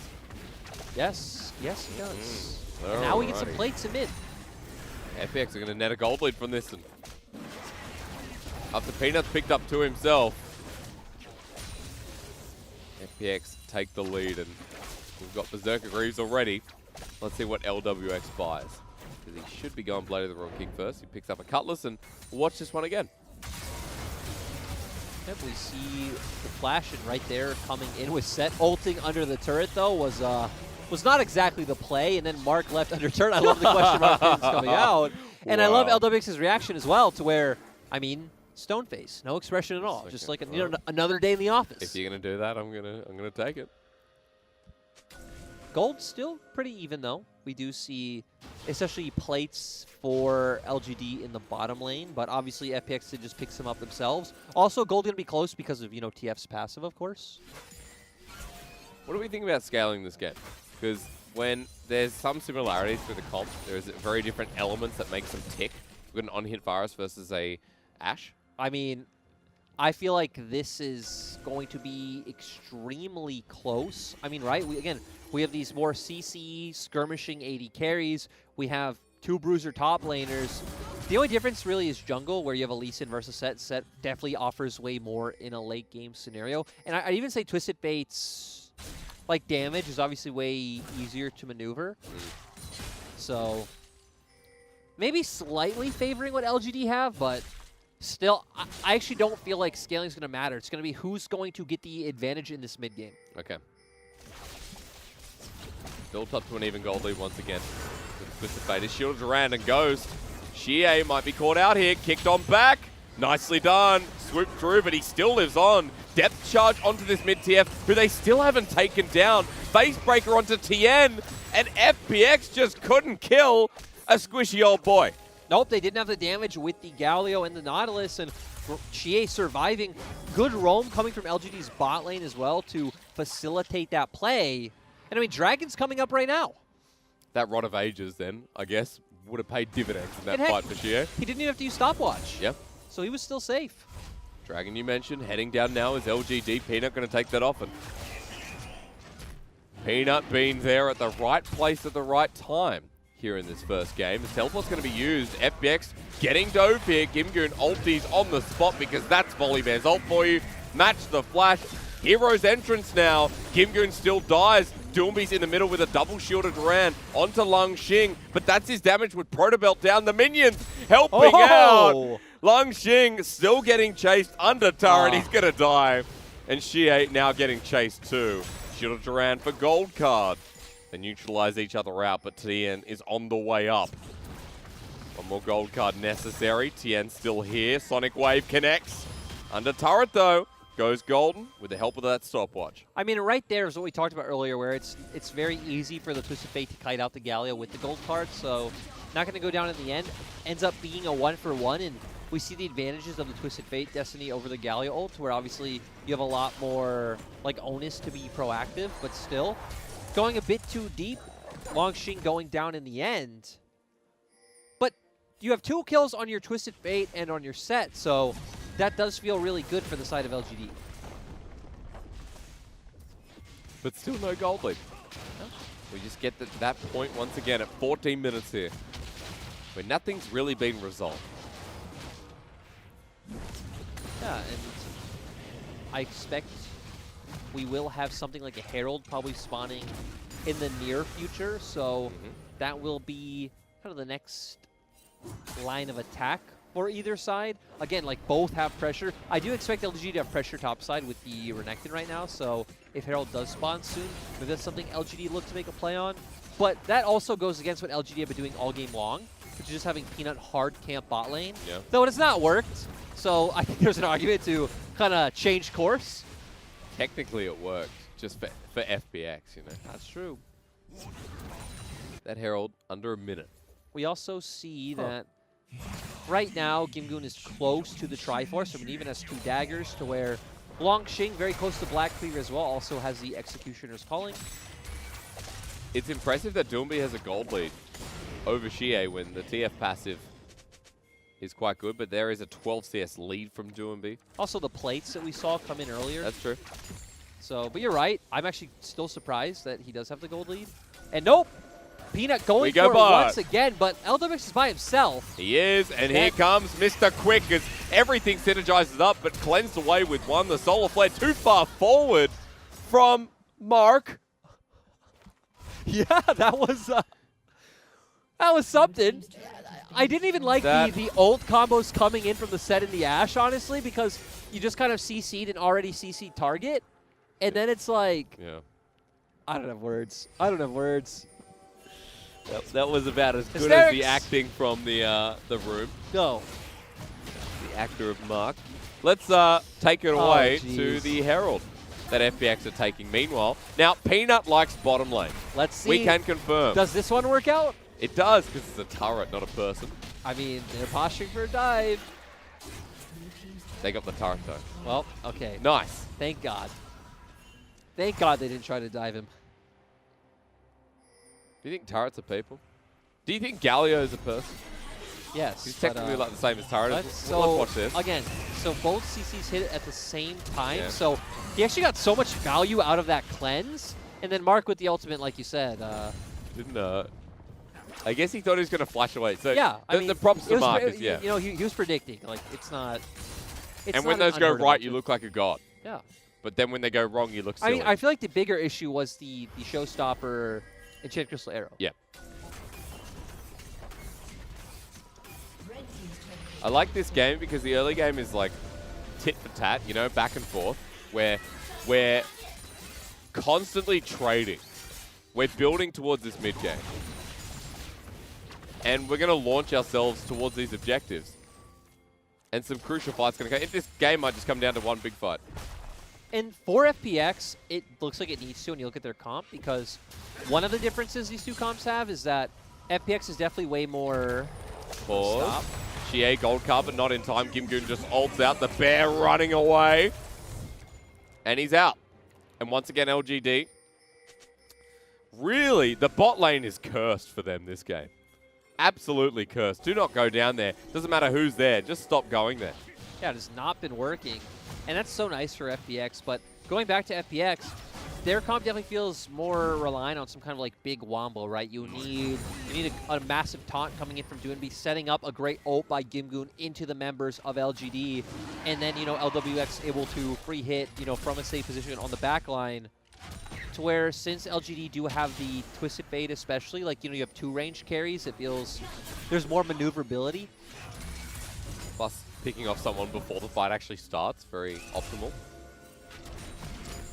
With 5 now channeling in, FPX have the river to themselves, but on a ward in Chanakasara, we talked about this. The pickoff will be Crisp, who goes golden. Hero's entrance onto Lungxing, who flashes away. This is the fight maybe a little bit earlier than expected. Doomby trying to run away. FPX alone in the wild card. Hits Crisp in the back line. Numbers advantage. Never played too far away. As the poke from LWX cannot be underestimated. Dragon is continued. LGD have low health bars themselves. Yep, and they're still going for it. LWX still strong. Even Doonby having the exhaust, but they don't want to go for it. Away it goes. Sonic Wave was very close, but Peanut secures into the Ocean Rift. I don't know why I highlighted exhaust, but you're excited. You know, he does have it. He does. So LGD get Dragon though. Yeah. And that fight is kind of what we said about the maneuverability, right? We saw Doonby having to ult to save Crisp, and goes back to that pick potentially talked about with LGD. Yep. And then Doonby isn't able to get a taunt off on the backline. We see Kramer and Xie able to kite it out, and then just a beautiful Q coming out from Xie to secure that kill onto Crisp as well. And now we're back to normal. When's Peanut going to come back? Even Xie going a much safer route, also the more like engage-oriented route with the Twisted Fate, so he can definitely make a lot more aggressive plays and buy time with that Zhonya's. But, you know, we saw a good Enchanted Crystal Arrow, forces Doonby to use an ult now. Keep your eyes on Kramer and Xie. They're in the back. They're just able to kind of freely weave in and out of this fight since they're not in harm's way. Very nice Q coming out from Xie. Bit of a misstep from Chris. And a misstep from LWX in the same vein as we come back to life. I don't know what happened. I mean, look, ult's down. So apparently just a Actually, 4 ults down for the side of LGD, so... They killed the AD carry. Worth. Now they got avenues. Can't get mid, but we'll be heading towards bot, waiting for another pick. And what a nice window to abuse, too, because, you know, the theory, picking the Galio and the Twisted Fate is, even against something like an Enchanted Crystal Arrow, sure, you have, like, long-range pick potential, but Galio can always follow up with his ultimate as well. Galio ultimate is down. We see just straight chain of CC come out this time. They just really don't like LWX. No, that was hardcore bullying. What the heck? Well, it works, it works. And LGD in a 2K gold lead after the last fight, after the pick on LWX. And being proactive here, the name of the game.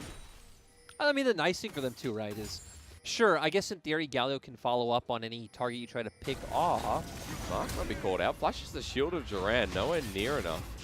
As Kramer was pretty much the only one. Peanut not ready. But you had a theory? We're actually, I was going to say, we're actually seeing potentially more posturing. Oh, he's going to get spotted out by that. I was going to say LGD have more long-range tools of engage, right? To save the Enchanted Crystal Arrow along with the Destiny. So, like, Doinb might not always be able to follow up. Could be, they could even set up plays where, you know, maybe we Destiny in, which sets up that baiting out the Galio ultimate. But guess what? You solve the Enchanted Crystal Arrow. You can rinse, repeat, look for the play again before that's up. Right now, we're very similar on item breakpoints as well, right? Even looking at Doinb's items, who we were just talking about, the Protobelt into the Zhonya's to match Xie, though he did just get the Sheen. He's going to do a bit better in these fights. Also note that we've got ourselves a second item almost here on Peanut, who is going to be a little bit of frontline. And we said that's one of the big differences once we start scaling in the game is kind of the functionality of the set in this comp, you know, as a frontliner, as an engage, even disengage tool versus something like a Lee Sin, who's really only going to be able to maneuver around fights and try to find these kind of big picks to either set up a kill onto Kramer or Xie or disengage for LWX. We should at least see it coming towards this next dragon, which is what we'll be aiming for in a second in 1 minute 20. Baron sitting up there and waiting. That's the thing about this game is, we at least know every time a dragon's up, both teams are going to fight for it. Both teams need to fight for it. We can't see a team just either try to cheekily steal Baron or something like that. The DPS isn't there.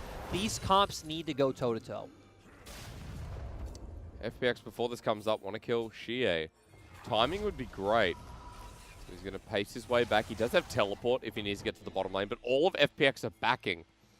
LGD have already done that, and they're back out on the map themselves, with 2 items pretty much in hand for everyone. Lungxing about to show us what he's picking up for his second now. Does he have enough gold? No, only the pickaxe. So, Gimgoon and Lungxing a bit behind the curve, but that's top laners for you. I mean, yeah, both of them still like doing really well on farm, right? Both sitting at about 200 CS right now. 2 item AD carries. I mean, once again, I expect us to see potentially LGD trying to pick off a member that steps too far forward, the Enchanted Crystal Arrow that we saw into like Mark, Engage, or even Peanut trying to come in on a flank and get a good ult onto a member of FPX into his front line, because let's remember that you do still have Long, Xing, and Mark standing in front of Kramer and Xie to service that front line role. It begins. Gimgoon around the side. I think for the side of FPX, it's massive that they can find the Galio taunt and the Gimgoon ultimate onto the likes of Kramer and or Xie. Who's between everyone. Destiny's going to be used to start off the Enchanted Crystal Arrow there in the back of the pit. The Dragon's still healthy, though. Smited away by Peanut. Now on Salt Point, but LGD get engaged on. It's Doinb interrupted with Peanut's ult. The face breaker flies. Lungxing zones LWX. LGD might be low, but FPX have lose quite a lot. The LWX walks back in, and Lungxing will end up dying for the Dragon. So 2 for 1. And in the end, LGD might be okay if they can get the rest away. Ooh, okay. Very, very cheeky smite by Peanut, but right, that fight shows us how close these compositions are. It looked really scary at first for LGD, especially when we saw Doinb hitting that 3-man ultimate. Tries to go in with the taunt, but Peanut with a massive ultimate to keep him away from the team. But ultimately, FPX were still able to pick up the 2 kills, so we did see the engage coming from LGD, like we said. Mark goes in, and Enchanted Crystal Arrow comes out. We see LWX able to freely deal damage because he doesn't walk completely in the pit, and that really feels like the godsend for this team fight. Longxing tries to go in and put threat on him, doesn't come out in the end. Peanut finds the kill onto Tien, and then we also see Ash going down to Doinby, who does flash over the wall. And again, the big difference maker was that LWX never had to really fully commit to the fight, to where a lot of LGD's carries were in awkward positions kind of in the pit. True. We come out of the fight. LGD still have a gold lead, but you can see what FPX are capable of. A note there's a Magi's in Xie's inventory now, instead of upgrading towards the Lich Bane. So there's a lot of ability power available here for this TF, who is going to be ganked, but Peanut by his side. Versus 3 flashes away. Xie a bit too far forward. LGD just going to have to back away too. And even Doinby going towards the Banshee's Veil is quite interesting. Obviously, the side of LGD doesn't really have that much AP, so more just valuing the shield he's getting out of that for any potential CC coming out from LGD's kit to engage onto him. You ready to wait again for another 3 minutes? Yes. Yes, I am. Soul point for LGD is a very big note. Yes, and you know, while we're waiting, we could have story time. Ooh. Because as we were walking on break, I asked you if that farm story was true. If you guys weren't here for the first series, don't explode. he told us this heartwarming story of growing up on a farm with like cousins, transitioning to playing League of Legends. And in the break, he confirmed to me it was all a lie. Let me just say, no one heard that, so I'm never going to confirm or deny. Hang on, teleport. Shielded around for Mark. Good timing, FPX. I'm saved. Right in the corner. He's dead. They're in front of Baron. They're going to do it, too. It's FPX. Like, if FPX finds a pick like this in front of Baron, they are going for it. LGD going to be forced to go with the response. They do still have a ton of engage, even AoE options coming out from Renekton and Peanut. 5K. Is it quick enough? Destiny being used. In front of this pit. Chris delaying time in the back. The steal! And Peanut gets it. Now for the re-engage. LGD need to run. Xie not committing to the fight. Instead, it's Longxing who will sacrifice alongside Peanut. Kramer died earlier. Only one with the Baron that was stolen away. I mean, that's still massive in my opinion, because you have it on a champion that can also sit freely in a side lane, put pressure down on some turrets. And realistically, you're still the team with the gold lead. You're still going to come up in time for Dragon. That was a massive blunder by the side of FPX. Let's see how it happens. All right. So we're going to see the same level. Yeah, so Tien jumps out right. That's what I thought happened. I knew a member of FPX jumped out. I wasn't sure if it was Tien, but unfortunate. Peanut punishes. And yeah, they still get the Baron on Twisted Fate. And I feel like that's massive. Now we have to watch. Dragon's coming up in a minute. Xie doesn't have TP, but he will have Destiny for it. Xie also just completed his Sheen, which is a massive power spike for the Twisted Fate. Lich Bane. Yeah. That's the one. I'm sorry. Lich Bane. That's There okay. we go. There we thank you. How dare you? That's okay. But we got a lot of items coming across the board to the third almost here for both AD carries. While for Peanut, he's got a Spectre's Cowl in his inventory too. Xie is sitting in the jungle right now, picking up some CS. Just waiting for this 20-second timer. If LGD get Ocean Soul, and if they manage a fight in front of this Dragon pit, that Baron should have another 30 seconds to help push out. Crisp in a bit of an awkward place. And let's keep our eye on if LGD are the ones starting up this fight once again. Again, they've had really good coordinated engages. Pretty much both fights we've seen where Enchanted Crystal Arrow comes out the same time as the Mark engage. Obviously, they do have Peanut's ultimate up as well. Ash spotting comes in for value once again. And also, along with the Ash, we need to remember they have Destiny too, so it actually doesn't matter too much if FPX can deny the vision. They always avoid getting that vision back. Chris actually zoning out here for now. Hero's Entrance going to be used very early. It's only onto one Mark. Tanks up, who flashes away. Xie into the backline, trying to bait them through. Zhonya's will be used as well as Peanuts there as well. But LGD have separated the fight. Tien gets low. Will trade for Xie's life as Gimgoon now the recipient of damage, which Longxing takes care of. Tien jumps back in, has to flash away. And that's a win for LGD because now the Dragon could be theirs. Yeah, Tien is still alive. You know, he's at least, he does have the XP on his Q, has Smite. He's so low, though, and Langxing's here, flashes onto him, and he's dead. Langxing doesn't matter if he goes down here. Ocean Soul acquired. Kramer moving forward, and Doom being forced to flash. Kramer needs to kill this Galio. But LWX will be the next target, even under turret. He doesn't care. He could die. But it's all worth it in the end as Peanut hits him once, makes him go golden, and Doomby with the Justice Pudge, actually playing this well, somehow survives in this messy game. Yeah, that was a bit extra coming out from LGD, but they pick up the Dragon Soul, so gonna feel really good with that one. We see a bunch of items, breakpoints being hit for the side of LGD. TP, Christmas here. Shie's coming though, Destiny being used, and they're like, no, let's leave. That's nice too, even just using the threat of Destiny, not even having to commit.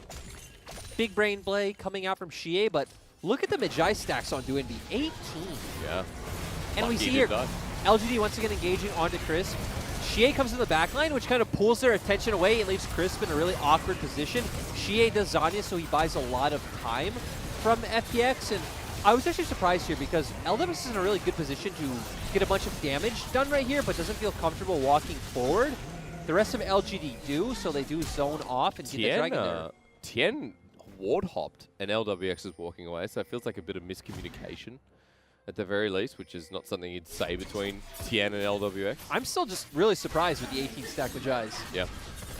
Kind of came out of nowhere. Left field. 3 stacks now only available for Shie after he died. So the better off mid laner right now is Doinby, but there is an Ocean Soul on LGD. Elder's coming up in 4 minutes 20. And that Ocean Soul won't matter if FPX are able to get Elder, so that's kind of the nice part, is that it's not said and done. Let's also remember that, I remember Munchables mentioned this on broadcast the other day when I was listening that, you know, Ocean Soul, you know, like, it's not amazing against things like Burst, right? But against FPX comp, which is just a ton of sustained DPS, it's gonna do a ton. Yep.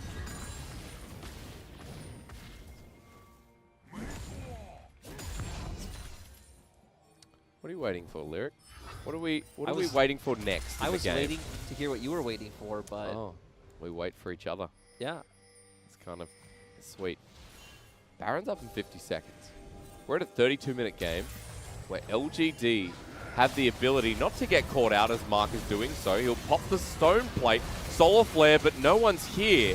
FPX then turn their attention to the TP in from Langxing.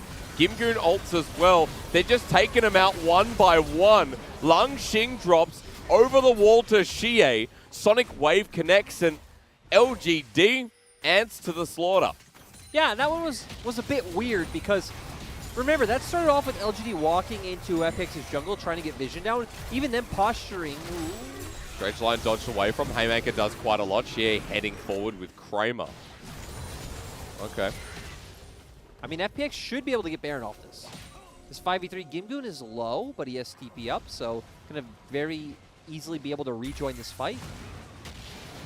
Both level 14, but Peanut's around the side of the pit once again. Doinby has ultimate up as well, so even Tien has ultimate, right? So he can keep Peanut away. Look at that deep TP, though, for FPX. Might be poured out as the cleanse is used. Peanut right in front of the pit once again. Haymaker being stored up. Crisp is low. Gimgoon running towards them as the hero's entrance will only be onto the jungler, but they've killed Kramer. And the DPS now minimized with Mark rejoining the play, but Peanut is already dropping and Shie being zoned out. Langxing has come back to have his last hurrah as LGD have just been washed. And LGD just mistake after mistake after being the ones to win the fight and get soul. So FPX at least going to be able to get a mid inhibitor. I think they just end. Can they win? At 30 seconds on the bottom lane, 25 for Peanut. You know FPX, they're going to try and end the game. And this honestly just came out of nowhere. I honestly don't know what to say. LGD have Ocean Soul. And they're about to get absolutely bamboozled. Kind of a disappointing way to end when you're LGD making it competitive the whole time around and running into FPX. You'll give them, that's right, I said give them the game 1 win. Like, the thing is, we've used the word anticlimactic so many times on this broadcast, but that was definitely one of them. That was definitely one of those, like, not feel good to watch endings where it just ended out of nowhere. LGD just made one mistake and then, like, tripled down on that mistake, like continuously members just running in one after another, dying over and over again. What do you say to that? Good job, FPX. Good job, FPX. I mean, great job punishing, I think it was Mark who originally got caught out. Let's remember, that sequence of events all started with LGD being the ones to go into FPX's jungle. They had the pushing side lane with Longxing. They were trying to get some aggressive deep vision down, maybe find a pick if they could. They back out once all of FPX group up, and then just Mark taking a bit of an awkward path, but also it was FPX kind of seeing an opportunity, saying, hey, not LWX, Longxing isn't here. Yeah. Let's all in on this. They find the all in, they take him down. We see LGD continue to kind of run in one by one, as you said, and that's how we saw that fight start. After what was so much back and forth between these dragons, eking out a kill for a kill, the trades across the map, the gold being even, and then we get to LGD just making the train of mistakes that led to this defeat. And it's kind of sad when you think about the potential that was there, but for FPX, once again, some good stuff from the likes of Doomby with his ultimates and how he played his Galio out. Tien had some moments. I think LWX had a good game overall, right? LWX had a great game. He played the bot lane, dives well. We saw him positioning quite well in some of these team fights, but there is the Doomby damage that you highlighted. Well. And another LPL gold graph. Very much so. These are what we live for here, but, at the end of the day, we came into this saying, hey, these two teams have two very similar compositions, especially with the archetype of champions that they drafted and how they want to play out the game, right? We saw both teams continuously attacking bot lane. We said, hey, both teams want to fight for pretty much every dragon that happened, and this game was played on the slimmest of edges. And I mean, in the end, LGD made the mistake that mattered most. Yes, they did, sir. Yes, Actually, they did. I feel like overall LGD made more mistakes. Oh, bot, we're talking about it the whole game, The thing right? is, LGD just took more shots. LGD made more attempts. Yeah. So, sure, maybe 50% of their attempts failed, but they also made 100% more attempts than FPX did. You miss the shots you don't take, right? Exactly. Yeah, the perfect moment for that. Bot was Peanut's delight and horror at the same time. We saw the whole game with Peanut just trying to get something out of there, and once they kind of circled back and we got in front of the objectives, then we saw the better side of LGD at the very least. I think Xie had a good overall game until the last couple of plays. He sacrificed his life for the fight, but it's like you sacrifice your life for the Ocean Dragon. That's absolutely fine as a TF, and Xie had a performance. And it felt like they could have taken it more slow, right? It looks like they were posturing to get Baron Vision, as you were talking about, but just getting a bit ahead of themselves and leaving up a massive window for FPX to get on their backline. I don't know what you do now as LGD, because you have to somehow, you've been a coach before. You are a coach. What do you do after a win like this? Sorry, a loss like this? So these are actually typically the easier losses to bounce back from, because these are the ones where you can come into the room and be like, guys, we should have won that game. There was one or two execution mistakes, we can talk about after. Or if there's some critical thing you want to change, from game to game, you'd be like, hey, this was a recurring error over and over again. But I feel like it should be a very easy bounce back for LGD, actually. At the very least for LGD, take a deep breath, because game 2 coming right up after this break.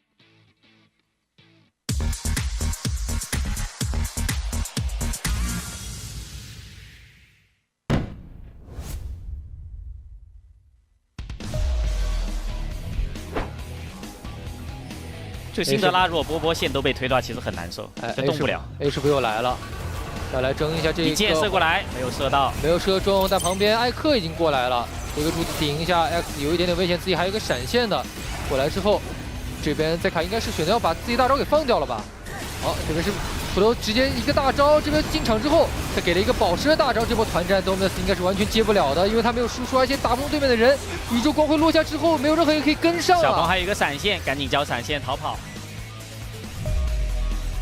机会呢 ？Zika 甚至是有2个闪现，田伯先率先开小龙，不过万豪的位置是已经被发现了，龙是谁的？这边飞行拉满，拉到了推了血量下的非常低，推了还是最后一丝，这个洛雷并没有死，旁边干医疗员救了一下推了，卡丽萨是率先阵亡，这一波好像多姆的就是打了回来，收掉了下路双人组，危机下路双人组阵亡，科尔斯在带上路，哎，找机会闪现躲掉了躲掉了巴德这个大招，然后自己交出了一个双招拉开身位之后，旁边是有一个加撩的加撩大招落下来，而且开了一个金身保护了一下，这个杜朗护盾嘲讽的非常多，这个蒙斯的人是艾希给收了下来，艾康在中路这个位置是没有闪现的，人头又上，艾希给收到，艾希已经401了。是时候重拳出击了。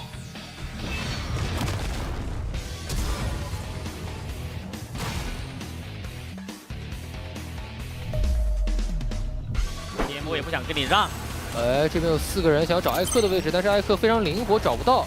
X 旁边吃一个果盘，杰卡这边是要切后排的，旁边有一个羊叫过来，艾希的剑并没有射中，一个一技能切进去，直接先把这边的一个辛德拉给切死。旁边想要找车厘子，旁边想要找这个艾希也是瞬间倒地，车厘子开了一个大招，只能仓皇逃窜。最近这一套阵容其实拿的队伍挺多的，但是胜率来说并不是特别理想。是的，主要你这个阵容拿出来就得让定住幻风，现在是一个半血，这个位置非常的危险。再定一下，盲僧收掉了幻风的人头，这波加里要下来，但是朱宁应该是要撤退了。这位置能撤吗？要踢到是4个人，旁边是有一个卡牌又是定到了之后，用一个 Q 技能把自己身位用一个 Q 技能打了一定的伤害。旁边过来做了一个隧道过来，是要留下这边的一个盲僧，不过盲僧并没有第一时间阵亡，反而拖了一下，而且旁边的兵又是被收掉了。这波感觉 OMG 打回来了，最后一个 Angel 反向逃跑，应该是跑不掉了，应该看人都给谁 ？Cast 拿到这个。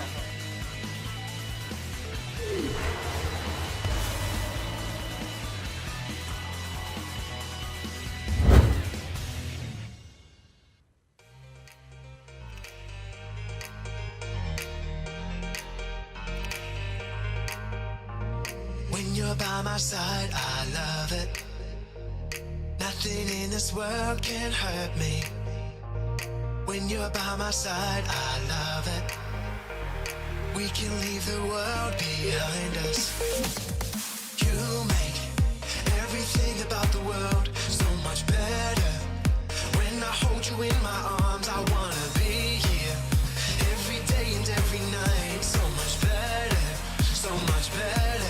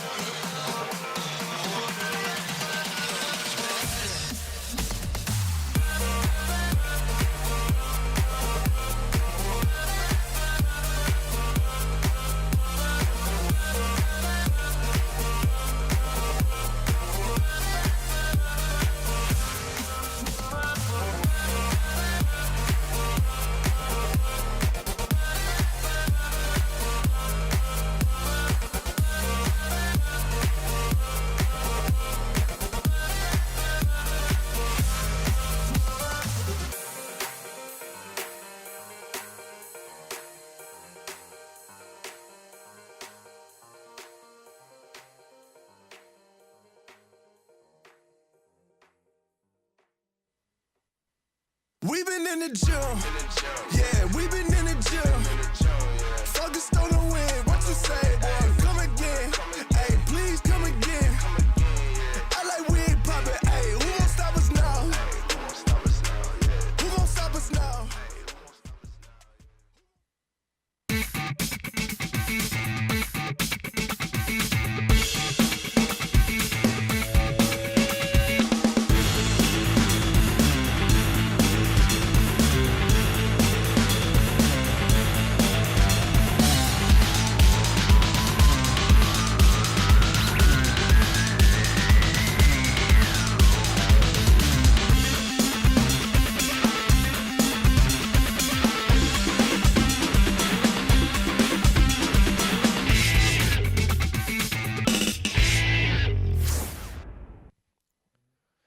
We're off the back of one of our top matches here of the split with LGD and FPX teams fighting for playoffs. LGD suffering at the hands of defeat here in Game 1. My name's Hysterics. I'm joined by Lyric. We're running you through to a very prideful game number 2 because I think this is a game where FPX need to show us their level of consistency, and LGD need to show us that they can recover after what we just saw. Yeah, LGD, we're in the driver's seat for a lot of that game, it felt like, but falling a bit short in the end. FPX, great job capitalizing on their mistakes. So, going to be interesting what we see in Game 2. Ladies and gentlemen, with a Game 2 on the horizon, we need to look at FPX's MVP. It's Doomby. How many Magi stacks did he have? You saw 18. That was the last time I had gotten to see, but definitely looked like it went up from there. It would definitely hit close to max. 6-0 and 10. A pretty flawless game. And Doomby in fine form is an FPX in good form as well. I mean, let's remember in spring that he was their standout performer as well, so was always top of the damage charts for FPX, and great to see. We saw some good ultimates come out like you'd mentioned earlier on. We saw some good taunts as well, and overall being that leader and captain that the team has always relied on. The loudest voice in the team is, his Galio's been great, and we looked at Xie versus Doomby, one of the highlight matchups. The junglers interacting as well. There's a reason why EDG banned Galio all 3 games against FPX. There's a reason why so many teams banned Galio against FPX, because it's a champion that is synonymous with Doomby. I mean, there's a lot of champions that are synonymous with Doomby. But at the moment, like every split, you feel like one champion is more synonymous than another, right? Like last split, it would have been Rumble. Split before would have been... I'm not sure this split, actually, because, his 2 most played right now are Karma and Rumble. Yeah. So and maybe this split's Rumble. I actually feel like this year has just been a great year for Doomby, because you can play Rumble, you can play Galio, you can play Karma, you can bring out the Nautilus. And also, it's very disingenuous to ever say that, only one champion fits with Doomby a split, because he has the widest champion pool in the league. And he's always willing to bring out, numerous off-meta champions in a split. Like, he'll play whatever it is, like Nautilus and Maokai mid that split. He'll play Aatrox and Kled. He's a very interesting guy. He's a very interesting guy indeed. For With good FPX, this is such an important win for them. That can't be understated. If they can win this series, they show us they are a playoff team. They lose here, they'd be challenged by Vici, RNG, even BLG and EDG. FPX are on the line. It's a thin rope. And LGD were the ones that held it until that first game. And the thing is, you got to show that, again, using the duct tape with Gingun is worth something, because... Good duct tape. Again, we could see FPX are obviously a better team with Gingun in the roster. Yep. But the thing is, we were questioning this on the last hit that, just kind of aired before this broadcast. Are they good enough to secure themselves a world spot? Sure, they beat OMG, and then they barely eked out a win over EDG, but neither win was very convincing. So if they can have a more convincing win, especially here in Game 2, and start to, pick up more and more wins, that'll be an FPX fans can start to believe in. I'm trying to think of the last time I saw FPX with a convincing series win. May have been over RNG. They did drop a game. But I think all the way back to E-Star earlier in the split, the 2-0, that showed that FPX were just dominant. I remember they smacked E-Star in 25-minute fashion. The series didn't go over 55 minutes. So let's also remember that they did also lose to LNG early in the split. So there's also that. Even from the start of the split, FPX wasn't necessarily contending for the most convincing, most convincing victories. But LGD, coming into this, they're on a 3-series win streak. We want to see them with a bit of fire under their bellies. Where do you put the fire? If you're a person, where would you put the fire? Maybe under your feet. Like those people who walk on coals. Yeah. The fire under their feet. Like you're a kettle that needs to heat up. It's also really painful, though. It is, but you become stronger because of it. Look at this man's face. This man can walk on coals. Yeah. I was talking about Long Xing, but Xie probably can't too, actually. I know Peanut can walk on coals. Peanut spent his time on Gen G, near the bottom. And he's like, enough of this. I've walked on my coals. Now it's time to walk on Rosemary. I don't know. Let's go into Game 2. And sides once again the same. And bans the exact same so far. Yeah, I mean, everything. So now last ban changed. Galio. Last time it was Senna. I definitely like the Galio ban against FPX way more. Yep. Now I want to see, because once again, I expect LGD to pick up, the Twisted Fate first on red side. Do FPX just go back towards the Volley Bear, which is obviously, say, a much higher priority pick? LGD picked this side. This was their side selection. They decided to go back on red. So, you mentioned the TF. FPX thinking about the Volley Bear, they rinse and repeat. LGD expected to do the same. Yep, the Ashe would definitely be the champ that makes sense. And I mean, I was going to say if they don't pick the Twisted Fate, that just shows they are kind of shocked and reacting from the first game loss, because this is the bread and butter of LGD. When you got Maizujan there as your coach, you expect a bit of experience behind them and a strong voice to add to the team, also known as Pokemon. And this is something that Doinby has been spamming so much in solo queue. Yep. So I actually would expect to see FPX lock that in here. Doinby's a very easy player to read, and a lot of our LPL players are, in terms of whatever they're spamming that week is always what comes out on stage in LPL. Obviously, the logic behind it is that you have a very easy time following the Twisted Fate because you can steal his Destiny. True. And once again, going to bring LWX back on the Varus, where, again, he had a solid performance last game. I think it makes sense. My 2 cents with the matchup was if you wanted to play Twisted Fate and they take your pick, you go, well, I can still play it. It's okay. It's also fine in this meta too, because you do have a lot of valuable ultimates to steal, like the Ashes as well. And there are numerous top laners, whether it's the Wukong, the Ornn, that just give you a lot of value. Nautilus as well. All right, so with a couple of change in picks naming the Sylas, what do you want to see now? We need to see those top laners, see if Gimgoon does pick up the Volibear again into the solo lane itself, but acting as a flex. I would expect LGD once again to just go back to the Renekton, so maybe we see FPX pick that here, since there isn't really a great option into it, though. Like you said, I guess they could just put the Volibear back in top lane. It did fine. I'd like to see something different than the Renekton. You know why? Not about anything about the matchup, just flavor. You don't eat the same soup 2 days in a row. Problem is, I don't know what Gimgoon can realistically play to it, because the only other thing you could think of is okay, well, maybe he can go Mordekaiser, but then you're going to be so AP damage heavy, especially with, even Varus having AP damage as a kit, Volibear as well, so... Just remember, GP was a ban in this phase before, and we've changed even that up. The Kindred from FPX once again, but a support ban from LGD differs to what we saw in Game 1. And the Brom follow-up, they're not targeting at all on the solo lanes. They're leaving everything open, instead narrowing Crisp's pull. Yeah, and I'm actually more interested to see where LGD goes with their jungle option. Do we once again see a set? Even something like an Olaf makes sense into what FPX have picked up, because, you have CC coming out from both Varus and Sylas that you can ignore. You have CC set up in the mid lane with your Twisted Fate Gold card, as well as Ashe.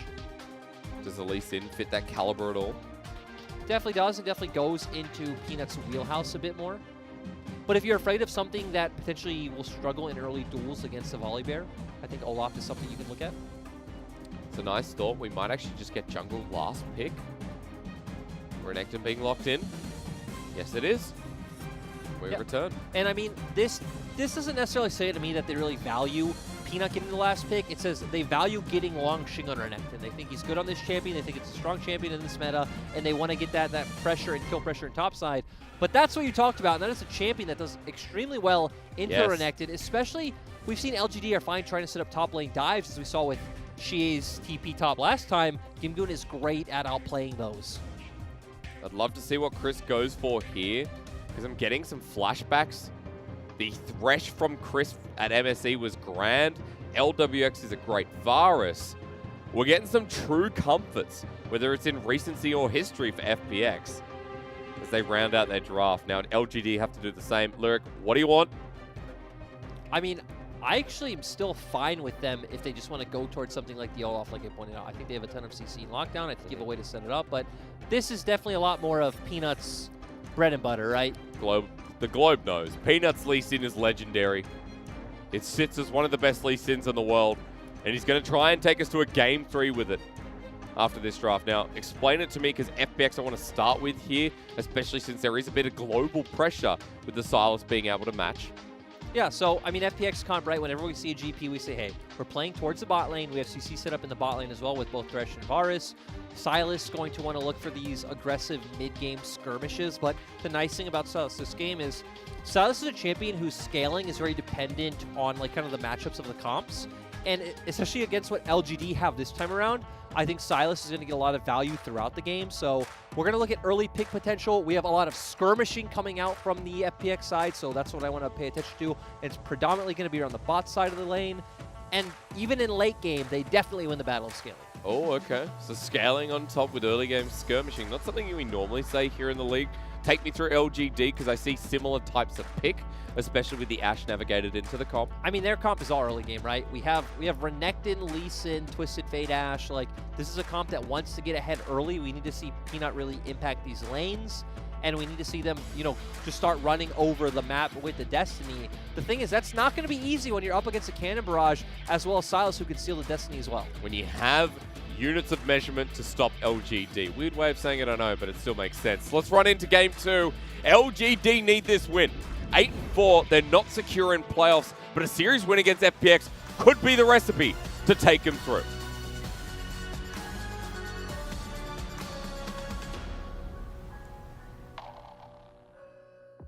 Menacing.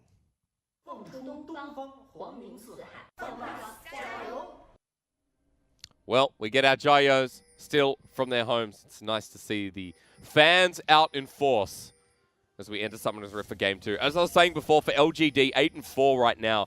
They're a team that haven't been to playoffs since 2016 spring. The roster that had Marin, Amy, Wayless, Imp, and PYL. It was a long time ago.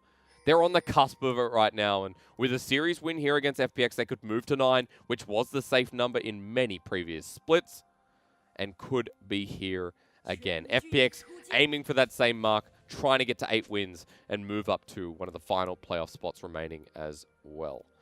Ladies and gentlemen, you're in Summoner's Rift again, and the Colonel, what's he doing? Remember when I told you how FPX have a comp that can skirmish early and still outskill late?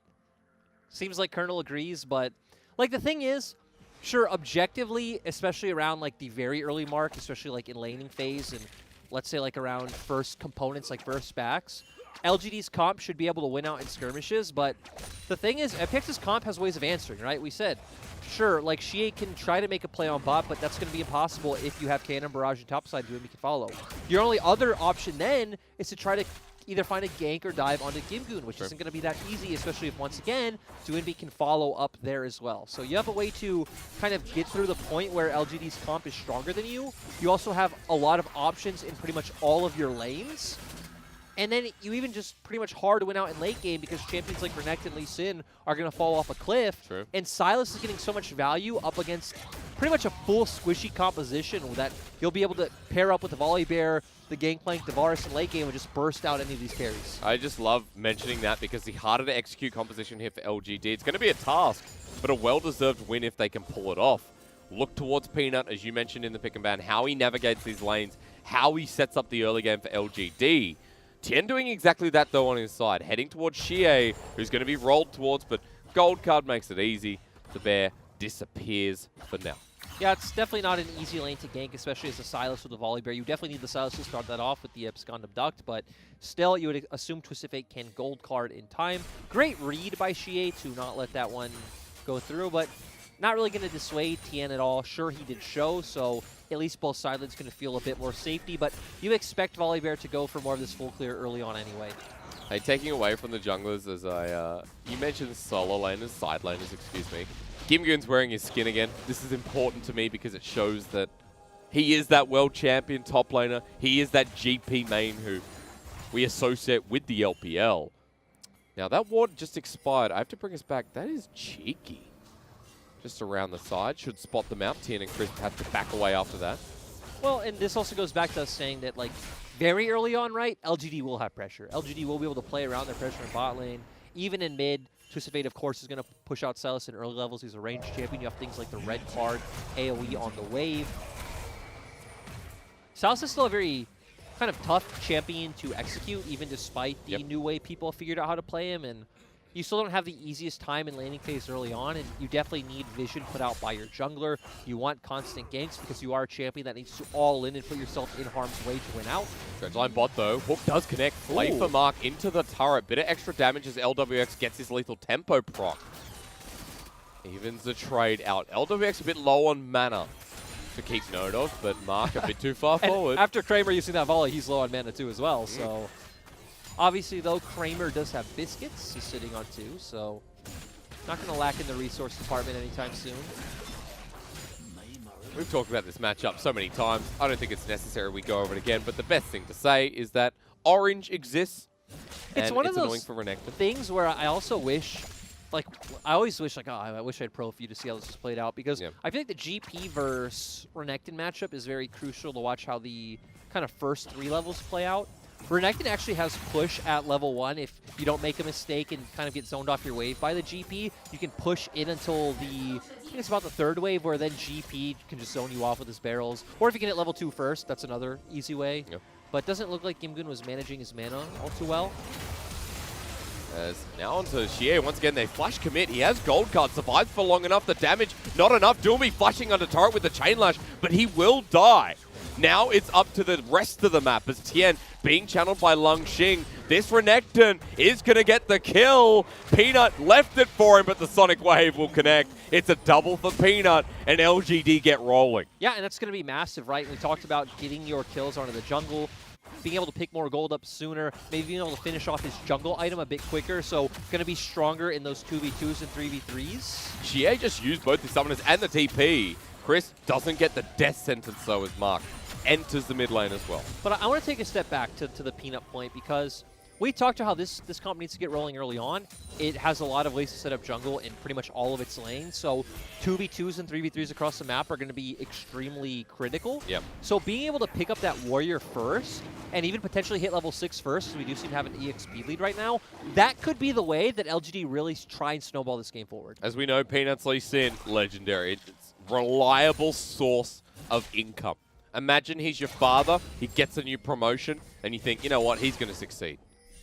Yes. That's Peanut to you on Lee Sin. That is what he is, I guess. That is a very relevant analogy. FPX setting up in front of this dragon with Infernal up and available. They get the scuttle, they back away.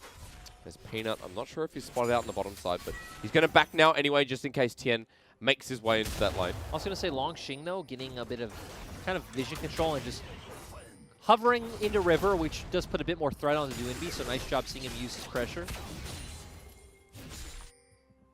Blue buff spawning up there, while look bot. Doomby hasn't stolen the ult from Xie. So as he's roaming down here, Xie can join any time after he shoves out this wave. 4 in front of the dragon. Both top laners don't have TP. It does make sense, because, right, if you're thinking about a skirmish, it'd be much better to steal either Mark or Kramer's. So knowing that he can rotate first regardless, you don't really need the Destiny yet. Okay. Also, like with FPX there, they knew they had Cannon Barrage and no TP from Lung Xing, so felt safe to take that dragon and get the first one as Abscond Duck dodged away from, but Doomby does take his ult finally for the opportunity of going somewhere else. Long Xing doing a great job of punishing Gimgoon in the top side, taking this first plate gold. Matching CS. I mean, he's doing a good job, and even Gimgoon going with the call early and Long Xing being able to rush those tabbies, it's not going to be too rough of a lane for Long Xing, and we see him using a lot of his... Oh, Peanut went in blindly. This is Destiny used by Doinby over the wall. Abscond Duck with the ulti. Too far for Peanut, who loses his bounty. Xie follows, but low on mana. And you know what's like really sad about that play? Is that Mark is here. Yeah. LGD committed 4 men to the top half of the map. Look at Chris on your minimap. Chris was just coming out of base, and they were still the ones to lose out. It's like you said, Peanut just going a bit too far forward, a bit over-aggressive too soon. And it was nice because Tien saw the Sonic Wave straight away, didn't come out of the brush, stayed there and waited for Peanut to use a bit of his combo. And now going to get this blue buff onto Doinby, so going to be able to spam that Q in lane. And once again, Silas is back to maxing Q, so going to have a lot of potential poke and trade threat. There's the signature Gimgoon. I'll be honest, Lyric, I got it. I did, in fact, buy it. Oh, you did? Yes. You've seen me play it a couple of times because I am a terrible GP. I have. I don't know why I got only it. a couple of times. Yeah. I felt too ashamed to wear the skin and play the champion with my quality of gameplay versus his. That's very respectful. Well, I mean, you have been the biggest proponent for Gimgoon, like, ever. I mean, for those of you listening, like, Hysterix has been saying all year long, give me Gimgoon, put Gimgoon on this team. He just won Worlds. He deserves a start. It doesn't. I think Khan's a great player. And I think FPX problems go way beyond Khan. In spring, they didn't. But in summer, they go way beyond. However, Gimgoon's the burger, to come back to that analogy. He's the burger you know is going to give you good results every time. Why differ from it? Because you want the ultimate burger. That's true, right? I guess that is a good analogy. Gimgoon is like the burger at your favorite burger joint that like you just love going to. Yeah. To where like Khan is like potentially like a nicer burger at some like new fancy restaurant, but they can't quite seem to get the ingredients right though, can they? You know, sometimes they burn the... Do you guys have In-N-Out in Australia? I think it's called Down and Out. They appropriated the name. Oh, really? Like, you know, Down Under, Down and Out, but, yeah. But so I've been so there. It's bloody great. It's the same thing. Yeah. Oh, God. Do they have, like, specialized burgers per week? Is that what it's about? Oh, I don't know. I don't think so. Maybe Down and Out's just better. I'm like, what? I don't think we have that at In-N-Out. I've been to In-N-Out many times. I've never seen specialized burgers every week. We have, shout out to Gojima Burger back in Sydney. It's sushi burgers. Sounds really weird. It's lit. No, it's great. Oh, there was some delicious burger place in Malaysia, but the name escapes me. I tell you what I had here the other day that was great. Just speaking of food, I had fried noodles just in a random store somewhere. You in the made middle me of nowhere. gherkins. I made... Now, they are cucumbers, ladies and gentlemen. Settle down. What did you think? I haven't had it yet. Oh, I'm kind of offended. I actually forgot about it until right now. Really? Did you put them in the fridge? I did. Oh, good. Of course I did. Yeah, I do make pickled gherkins. Yes, he does. That's all the my time. humble brag. And he flexes it actually a lot. I do. He'll just message me like, yo, bro, I just made gherkins. And I don't know how to respond, so I don't. Dill cucumbers. But hey, FPX are looking to make some gherkins out of LGD. Now, nothing happened. No, nothing Do you think their gherkin recipe is the same as yours? No. Yeah, how can you match my caliber? As Lungxing's come into the mid lane, Doombi could be in a bit of trouble, but a lot of safety here on the Silas, who's losing out by 20 CS. And Lungxing got the lane in a pretty decent state to walk down. Now can go up and receive the wave. Yep, we need to remember that LGD do have Rift Herald, so it looks like they're trying to set up for a play where they're able to use that. I'd like to see it used mid. I think mid kind of will be the best option.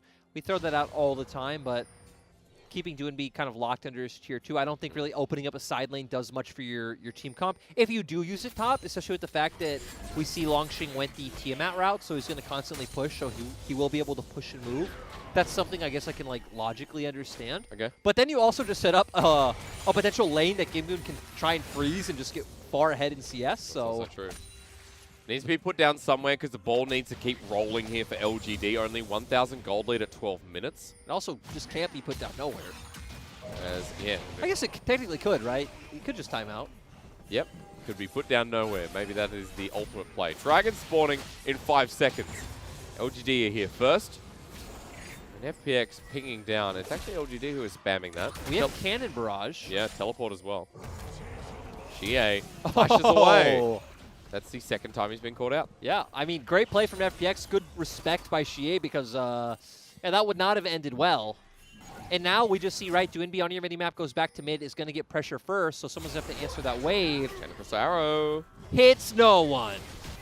You know what? Look, Gimgoon top. Oh. Hey! Doesn't matter that he orange. Good, it hit someone. But maybe without an ulti, you could be in trouble. Rift Herald put down. Lockdown. Now, did he want to ward hop and put down the Rift Herald by mistake? I don't know, but the re-engage comes through. But LGD is sitting on the Cannon Barrage. Never mind, because Lungxing leading the charge. They will get both junglers. I'm actually surprised that Tian went down in the end. Like, they knew Longxing was coming in, and it looked like they were prepared to deal with it, but Doinbi moved back mid. Very strange sequence of events. I'm just more surprised the Herald got a charge. Do you think Peanut wanted to ward hop and put it down?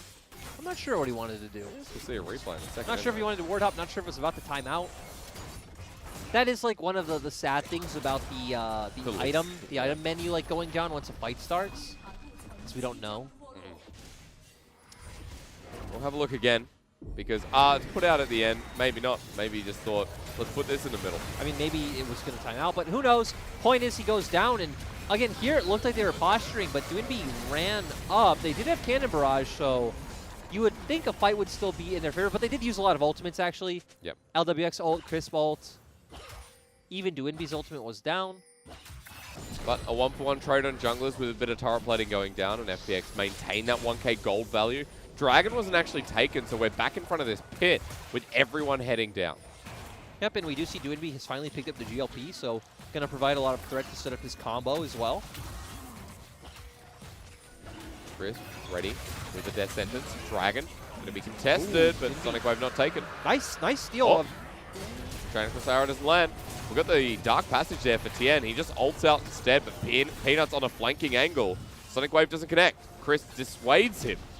And FPX get the Dragon. LGD, nice job, right? They dropped the ward on the Lantern, so it was harder for him to pick up. And even starting out with Doonby stealing the Dragon's Rage from Peanut, so even I jumped in the pit, right, being able to kick him away. Nice job by FPX securing that Drake, and now gonna have a smooth time trying to make their way up to Seoul. But when you told me that this team transitions to late game nicely, my concern is that 2 Dragons very much delays LGD. Yeah, I think so too. And the thing is, right, we don't need to talk about how GP does. Ooh. Dark Passage, Peanut flashes. Chain of Corruption doesn't connect, but you know what? With a bit of damage, Peanut's out of there. And onto Mark and Kramer. That was nice from Chris. He used the control ward. You talked about his Thresh. And once again, I will talk about LGD up here. That's a good pick on the Gimgun. It is nice that he was able to use his ult to pretty much clear all the waves, so at least not going to miss out on any like gold or experience.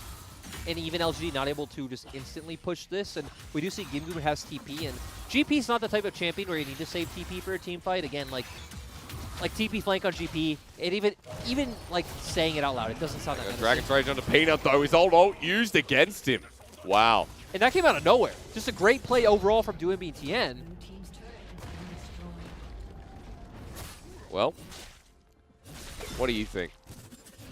I think now LGD have pressure topside with Rift Herald up, but no jungler. So this is going to open up some potential resets for the side of FPX. And their bot lane turret's going to go down anyway, so I don't want to see them send their bot lane back down bot. I think just send your bot lane up towards topside and be the team to set up for that Herald. And with pings going down, it does look like that's what they're going to do.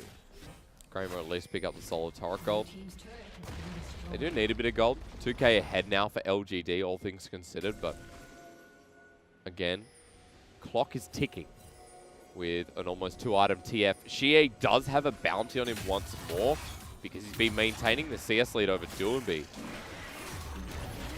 FPX getting this is a big win. This should be guaranteed. And let's go back to what you were trying to start up a conversation about earlier about scaling, to where you just look at FPX's comp, right? And we don't really need to talk about GP. Everyone knows GP scales like really well. He's going to hit like a truck with those crits in the late game. But even Silas, even with the new build, I'd say not as much as the previous build, but you still are like a pseudo bruiser in a sense because of all the healing it's the same coming out from your W. So later in the game, you will still theoretically be able to, you know, get out your combo, heal back up with W, Zanya's, get out another combo, maybe heal back up, even potentially then get out of the fight. So going to be very good, especially you have a ton of burst against LGD's comp, which is pretty much all squishy. And then I think AD carry for AD carry, you're fine. And we talked about, hey, Volibear, you know, a big tanky bruiser, going to provide a lot more than something like a Lee Sin, whose damage is going to fall off as well, and you're pretty much just going to provide only your kick for either outplaying engages or, you know, disengaging for your team, peeling for your AD carry. And I think it's very easy for anyone to spot out the scaling, just starting with the GP matchup, of course, who's almost got a GA on himself. I'm going to pause because Cannon Barrage was used bot. Gimgun onto Xie. Gold card will be flying through. Destiny burn. Gimgun's running into this, waiting for it, but the Dragon's Rage to separate. Xie would have died in the 1 versus 1, while Doonby uses the Steel Destiny to put Reftrail on the top lane. I mean, he went down in the end, but still. He made 3 members of LGD come bot. Yep. Oh, we're going to get some action mid lane. Pings are going down. Reftrail gets a charge. They have Enchanted Crystal Arrow as well, so we got to be vigilant. But no, we pause there. And it looks like Doonby is going for the route where you go Zanya second. So, does make sense. Again, the only other things you typically see is, most commonly it is Zanya's or Leandri's. But, you know, the enemy team isn't really too tanky. They're not going to be getting a ton of health, so I don't think it makes too much sense. I've still seen some people go the Lichbane route, but the fact that you're not as much about that all-in play style as you are with the Proto Belt and maxing W first, I definitely like the way Doonby's going with this. How many? Is he still playing it in solo queue, is he? Oh, yeah. He's actually playing it a lot. Oh, wow. From what I checked yesterday, I think it was his most played champion this week. Actually, I think I checked last night at like 1 a.m. or something. He was in a game on Silas. Oh, really? Yeah. It's been his most played for a couple of weeks now, at least. Oh, a lot of pros actually loving Silas right now in solo queue, so not too surprising. Then you have people like Rookie who are spamming LeBlanc, people like Yagao who are playing Kiana for some reason. Oh yeah, almost pulled it out in the second game. Saw the hover. Yep, he did pull it out on stage once already, but getting that Nautilus ultimate for doing B. Obviously, an ultimate he's very experienced with. Oh, yeah. Again, another champion he'd probably like to play in this game. The Death Sentence connects. Chains of Corruption from LWX have been pretty abysmal this game. But 2 ultis down for now. Sorry, only one. The Ocean Dragon to be started off with. Destiny coming in with Enchant across the arrow that's missed around. Ocean Soul next for FPX. Destiny for Xie through this Tribush gold card to where they're walking. But the Death Sentence was so close. They turn onto Peanut, who doesn't get a great kick. And LGD now a man behind. LWX the focus. Tien goes too far forward. The Scrapper continues with the Cannon Barrage. Lay it down. Mark is low. And with a Flay combined, he will die. FPX take it all. The Death Sentence connects again from Chris, who is just carrying this game. Doesn't matter that he dies. He trades his life. And forward onto Kramer. He'll die too. Forward they go. Xie the last one alive. Yeah, and overall just great play from FPX, and this kind of shows how these fights will play out, to where FPX have a much easier time of getting onto the champions of LGD. They have a much easier time killing their front line than vice versa for the side of LGD. They do pick up more kills in the end, and they're the ones who get the dragon, which I feel like is the most important thing overall. So setting up for that soul in 4 minutes. And they're just about even in gold, right? Right, Doinby especially in that last fight, doing so much work. Yeah. But yeah, as you say, even in gold. Peanut coming back down to the bottom lane. Doinby has his hijack available again. Won't use it on Peanut. Lungshing's come back down. The Dragon's Rage with the TP matching onto Peanut. Kick again available, but hits the Renekton versus 4. Doinby might have bitten off a bit too much as he goes golden. Peanut to escape. The rest of LGD stop him in his way. Kingslayer for a bit of healing once more, but he can't get the second rotation, and Xie gets a shutdown, all things considered. I mean, you still see how it works, right? Does one rotation of spells, gets Peanut down to 20% HP. Zanya's does one rotation of spells, gets Xie down to 20% HP. So in those team fights and skirmishes, the Sylas will be a menace still. But as you said, just got a bit greedy trying to get that turret on bot side. And which is, again, LGD is the one they wanted to set this up. I mean, yep, they thought they had the position for the flank, but Sylas is such a great champion to get on top of the Lee Sin and really deal with him. He has not assaulting, as we saw. LWX having a great flash. Oh, what happened? Chris is dead. Baron? So it was a Destiny play, it looks like. No other ultimate was used. Huh. So it must have just been Chris mispositioning. He's been playing well all game. Kind of a shame. Yeah, like you said, his Thresh has been a pleasure to watch. So, no Baron play is going to come off of it. But LGD do get some gold back into their pockets, put a bounty on Kramer's head. But you can see Colonel favoring FPX even with an LGD small gold lead because of what we talked about all game long, because of the Colonel's superior analytics. I'm even surprised he gives LGD this much of a chance, yep. Honestly. Again, we're getting to that point where you can see the Renekton and Lee Sin not really doing too much in these fights, though also not really able to find a position, not even a lot the byproduct of the champion, right? A byproduct of LGD's decision-making. Luckily that Xie and Kramer have been showing up massively, and let's remember, this is still an Ashe and Twisted Fate, right? So they still have those long-range pick tools to come out and find these kills like here. So you'll always have a way to win the game as LGD. You'll always be able to abuse positioning mistakes or try to overforce on one side. But if FPX can play it around it right, I definitely favor them. The monetary value of Hawkshot, just to come back to an old conversation we've had on broadcast, is, you know, is worth a lot for the champion. It's like, I'm always surprised when Ashe isn't meta, even just for that reason, that like, your Hawkshot's so great pretty much in every situation. You're such a strong laning champion who can guarantee push in so many situations. You just provide so much, and especially in a meta like right now where you have damage in so many other roles, it is great to see the Ashe come out. 2-1 and 2 here for Kramer, almost towards his third item. She is the second best AD carry to watch in pro play. What's the first? Draven. Oh, yeah. Of course it's Draven. You don't think Jinx is good to watch? Or Jinx, Kog'Maw? Jinx is fun, but there's just something about a Draven player. That's true, because you watch how flawlessly they catch their axes. Jackie Love, please stop picking Ezreal. Give me Draven. I know, like, the community consensus right now is that he's a terrible champion, but Quan Fong as well, who we missed in spring. Even with the new lethality build, you're right. Quan Fong did play it in spring. But lethality build, you're right. But right. it was on a non-English day. Oh, cursed. You don't think Cogmore's fun, though, watching Cogmore? No, not even a little bit. Just seeing teams not... It's kind of like the Aphelios effect, right? You know what he's going to do if he's untouched. I remember the LEC playoffs, and the finals, I'm just like, no, this is not Actually, exciting. you're right. I don't even know I'm saying this. But Dragon coming up, FPX, ooh. And it's their soul, but they may have found a pick on the mark. Wow. It just gets bursted down. Gimgoon's running forward, and you know what? This Nautilus is dead. Chains of Corruption was the icing on top. A lot of ultis used, but a numbers disadvantage when FPX are on soul point is not good. Yeah, and Xie doesn't have Destiny, so they're not going to be able to easily get that vision back like we talked about before with the Twisted Fate. So this is going to be a Dragon Soul for FPX. Huh. And let's go to Baron. Let's threaten the vision there. And great job overall. Like, even just coming out from draft. I love this draft from FPX. They played the early game so well. Doing playing these skirmishes on Sylas so well. And Sylas is a champion that I feel like is very hard to fit in team comps and hard to make work in this meta, which is why I actually feel like we see it flounder quite a bit here in the LPL.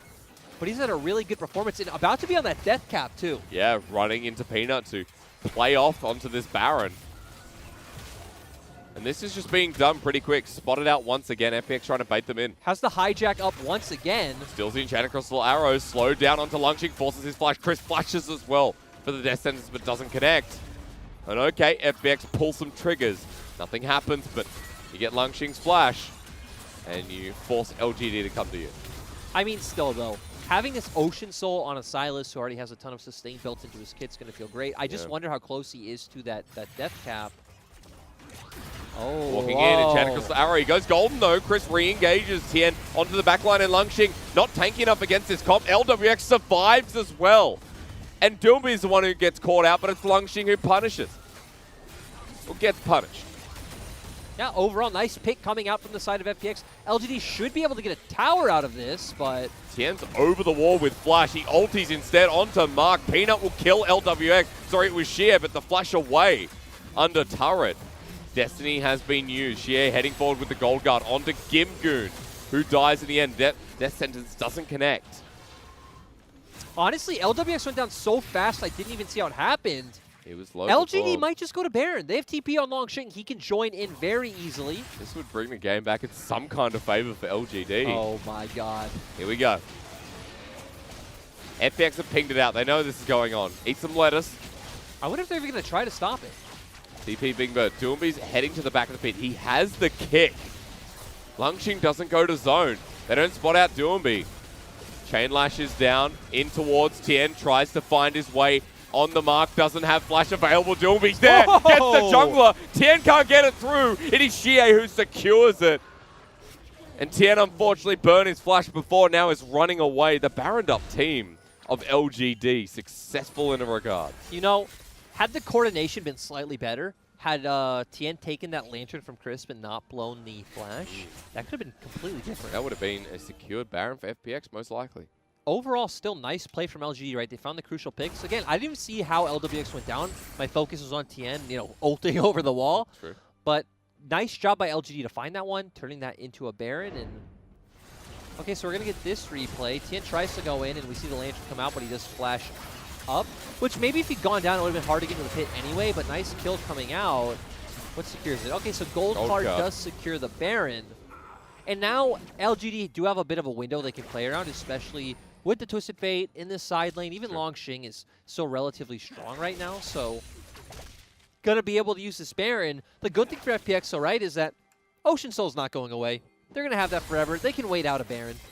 But further to your point, you got a Magi's Lichbane TF, so these turrets are going to actually mental boom themselves as Kramer and Peanut heading towards mid with the Baroned up minions. And Kramer does have a lot of damage himself, so these turrets likewise will drop down pretty quickly. FPX group on up. We're looking for Xie to add pressure in the meanwhile. Yep, I just want to see FPX take this one slow. Knowing FPX, though, they're probably going to look for an engage on mid, as we see right now, them all posturing. Be up to Chris. Minion gets in the way. So turret's going to drop down here. Dunby does have hijack, and ultimately, right, as long as your inhibitor turrets don't go down, I actually don't feel like this is too big of a deal. Okay. And it's going to be really hard for LGD to break the base. They're definitely going to need to find some kind of engage and fight that they can win. The back of Peanut is a potential. LGD just rotating towards the bottom side to add pressure with the TF. Shie is level 16 here as Death Sentence goes a little bit between. Barrel Chain connects. You see the potential of damage. Also, Ocean Soul again up to full health while Lungxing pulls the attention of FPX back towards the mid lane. Up in LGD playing this very slow and very calculated, which is what we know LGD have been good at doing once they do find advantages like this. They aren't a team that typically gets too ahead of themselves, which is why... Ooh. He has the depth charge on top of Peanut, even with GA. But Peanut gets away in time. And look how much damage even just the depth charge does when Silas has it. So, going to offer a lot of threat, and his ult cooldown actually isn't that long, so... But Baron is now expiring. And you know what? You know what's more important? Elder Dragon up in 50 seconds. That's how LGD win. LGD win? If LGD get the Elder... We're going to game 3? If LGD get the Elder... Reveal the script. LGD get the Elder. Okay. We're going to game 3. Hysterics said it here Oh, first. no. The script, it wasn't written by me, though. I'm going the opposite way. I think FPX will take it just because Duinby bought the blasting wand. See, that's the safe storyline. Ah, I get it. You're more of a gambling man. You take chances. The script needs to be, you know, like Game of Thrones. Written out so you don't see it coming. Okay, well, we have Elder in 15 seconds. Destiny is up, so we expect Shie to rotate over.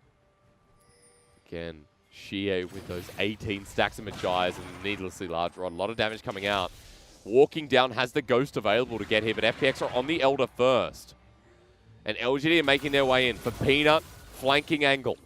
Duinby clearing out that ward, backing out of the pit. FPX seem to be more decisive because LGD can just turn and push down mid or something along those lines. Ooh, are they really committing to a recall? LGD not aware. Duinby now spotted out on that deep ward. Now for Gimgoon backing to receive mid, this is going to be started up by LGD.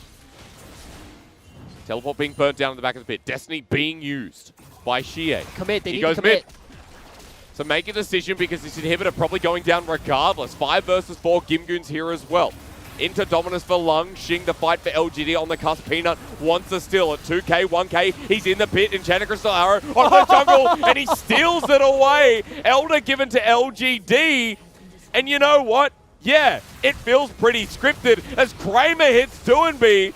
And over the wall, FPX is still trying to take the fight. Low health bars, FPX managing to win somehow because of LWX and Ocean Soul. But Shie is still going through mid.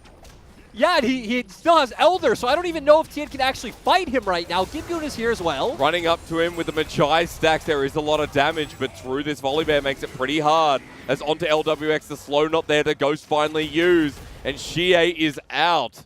One Nexus turret down, and the steal from Peanut did everything. I actually can't believe that you called that one. I mean, there's really nothing to say. That's so important, so massive for the side of LGD. They buy more time into this game. Now they have all the pressure coming down through mid with those super minions. The flash from Lungxing stopped the back of the bottom lane. I believe he died for it, but no, he didn't actually because he still got Elder. And LGD members that have Elder, I think we should quickly check. I believe it is Shie and Lungxing. Yep, it is. So Soul Laners. That's good for Shie. He has a Rabadons with the Execute available for another minute 10. Can the window be opened wider because you've got an open mid lane with these supers channeling down? TP being burnt with Baron sitting there waiting for its maker. And we don't have ults down on some key members like Tien, and LWX is about to come back up. I don't know what FPX are doing. Things are being spammed down. Look where LGD are going. Destiny used once again. He wants to end the game. The script, very real, as TP's cancelled by the Enchanted Crystal Arrow. And Shie, you know what? He read from the book and he said, it's time to go to a game 3. Honestly, that was absolutely ridiculous. I mean, that match is game 1. Game 1 ended out of nowhere. That was LGD's game to win. And we get the same thing this time around. FPX didn't make a decision. FPX did make a decision, which is funny because we highlighted before this match, what did they do against EDG? It was the reverse. EDG said, you're indecisive around side lanes, so we're just going to push mid. This time, FPX got FPX'd, and LGD won. Well, this has been a series, huh? out of teams that are meant to be making playoffs, and we're getting some real, like, DMO, OMG kind of stuff. Yeah, I don't like these kinds of series because things that make sense aren't winning. But okay, next game we're gonna bet on what doesn't make sense. We're gonna bet on the draft we don't like and things along those lines. But hey, Peanut Steal. Yeah, Peanut Steal was massive, and even the shot calling from LGD, just in those 2 crucial moments to notice, hey, you know, we're just gonna keep playing around Elder. FPX are backing off. Well, we'll just start this. It doesn't matter. Force them to come back. Force Gimgoon's TP. Send Xie mid. And it's like, hey, overall you're still gonna get something in the end. Peanut's Steal obviously makes it completely worth.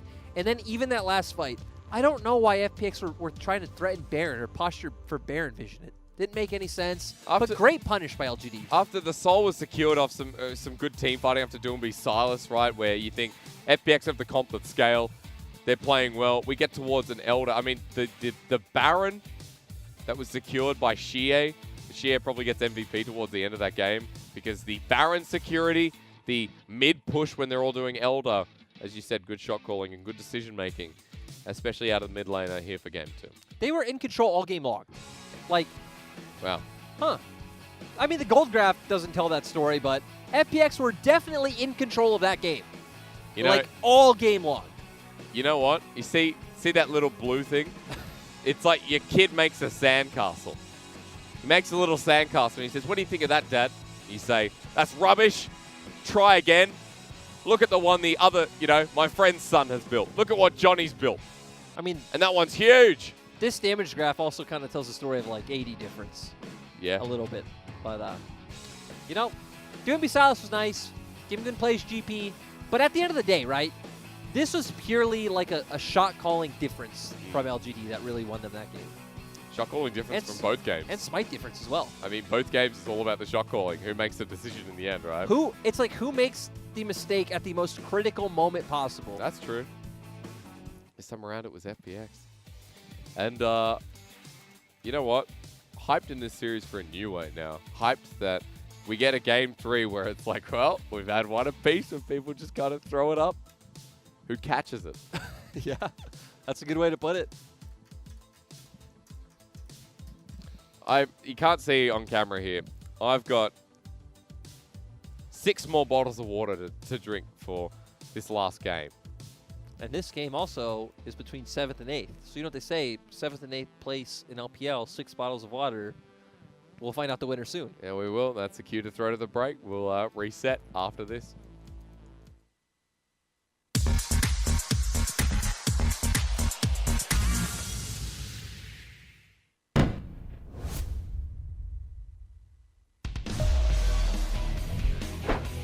想要抓阿水，阿水这边感受到了吗？这边好像有点没有意识到呀，这个位置其实挺危险了。女王直接选择出来，先把你后路给断了。这边选择直接正面开了一个宝蓝，宝蓝反手一个是勾到了，这边还有一个秒表拖，这边万箭齐发开起来，直接是选择先打一波输出，两边打了个5-5开，是两边双人组，正面的一个2v2没有打出一个真正的结果，而资源点位上面的人看一下后面闪现接到了一勾，杀吗？但这波直接被宝蓝给勾住，而且宝蓝闪现 A 又 A 到了预言家的一个小喵咪，有迷路。虽然打得慢，但是这边就是要逼你过来。是远方一炮，这波又打到了预言家，正面宝蓝已经是在这前方被控到了。西江鬼石板甲开起来，但这波明显top没有要 all in， 36层稍微顶了一下，这时候自己也吃到了对方惹帅的一个伤害，吃到催眠气泡的惹帅，这波要被秒掉了。Knight 顺利的立功以后，这波忽然卡萨飞了一个超级远的一个距离，难道这就是忍者吗？一个回旋踢踢出来以后，发条这个位置把卡萨给拿掉，但是看一下后续寒冰也是被 Knight 给处理掉以后。这一波团战看起来 IG 是没有办法接了，这边全部都是残血，还想做一个追击，黄州 PK 一脸刚好是躲掉发条这边 QWA 这边直接用沙漏躲掉，但是这边 Top 直接闪现过来一发 Q 技能收掉这个人头。等到吗？等到了，但是这个位置厄贝留斯靠上啊，没有靠下，是他要再靠过来一点，再靠近一点点。但是并没有，这边选择先开 low 靠了过来爆了，这波直接往里面，而且这个位置应该有机会配合上网的一个大招，效果非常的卓越，而且绿毛一个大招还在撑，位置直接被秒掉，但是阿卡丽亚这边 Loken 还能不能再输出？上来感觉自己的前排 Zoom 这边已经顶不太住了。Loken 这边1打3，队友没有选择卖，上来之后 Loken 这边还在输出伤害有点高，国豪有点扛不住了。但是这个31拿下了这个人头，但是 AD 有一波见证，而 Bobo 下去还有技能吗？又吃了一波 Q 技能以后 ，Bobo 已经被迫要离场了。Zoom 非常的能顶啊，再给自己一个 E 技能，给了一个护盾以后，咬出了 AD 的一个引附，跟上去技能虽然命中，但伤害起飞了。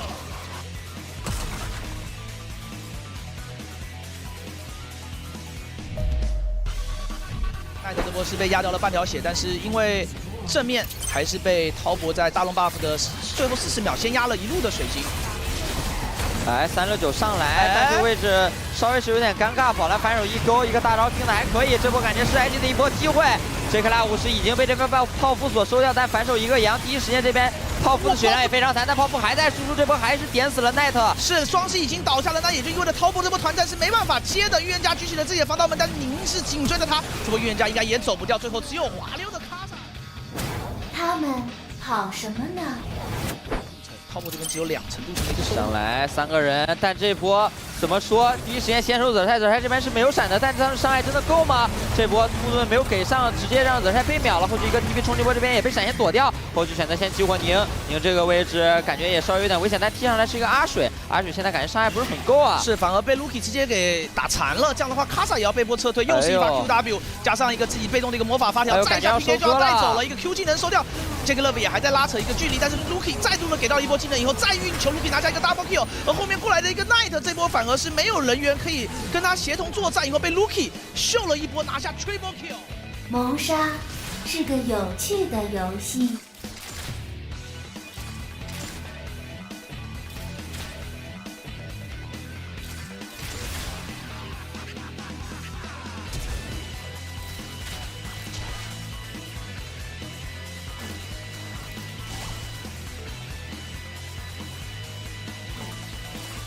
Triple kill.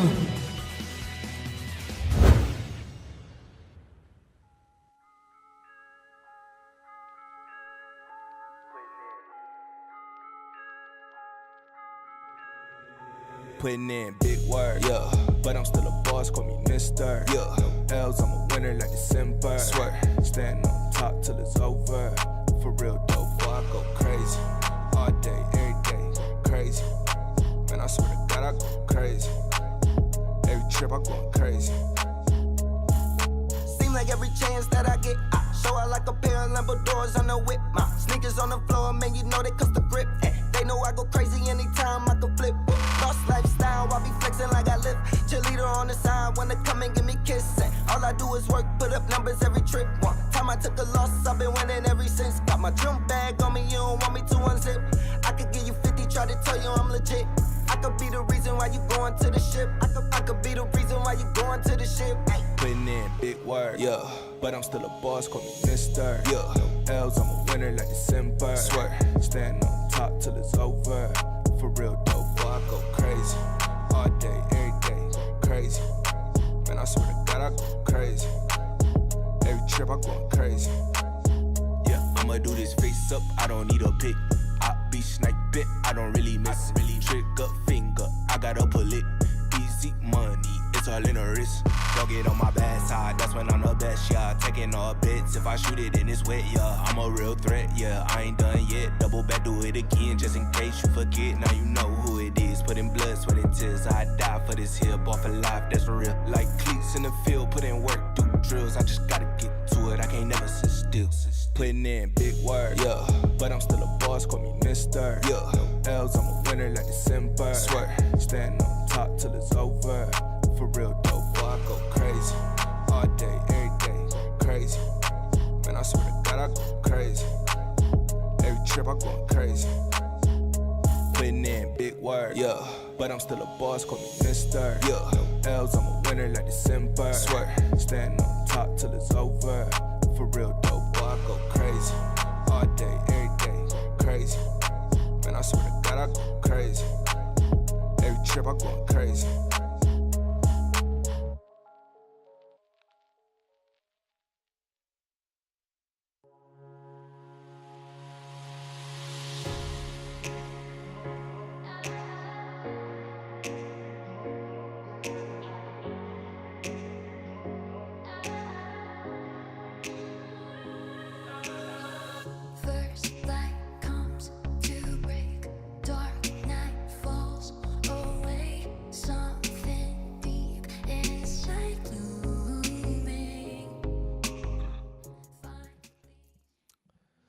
Ladies and gentlemen, as Thor said to Odin, my hammer is bigger than yours. And you know what? Odin's the one that gave him that hammer. And much like this series, we are utterly confused by whatever the heck is going on. Much like Thor and Odin were when they said that statement. I'm Mysterix, this is Lyric. Game 3 is upon us. And I'm not sure because this series I had a lot of hype for. I built it up. I think I was stoked. I was excited.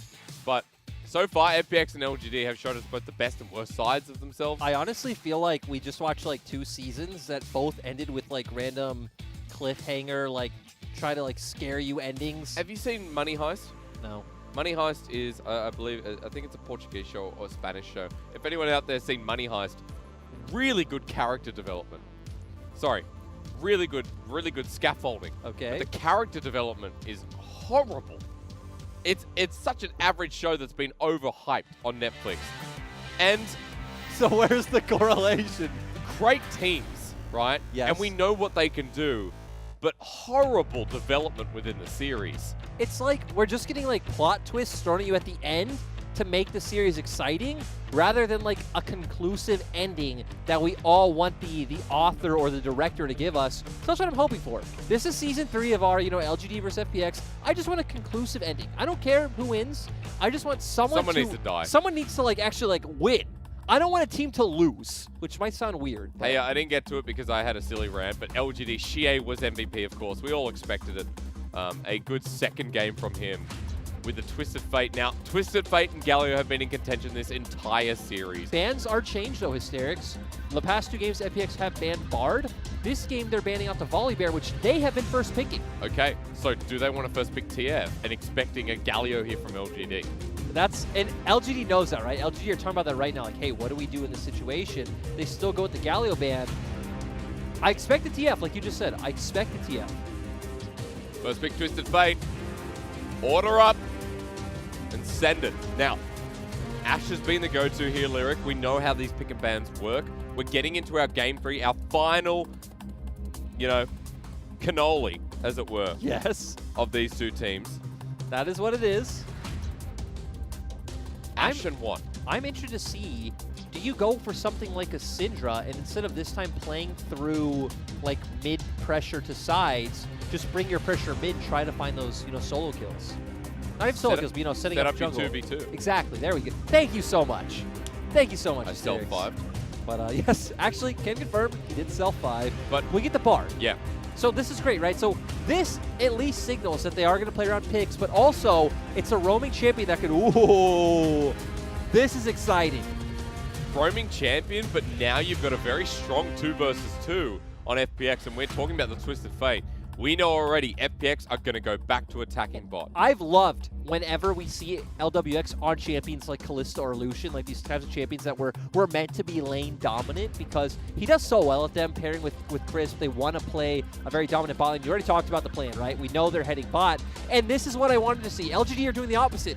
Get the Bard, get the Syndra. You're playing for your 3-man core to head mid and playing for Shie. But that means we need to see what Peanut picks up, and he hasn't picked up a jungler here, so expect the bans from FPX, while for LGD, they have access to take away junglers from Tien as well, or the solo laner from Kimgun. And this time you definitely expect some kind of jungler that, pairs strong with the 2v2 with Syndra. So once again, we could just see him go back towards something like the Lee Sin. I think Lee Sin would be fine in LGD's comp. You're kind of already all-inning on a lot of early game power, but to be fair, FPX are doing the same. Yep.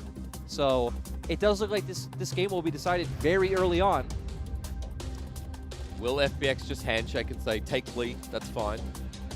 We'll look at something else, or if you're FPX, do you need something that can facilitate this big bot that you're building up? I don't necessarily feel like there's any takeaway champion from LGD, because there's still quite a few things open in jungle, right? We have the Trundle still there, Lee Sin's still open, Olaf's still open. We've seen both junglers be willing to play the Rek'Sai. Also put a very guaranteed timer on this game, it feels as well. Set's still open as well, Yep. so that's something we obviously saw Peanut pick up in game 1. Rek'Sai. Very targeted ban towards Peanut that we talked about. A lot less on the board. Also very strong, you know, ganking jungle early on. Very strong with the mid jungle 2v2. You flash knock up, set up the scatter of the week. So makes sense. We've seen Peanut solo carry a game on that champion. And I mean, so gonna go back to what they've been doing every game. They've done this every game. 4th pick the Renekton for Long Xing. And now they're gonna open up for Tien to get his hands on the Lee Sin. You know what's probably great? The people we have who watch LCK here in our chat and are like, why are these guys talking about Renekton and Lee Sin as priority champions? Yeah. Because in the LPL they are, and we get Gimdun's Mordekaiser, a champion that, again, he's always been very proficient on.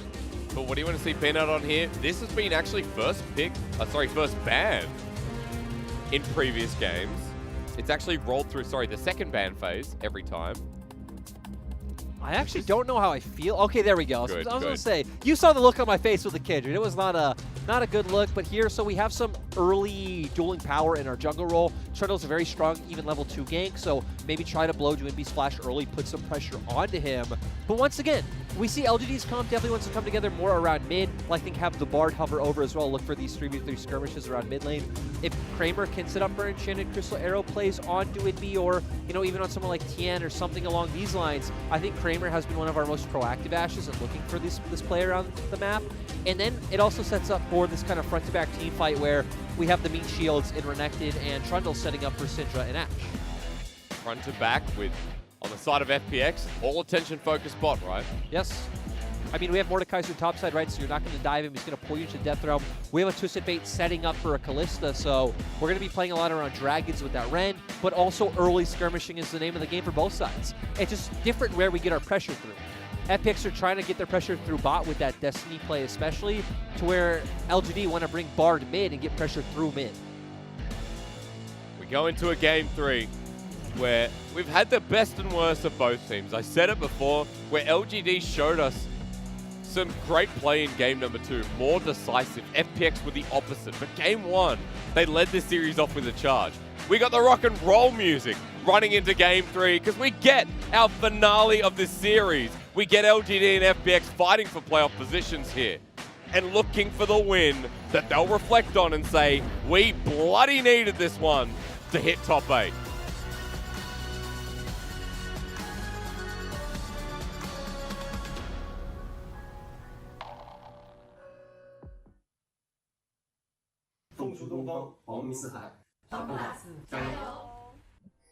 I knew this was going to be the banger game 3 when the waiting screen music was the gangster rap.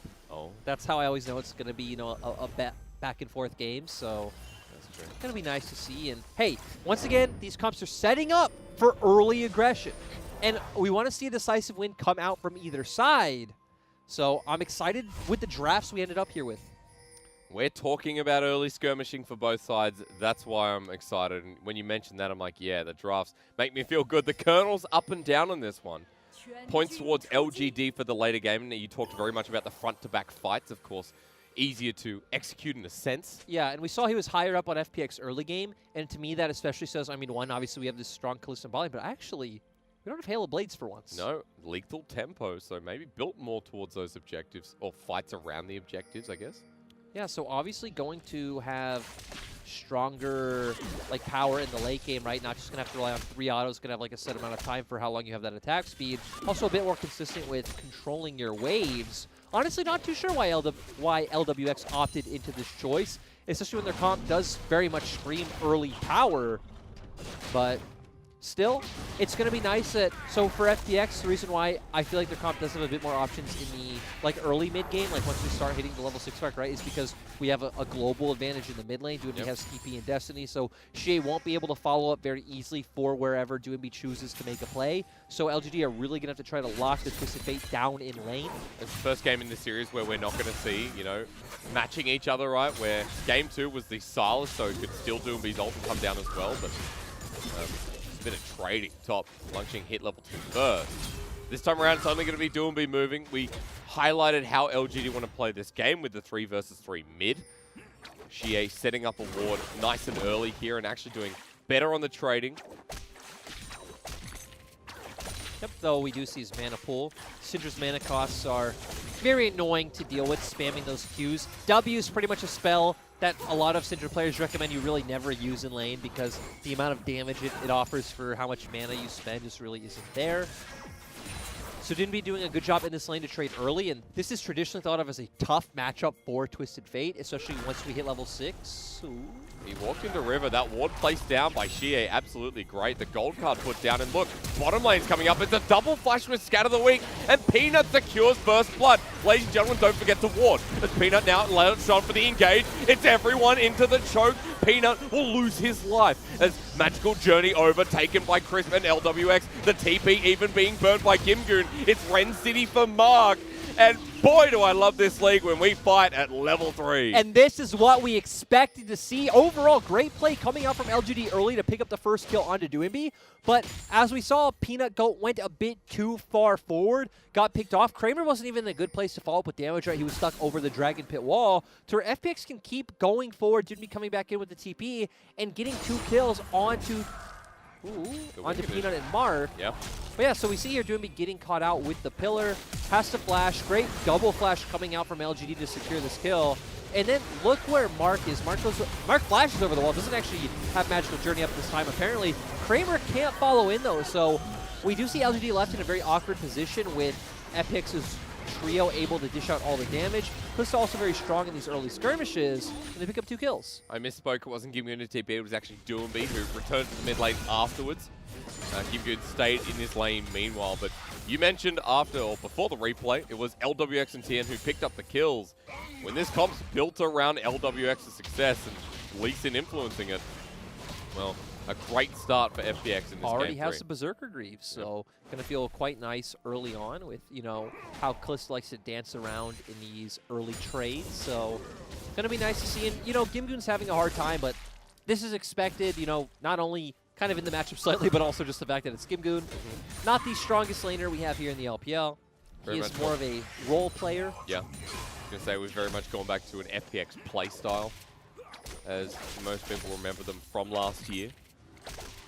As with LWX to track that Berserker Greave Calista early, just receiving a wave down the bottom lane. I just really wonder how she is so low on it. He still hasn't reset once, so he was already low in mana early in the lane, but used all corrupting potions. It would be interesting to see like how he's managing his abilities, because it's allowing Doinby just to have constant pressure in this lane. Yeah. He's backing now. I think I mean, he needs to back. He has no mana. I was going to say, the wild card almost hits. I think Doinby was just stopping the backs. I mean, gonna open up for this easy Drake, right? Shea wasn't able to react, so very good start coming out from FPX. And Tian gonna get spotted out, looking for more. And Doinby is 6, so this is where we're gonna start seeing, right? Even now, we see him recalling towards the bottom half of the map, so putting constant pressure on Kramer and Mark. Even now, they're looking for it. Peanut will get spotted out. So yeah, even if you're backing away, moving into the fog of war, a threat that LGD have to respect. We do see him pick up Merc Shreds, which I do feel like is the correct first item in this lane, especially with, you know, how much CC they have on their side too. Getting that tenacity is going to be nice. Getting a little bit of MR to handle the Syndra is going to be nice overall. And even switching to the heal to make sure he doesn't get bursted just in one combo. But approaching his LGD towards the bottom side, Mark's starting to roam around, and what you wanted to see was that 3 core through the mid lane, helping out Xie. Yeah, we have not gotten to see Mark move yet, and as you can see, right, if they aren't able to hold Doinby in lane, he's just going to be constantly hovering to sides, constantly putting fear in the heart of Kramer or even Longxing if he so chooses to. It's going to be quite tough to where the only way you can realistically shut that down is if you have Peanut player on mid, but even then, if Tien is answering, you know, Doinby can just spam gold cards at the wave and try to find this push. So we definitely want to see Mark make an impact. Maybe just waiting for that level 6 point, especially where he has a Tempered Fate. But you even mentioned in Champ Select, not easy to leave your AD carry alone against the Calista Nautilus. Going to be living under constant threat. I think being Kramer in this game is going to show a lot of guts. We're not going to talk about top lane, guys, but I will mention Gimgoon has caught back up in CS, which is nice. However, the wave crashing in for Longxing puts him at a small lead through this lane, but Gimgoon has rushed the Ninja Tabi versus the Phage here for the Renekton. Crisp actually moving up to topside because Herald's spawning in 20 seconds. FPX have made a very early move. Yeah, so nice like reset timings and objective timings coming out from FPX to make sure they get control of this objective, make sure that LGD won't be the ones who are able to start this up. We also see push coming out in topside, but as we see now, Mark and Kramer are heading over, and you take a look at your minimap, LWX is not here. No. So this should be an LGD Herald. Tien will start it off at the very least, though, until spotting and pinging down that Kramer's on his way. They'll realize that soon. Being a good friend to Peanut, just helping, you know, a little bit of HP Give him a off leash, the yeah. Herald. Scatter the weak onto Chris, dredge line away. Shie lives on low mana this game, Lyric, but he does have the blue buff this time around, as Destiny's being used. Ooh, we have Death Realm. Okay, well, that'll solo them out. Onto the jungler, and Peanut wants to steal it away. Tien approaching the Herald, smite it away, but Shie's one who actually picks it up. Didn't catch the interaction. The kick flash, though, brings him back as the escape's there. They picked them out, targeted them out, and Tien now here, ready for Peanut. Doesn't even need the Sonic Wave. LGD might get the Herald, but they lose yet another fight in this third game.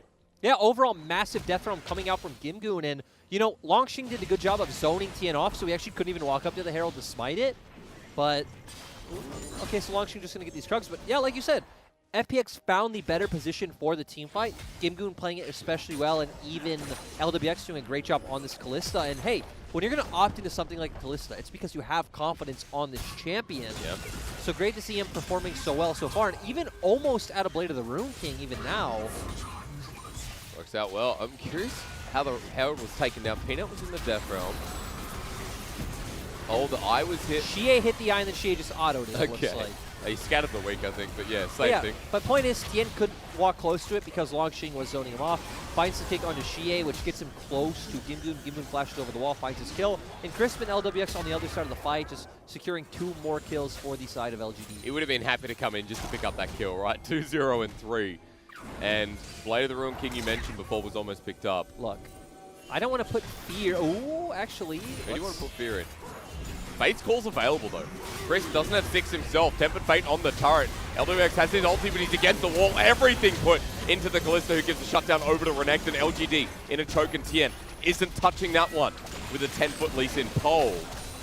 As Longxing re-engaging, maybe it's not over. Gimgoon doesn't have TP, so Longxing can keep going. Gold card used. Slice and dice here onto the 2. Longxing happy to take this up with the dredge line for the re-engage. Tien shows himself. Meanwhile, Gimgoon going to keep farming up in the top side while turret plating getting traded. They want first turret blood. This is hard with so many members in Bulwark bonus. And we're still going, though. So, okay, they're going to back off now. But overall, it's so nice to see both teams being so decisive around these plays. Yeah. Dragon is up, Gimgoon is not here, so you'd expect LGD to be able to look for this. But their members are so low that FPX might just be able to posture for a 4v5. Gilby doesn't have Destiny, but not that he needs it. He's behind the pit. Dragon will go down. Sandwich doesn't come through, but Sonic Wave, Scatter the Weak, ready. Stops Tien in his tracks. Cripple, not enough either. As Longxing's over the wall. Tien's still in a lot of danger, and Chris is blocked by the pillar. But Duumbi can help push mid, get a bit of turret plating as the Dragon for their escape. And Gimgoon has gotten so massive in this time, right? We see as a level lead right now. Is actually about to hit level 10. We don't know how close Longxing even is to level 9. Has gotten so much plate gold for himself. So now Gimgoon is a member we need to see step up in these team fights. Also went the Haunting Guys route, so it's going to be a lot more about that AoE damage he's putting out to the enemy team. Not about that Nashor's route of singling someone out in the Death Realm. It's weird because we've kind of seen both, right? We've seen like a Nash's first into like a Leandri's 3rd or 4th. Yeah, and it's definitely like... It's not even really been composition specific or like matchup specific to where we've seen it. We just kind of see each player has their own individual preference. Okay. And I mean, there's the gold graph, right? All of that gold is on Gimgoon right now, sitting almost 1k up over Longxing, and now has actually the full Leandries. 5,000 gold at 12 minutes in the game, ain't bad. Leandri's, you mentioned, picked up as he sits on 100 CS. Does this influence the matchup? Are we... Because we know Renekton against Maud feels pretty good early in the game, but when does that tilt? Hang on. But when does that change, Lou?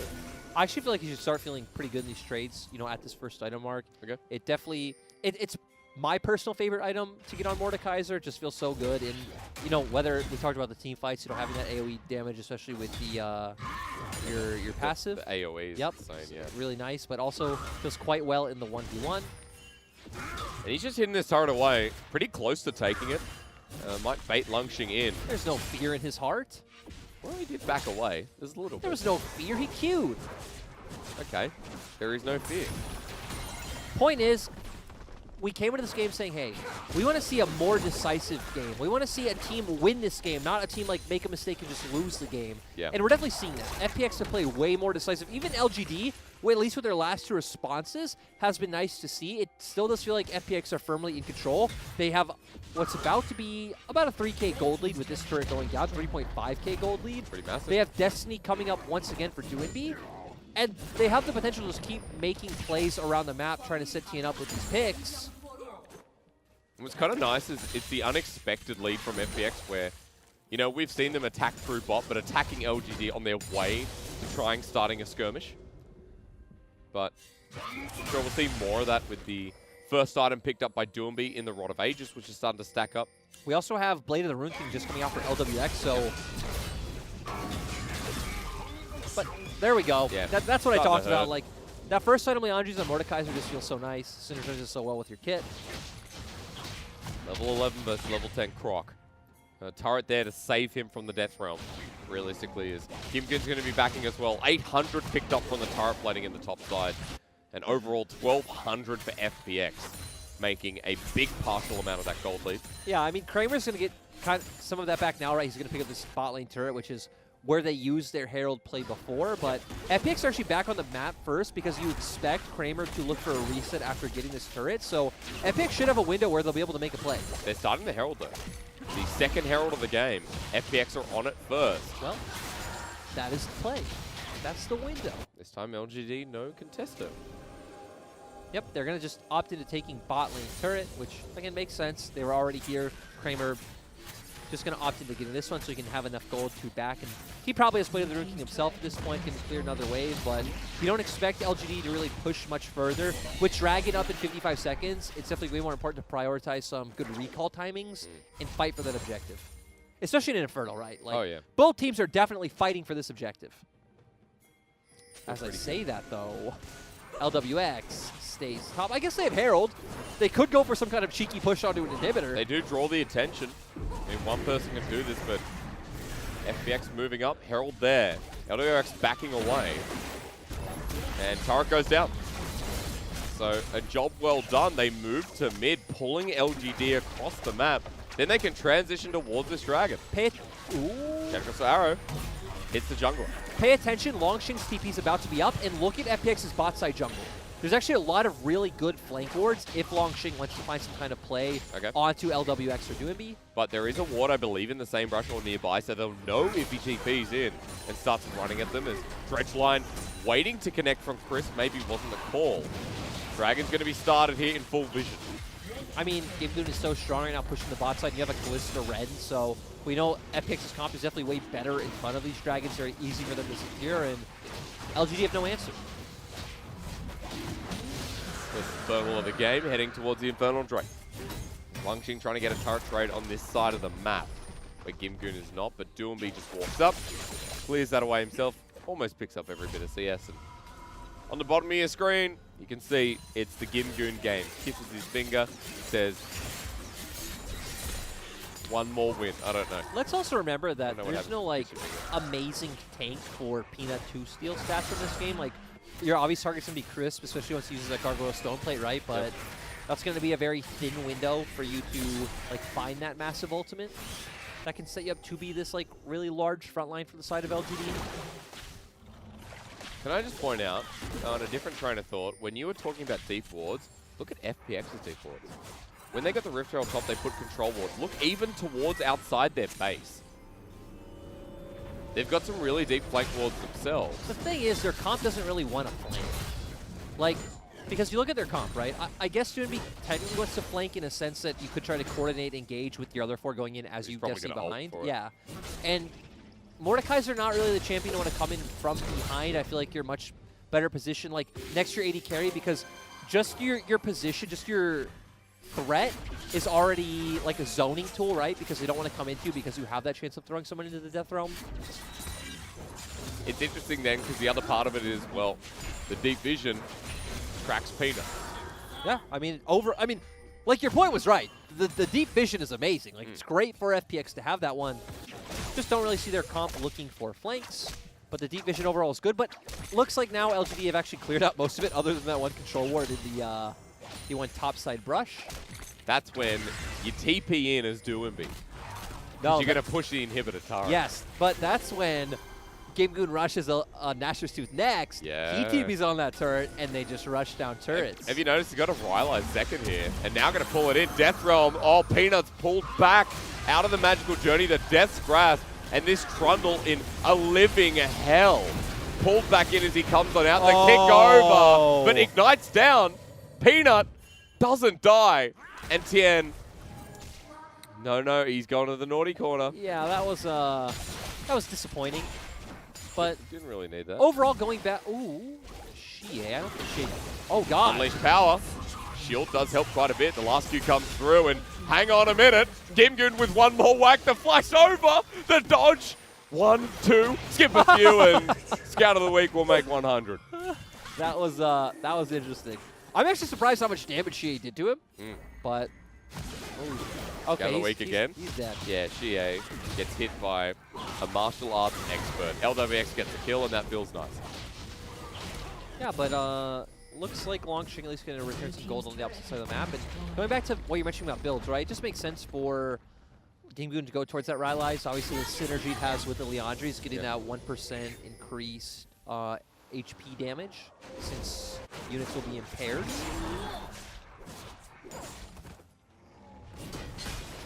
But yeah, that first fight in the bottom side LGD jungle was quite disappointing. Feels like they could have gotten a lot more off of that. Yeah. But hey, comparison to the last couple of games, so far I'm still pleased. Oh, this game has been awesome. I feel like we have trudged through the mud to get to, what do you call this? That was interesting. Hits Q, lands with E, the passive damage going down. Let's talk about what went wrong. Peanut did have flash. I still just don't understand why you needed to kick. I mean, I understand he was trying to nuke him, but I feel like he would have been dead regardless. Yeah. As they say, stuff happens. Yeah, I agree. In a less PG rated way. That is another fact you're spitting today. Stuff does happen. I do spit stuff. Hey, 40 seconds. Elder, not on the cards. Instead, I meant to say Infernal, up in 35. And we got 2 items across the board for FPX. Even the support now with Stoneplate for Crisp. Almost 2 items here for everyone on LGD. I mean, and for the side of LGD, right, you either need to catch someone stepping forward with Enchanted Crystal Arrow or land some kind of massive Tempered Fate. Let's say on like 3 or 4 men, like especially doing being LWX is the obvious choices, which sets up for, a Scout of the Week from Xie into his ultimate, with Longshing able to, slice and dice on top of those carries. You need some kind of big combo like that. But at the very least, you need to make sure you're not caught out by GimGoon. Oh. Scout of the Week does connect. GimGoon's rolling in. LGD in a choke. Over the wall. It's Kramer who's pulled in with GimGoon in the middle. They turn on Longshing. The Fate's Call used into 3. And for LGD, the Wombo set upon them, but Tien will die. Kramer matches him. And forward once again onto LWX. Longshing gets the 80 carry. That's big, but GimGoon survives until the soccer balls, volleyballs, the balls go into him. I mean, LWX and Tien trolled that fight so hard. Like, there's no other way to say it. Tien going in at first, trying to find, it looked like he was trying to find an insect kick someone into his team. Obviously got hit by the Scout of the Week.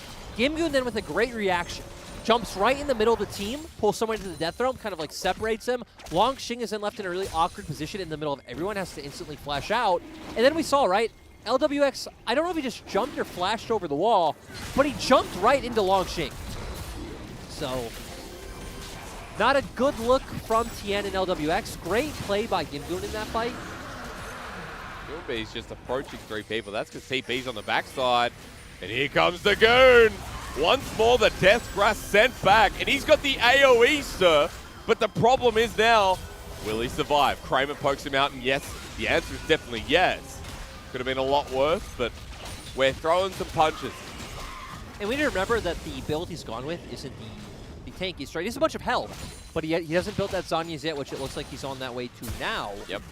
So can still be taken down quite easily. Still does a bucket load, but is 20 CS behind his counterpart. And Lungxing, for someone who has been against a pretty fed Mordekaiser, has done reasonably well this game. I do want to say, this definitely feels like two teams who are in a similar standing of the table. Yeah. Like the fact that this is our number 7 team in LGD versus our number 8, it definitely feels like that. And this would be a best of 5 that would be interesting to see in playoffs. If we got the best caliber. Yes. Yes. Either way, no, interesting's the right word either way, is Colonel says fun plus.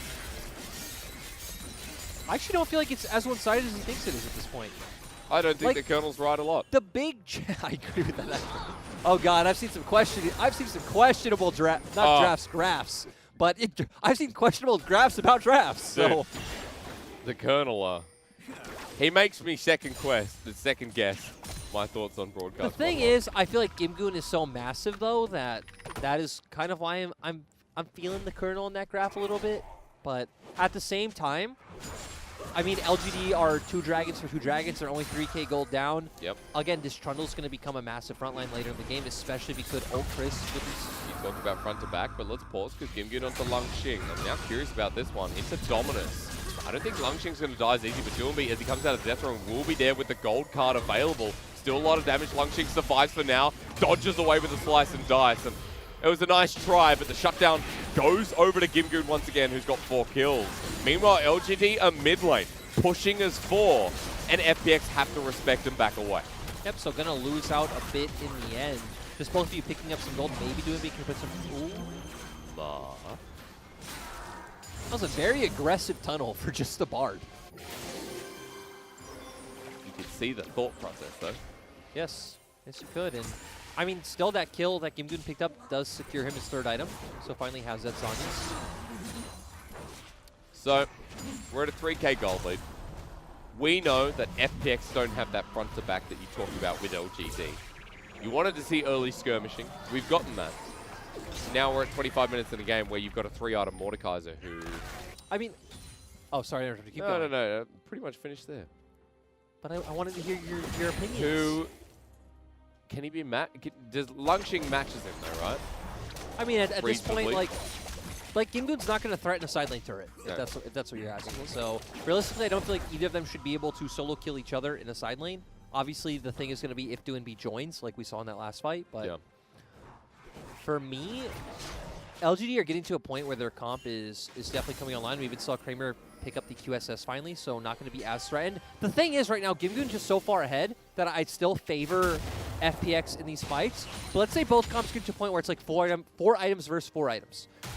Then it depends on kind of where the fight takes place and how these skill shots come out. But we said, if Mark can land a good Tempered Fate, if we fight in the corridor, Shie can hit a really good Scout of the Week, I actually favor the DPS and the damage coming out from LGD's side. Okay. But we're not at that point yet. Again, FPX are still ahead in items. But as well, if we get to LGD on Soul Point, you know, something like that debated in FPX, or if they pick up the Infernal Soul somehow, kind of exemplifies your point as well. Even just the more time you buy, right? If LGD pick up this Drake and then FPX get the next one or vice versa, the more time you create, the better it is for LGD. Teleport being used. Hang on. Doomby's going top. Now, he does have his Destiny available, but he's clearing out this wave. LGD pings are getting put down with 40 seconds to this Dragon, but after clearing out that wave, putting a bit of pressure towards the top lane.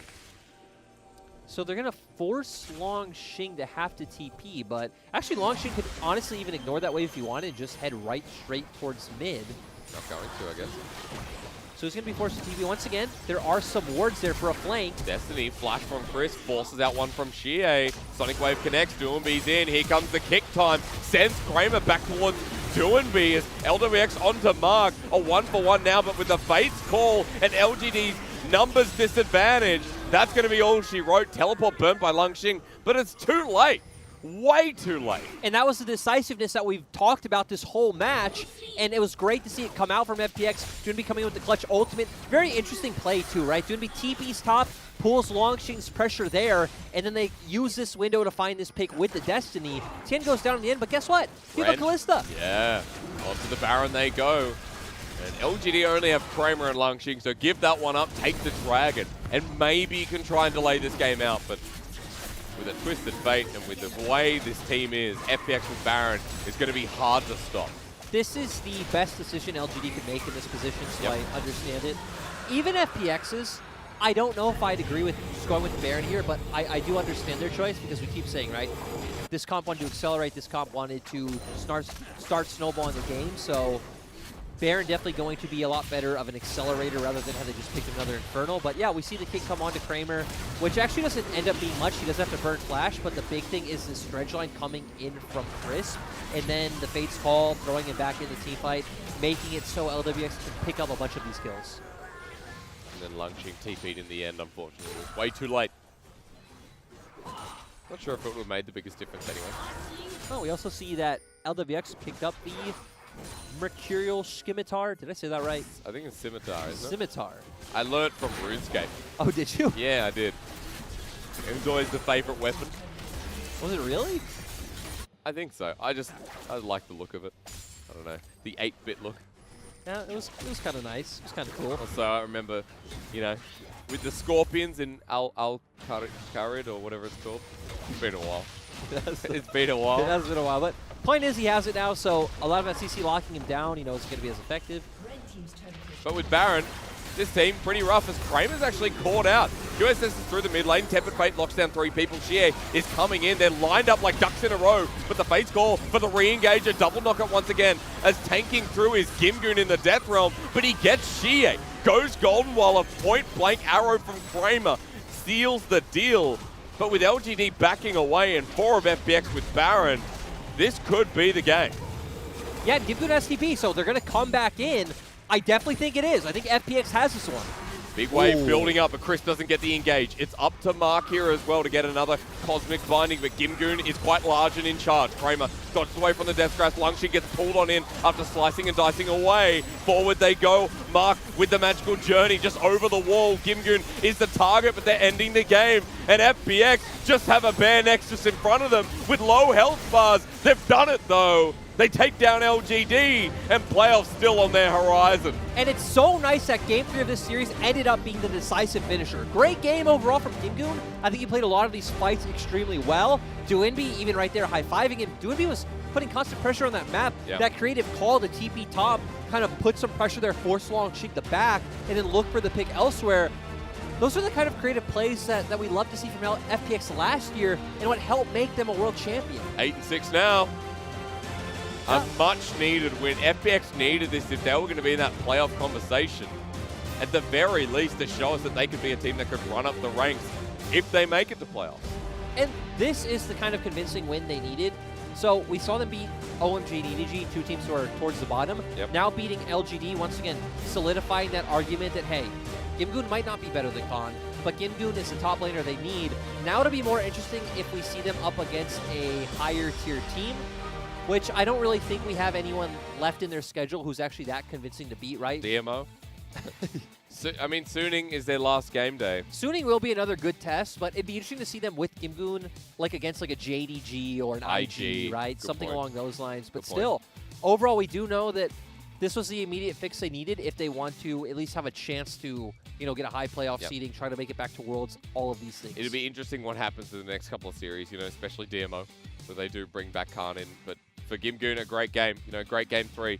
And it just goes to show you that for FPX, when they get into that, you know, hardcore moment, decisions come flying out, and they're good ones. When their back is against the wall, That's the one. they believe, like, hey, we're going to take this Kalista, we're going to get Mordekaiser up in the top lane. And, you know, I still remember that one fight very vividly where Tien didn't play too well, went in a bit too early, got hit by the Scout of the Week, and then we talked about LWX flashing into Longxing or jumping over the wall, whatever it was.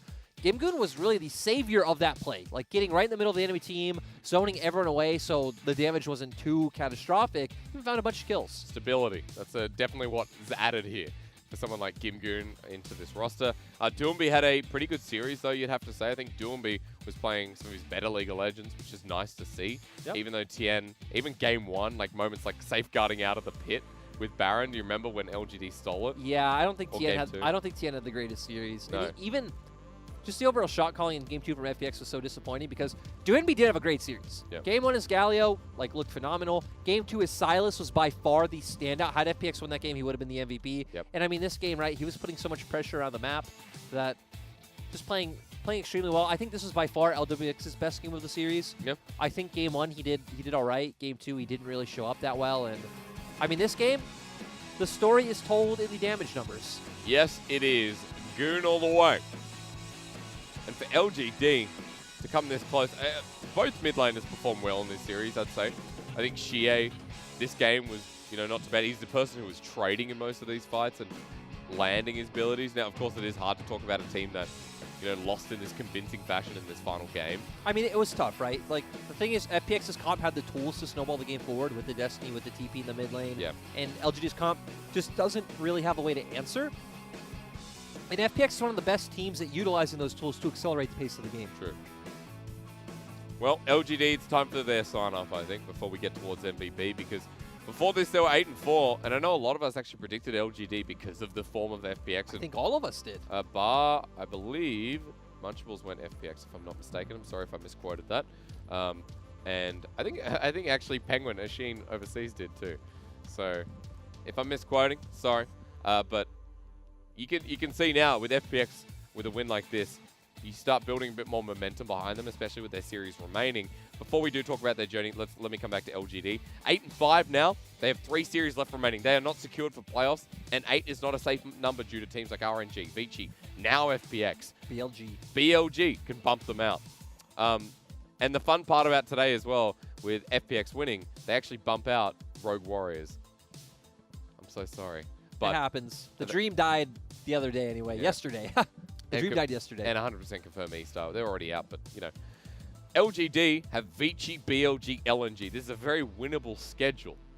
But if we see any of the errors that we saw here today, these games could turn on its head, and for LGD, they could be forced out of playoffs. Look, LGD is exactly where a very egotistical but smart caster predicted them before the split, that they're going to be like an 8th place team. So. Oh, that's you. That's me. No, that's me. But yeah. So LGD are kind of right where I would expect them to be.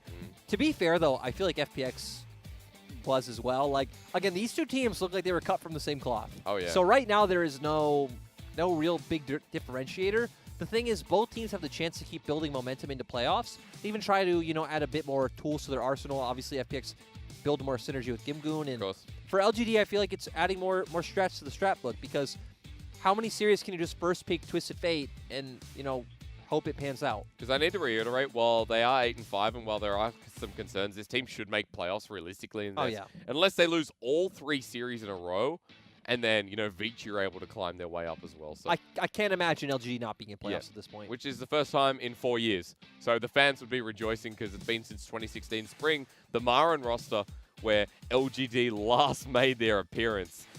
Vici coming up this Friday, so that is on a non-English broadcast day, unfortunately, but they need those wins desperately. You want to make your way up towards, the higher seeding for first round, because with this loss, they realistically won't be a top 4 team, but they can still get, 5th seed towards quarterfinals and make sure they get higher seeding, which is usually, from the past, been pick of 1, 3, and 5. Yeah, so I think, seeding going to be massively important for both these teams, so continuing to pick up these wins is going to be very instrumental. And again, I'm mostly curious from this match, just keep seeing where does FPX go with Gimgoon, and how do they keep making work with his limitations in terms of laning phase and champion pool. Gimgoon is not MVP. You thought he would be. He will be. No, I thought he would be too. He will be. I'm going to get this in It's him or Duenby, but I expect it to be him. It's going to be Gimgoon when we get it. I feel like it has to. It's the feel-good story, right? Like, you have to pick Gimgoon. You do. It's LWX. Can you imagine? No, it's not. No, it's not. I'm waiting for MVP still. Before we get there, for FPX, I believe the highest they can finish 10-6. That's the absolute highest they can go.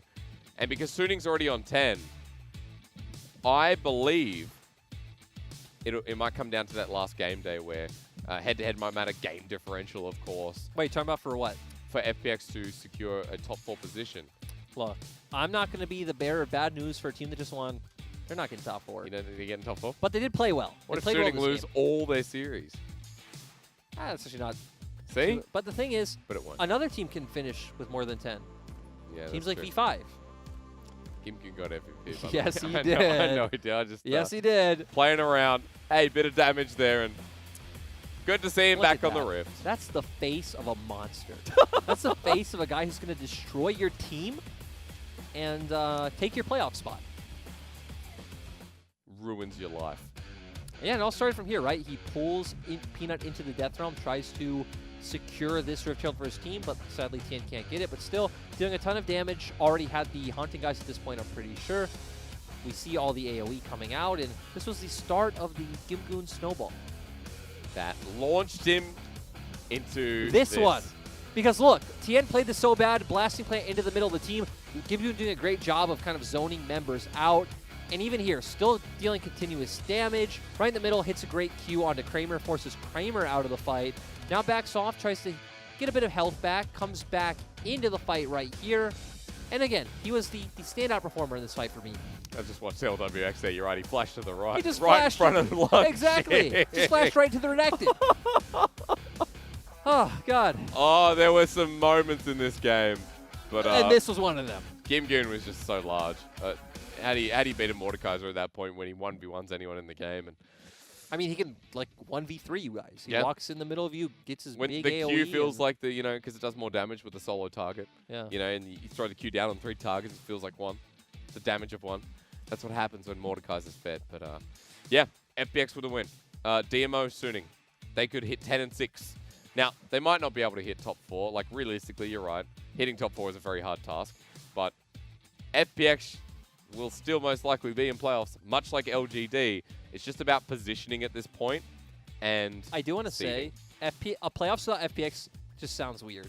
Yeah. Though at the same time, a playoffs without RNG and EDG sounds weird, and we're really headed in that direction. EDG and BLG have to make a miracle run, but that's all for today. Ladies and gentlemen, to show you what happened. Speaking of today, and JDG and E-Star was a 1-hour series, a little bit over, but it was a quicker. Yeah, JDG Quicker one. smashed, if I can be frank about it. You can, And the Frank. second series, we saw 2 teams lose their games, then FPX come out with a dominant victory off the back of Gimgoon. Yeah. Yeah. Unlikely heroes. That happens. But boy, oh boy, this series was something else. I didn't expect it to be, but it was something It's else. weird because it lived up to the hype in a different way of like Yeah. high quality gameplay. I'm glad we got Game 3. Game 3 made me feel a lot better. But here's where we're standing in the middle of week number 9. We're a week and a half away from ending the split. Remember, August 9th is the very last day of the LPL. And don't forget, this weekend, we are heading towards 3 series days. We're getting into our super weeks once again. And that means we're going to start working out some of these playoff positions because, you know what? Suning are not safe for now, thanks to FPX. But here's when we return on Saturday, Lyric. And this is when we return to our spring format. This is when we get to work a ton, Yeah. all day work, and it's awesome. And hey, EDG BLG, the winner of that knocks out the other one. IG OMG. Yeah? The winner of that is going to be IG. Sorry, OMG. Not to disrespect. This is Saturday. I know we don't have Sunday, but we'll go forward. Rogue Warriors and LNG. It's kind of sad because Rogue Warriors are now out, but Rogue Warriors is so much fun anyway. That'll be a pleasure to cast. Am I doing that? Do you remember? I don't know, but point is, before we end the show, there's one more important thing. Tomorrow, not English broadcast day, but there's some awesome matches. There are. It is V5 versus WE in Top Esports versus Suning, so I recommend any of you watch that. I'll be watching that. That's a hype day with a bunch of playoff teams. I'm so sad that we're not casting it, but it'll be amazing. It's a sad moment. Thank you to Lyric. Thank you to our English production team. It has been a pleasure. An interesting night for sure. The English broadcast will be back on Saturday, but of course we'll have all the action here on our channel through Thursday and Friday. Excuse me. It's bye for now, but not forever. We'll see you Saturday.